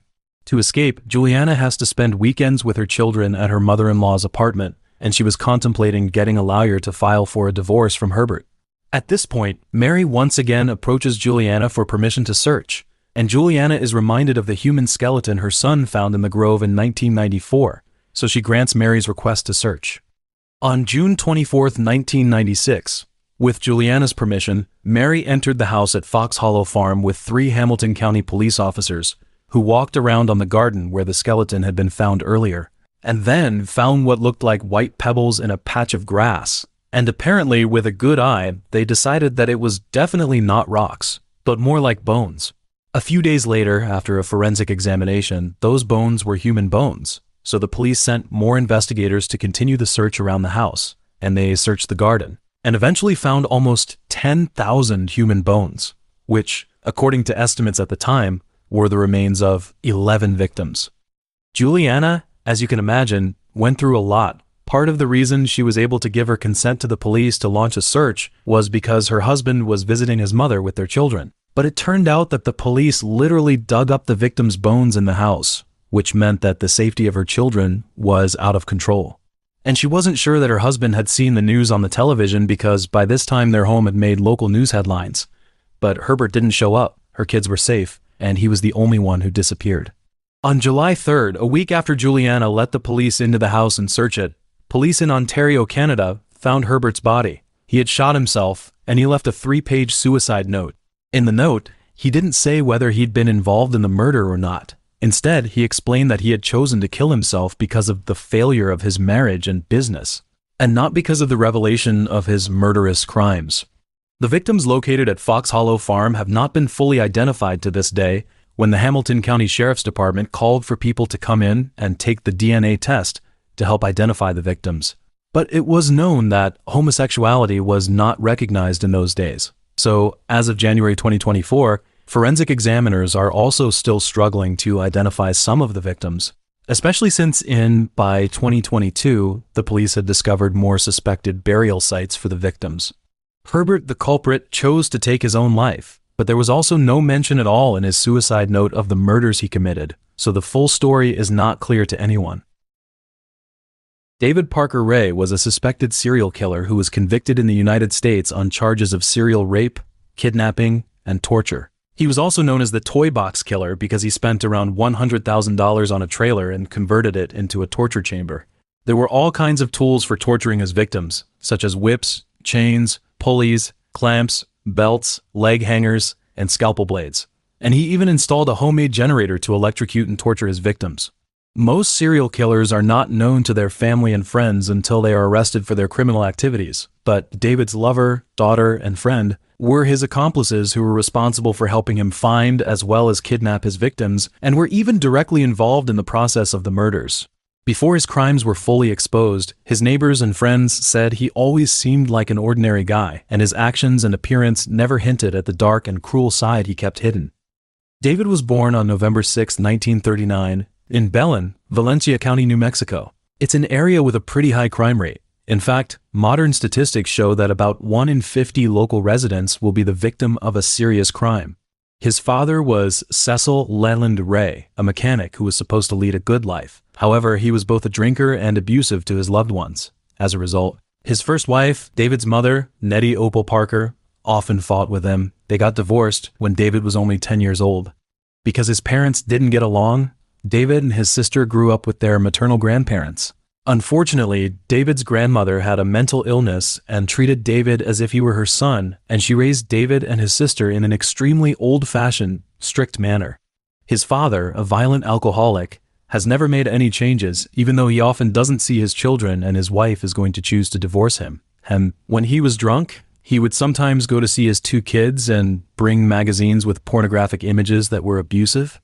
As everyone knows, kids who are raised with strict discipline and abuse often have psychological problems, and David is no exception. He had low self-esteem and was introverted during his high school years. When he was around girls, he often found himself too shy to speak. But often such a person would suffer from the taunts and hurt of his peers, so he began to use alcohol and drugs as his way to escape reality. Dark fantasies of raping, torturing, and even murdering women developed as early as his teenage years. There were 2 most fundamental reasons for this. The first being that his father had instilled pornography in him during his childhood, and the second being due to his curiosity and low self-esteem about women during puberty. When he was 14, his 11-year-old sister stumbled upon drawings of sadomasochism and pornographic images of a kidnapping nature that he had hidden under his bed, leading to an estrangement between them. After graduating from high school, David joined the U.S. Army, and after his discharge, he worked as a mechanic by trade and then as a maintenance man for the State Parks Department in Truth or Consequences, a job that didn't end until after he was arrested for murder. There were several bars in the area with a very chaotic environment, and he frequented them looking for potential victims, and sex workers, alcoholics, and women of low social status were his targets. His first murder has always remained a mystery, as no one has been able to locate the alleged first unidentified victim. But in a recorded message, he even said that he had been sexually assaulting women since he was a child, and had revealed to his first wife that he had committed the first murder of his life at the age of 18. But no matter how hard the police and detectives tried, they were never able to confirm that this claim was true. David's base of operation was his soundproofed cargo trailer where he kept many sex toys, torture tools, syringes, and even detailed charts with different methods of torturing his victims, and a mirror mounted on the ceiling of the trailer which he said allowed his victims to see themselves being tortured. And inside the trailer, he also had a carefully modified wooden device into which he would lock his victims, bend them over with their buttocks exposed, and restrain them before allowing his dogs and some of his friends to rape them. While the victims were being physically abused, he would also play a tape designed to break down their psychological defenses by saying, "I like to play mind games. When we are completely finished with you, you will be injected with a series of hypnotic drugs, which will make you highly susceptible to hypnosis, auto-hypnosis, and hypnotic suggestion. And over the course of the days, you will be injected with a continuous stream of the drugs as I play with your body and mind, and when it's all over, you won't remember a damn thing about this place." David abducts several women every year and holds them captive for 2 or 3 days at a time. How many people he has raped, tortured, and murdered over the years is unknown, as most of his victims basically have a nervous breakdown after the ordeal. So no one bothered to report his crimes, and the police have found no evidence of anyone else being murdered. As to why there is speculation that he has murdered many people, it is because he had a diary, and the diary detailed what he did to each of his victims.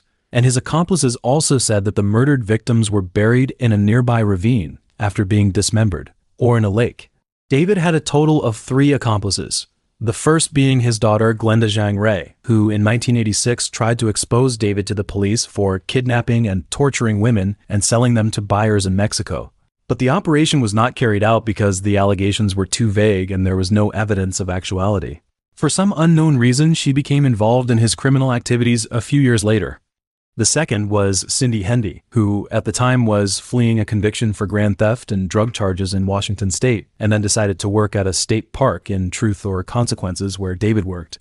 And then, the two quickly developed a romantic relationship over their shared violent sexual fantasies. The third is his friend Dennis Roy Yancey.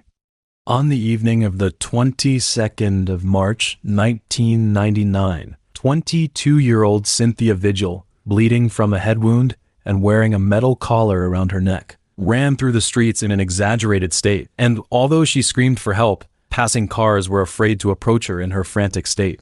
Desperate and on the verge of a nervous breakdown, Cynthia kept looking back, fearing that her captors were always behind her. And then she spotted a house with an open door at the side of the road and immediately ran inside and shut the door behind her. After observing the layout of the house, she breathed a sigh of relief and begged the owner to help her. Fortunately, the homeowner saw her head injury and immediately called the police and emergency services. By this time, Cynthia's hair was covered in blood and she was cowering on the floor crying. When the police were called, she screamed hysterically, "I'm alive! Come and help me!" After screaming for a while, she calmed down and told the police in detail what had really happened. It turned out that she was a sex worker when David drove up to her in a car park and offered her $20 to go to his trailer for a service. By the time she got into David's car, she realized there was someone else in the car, and that was Cindy. She sensed a trap, but there was no way for her to escape. David and Cindy immediately bound and gagged her, then took her into the trailer and chained her to a post by the bed. During the 3 days she was there, she was subjected to a series of tortures, including humiliation with sex toys, electrocution, hanging in the air, and being threatened with a gun, as well as being sexually assaulted on several occasions. The opportunity to escape soon presented itself, however, as David had to go to work and asked Cindy to watch her before he left the trailer. She then waited until Cindy had gone into a side room to rest, got the key and unlocked the chains. There was a telephone next to the desk, and she tried to call the police, but Cindy heard a ringing noise. She took a lamp and smashed it directly over Cynthia's head. Cynthia was knocked down, but there was a box with an ice pick next to her box, so she picked up the ice pick to try and protect herself. Cindy stared nervously at the weapon in Cynthia's hand, and then took a step back the room, but this gave Cynthia just enough distance to open the door and escape. After giving the police the location of David's trailer, she was taken to hospital. There, she was covered in wounds that shocked everyone. Her neck had a ring of strangulation marks from the collar, and her body was covered in burn marks from the electric shock. A few hours later, David and Cindy were arrested, and during their interrogation they stammered and explained that they had been trying to help Cynthia kick her terrible drug habit. And while this had a certain amount of credibility, the police weren't prepared to let the two would-be criminals off the hook. The police soon obtain a search warrant, and if they find the tools of the crime in the trailer, they will be able to expose David and Cindy's lies. The police then found a gun and a broken lamp in the trailer, as well as an assortment of medical equipment and items used to administer electric shocks, in addition to a number of true crime items such as the pole Cynthia was chained to and the ice pick she used to confront Cindy with a tape recording used to intimidate the victim. Eventually, both David and Cindy were taken into custody and charged with 12 counts of kidnapping, aggravated assault, and murder, and their bail was set at $1 million each. But even with all this evidence, it wasn't easy to convict them. Soon the case against David got more help. When the incident was reported in the newspapers, a victim called Angelica Montano told police that she had suffered a similar ordeal a month earlier, saying that she was a friend of theirs and had entered their home on the 17th of February looking for cake mix before David took a knife and told her she had been kidnapped. Apparently, the painful ordeal took place and she was tied up, stripped naked, and then put on a metal collar, followed by a series of abuses. This lasted for 3 days in total, as on the 4th day she managed to persuade them to let her go and they left her on a local motorway. Luckily, a policeman rescued her, but when she told him about it, he didn't believe her and let her go when they got to a bus stop, thinking she was just crazy. According to a source, Cindy had told a friend that she had taken part in David's crimes under the influence of alcohol because it gave her an adrenaline rush.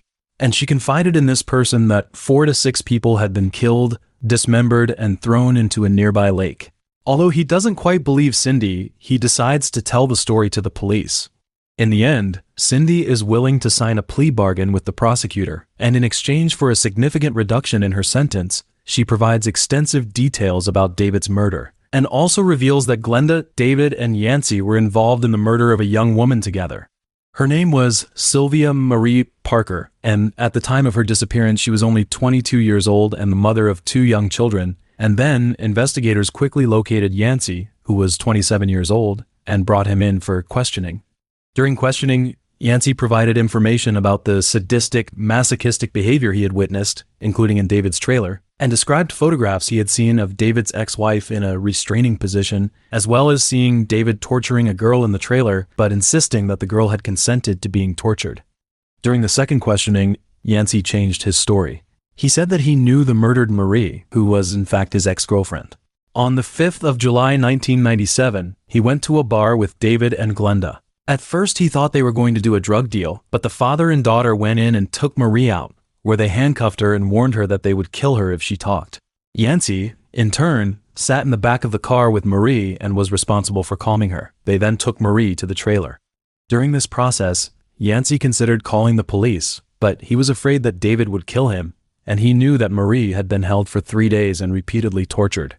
On the 4th day, David and Glenda came to Yancey and told him that they were finished with her. They gave Yancey a rope and instructed him to strangle her, which he did, and then together they dumped the body in a remote location. After it was over, David threatened him with the same fate if he revealed what had happened. He tried to tell the police where Marie's body was, but he was unable to find the exact location, and it is possible that David moved the body because he feared Yancey would snitch. On the 10th of April 1999, Yancey was arrested on suspicion of murder and also charged with kidnapping, tampering with evidence, and conspiracy, and his case ended with 2 15-year sentences for 2 counts of second-degree murder and 1 count of conspiracy to commit first-degree murder. Cindy's charges were reduced from 25 to 5 counts of conspiracy and accessory after she provided detailed information to help in these cases, and she was sentenced to 36 years in prison to be released in 2019.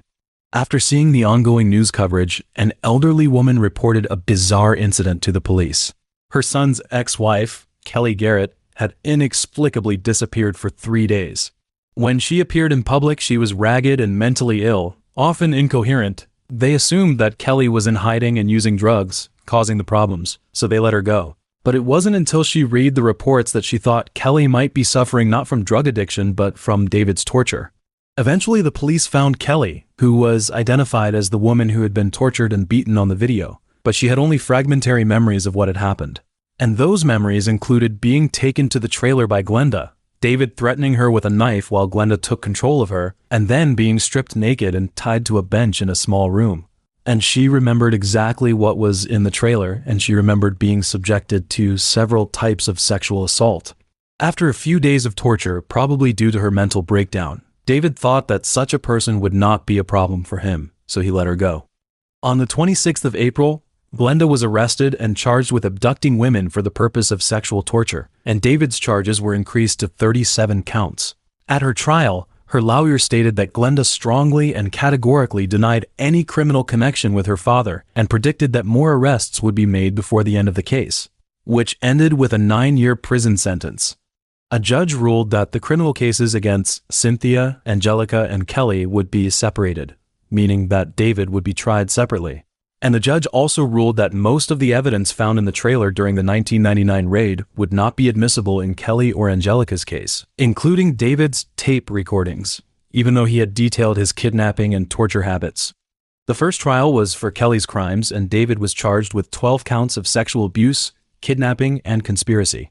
Kelly took the stand to testify about what David had done to her, but her memory was fragmented and did not convey well that she had been forced to do these things. Although it was possible that she had been drugged, this could not be proved. The judge then declared a mistrial, and despite deliberating for over 8 hours, the jury claimed that they couldn't agree on the 12 charges. 2 of them felt that David was not guilty of assault. They felt that the victim had failed to convince them. One of them said, "I'm not sure he tortured her. After all, there are lots of people who like rough sex." When Kelly heard the news, she was in tears. She didn't know why they didn't believe her, or how she could convince people that she didn't have such evil thoughts or want to be subjected to such torture. Perhaps realizing that he would never get away with his crimes, David remembered the daughter, Glenda, and in an effort to gain leniency for her, he agreed to a plea bargain, and then Glenda received 5 years probation, because in David's mind, freedom was the last gift he could give her. In the end, in 2001, he was sentenced to 224 years in prison for kidnapping and sexually assaulting 3 young women. But things quickly took a turn for the worse, and he soon appealed his sentence, saying that his guilty plea was not voluntary and that it was ill health, medication, and pressure from his legal advisors that led him to plead guilty. But a 3-judge panel rejected the appeal, saying that David had been taking his normal dose of medication at the time of the agreement, that he had not complained about pressure from his lawyer, and that no expert had testified that the medication confused him. The agreement was therefore upheld. On the 28th of May 2002, just as David was about to be transferred to the general prison population at the Lee County Correctional Facility in Hobbs, New Mexico. He died of heart attack.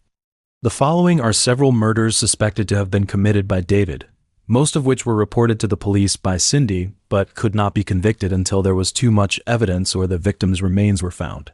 In 1986, at the age of 51, Billy Ray Bowers became co-owner of Canal Motors, a used car dealership on North Van Buren Street in Phoenix, Arizona, a business that employed David, although he often clashed with Billy.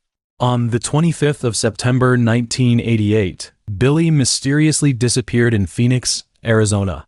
A year later, a fisherman found the body of an unidentified man wrapped in a blue tarp in McRae Cove on Elephant Butte Lake, with no information to identify him, and an autopsy report indicated the cause of death was a gunshot wound to the back of the head. It wasn't until March 1999 that police finally identified him as Billy by comparing dental records. Jill Suzanne Troya, 22-year-old, was last seen late on the 30th of September 1995 at the Frontier Restaurant in the 2400 block of East Central in Albuquerque, New Mexico. That night, she went to a bar with a friend and then went to the restaurant with Glenda. According to witnesses, Glenda and Troya got into an argument inside the restaurant, and Glenda later told police that she left Troya at the restaurant before driving with David to Elephant Butte Reservoir in southern New Mexico, but Troya disappeared from there. It wasn't until David wrote detailed descriptions of sexual torture and murder victims in prison that police discovered that one of them was an Asian victim who matched Troya's facial features. The police also found among the victim's belongings a letter dated June 1990 from an Australian man called Mark to a young woman called Connie, who David's diary described as an 18-year-old white woman with long blonde hair, a birthmark on her chest, and a height of 160 centimeters, who he had abducted and murdered in December 1995. At the time, the Australian Federal Police and the Federal Bureau of Investigation investigated in the hope of finding Mark so that he could identify Connie, but they did not, perhaps because there was too little information, or it is possible that Mark was also murdered. To this day, Connie has not been found, and there is no information about her in the existing cases of unidentified or missing persons. On the 30th of June 1999 at 10:30 a.m., 61-year-old Ralph Tudor was fishing when he caught an 80-pound sack containing a pile of meat. He originally thought it was all some animal meat, but after opening the sack, the more he thought about it, the more wrong it became. Because if it was animal meat, then why would they put it in a sack and throw it into a lake? So he called the police to report that he had found a sack suspected to contain human flesh.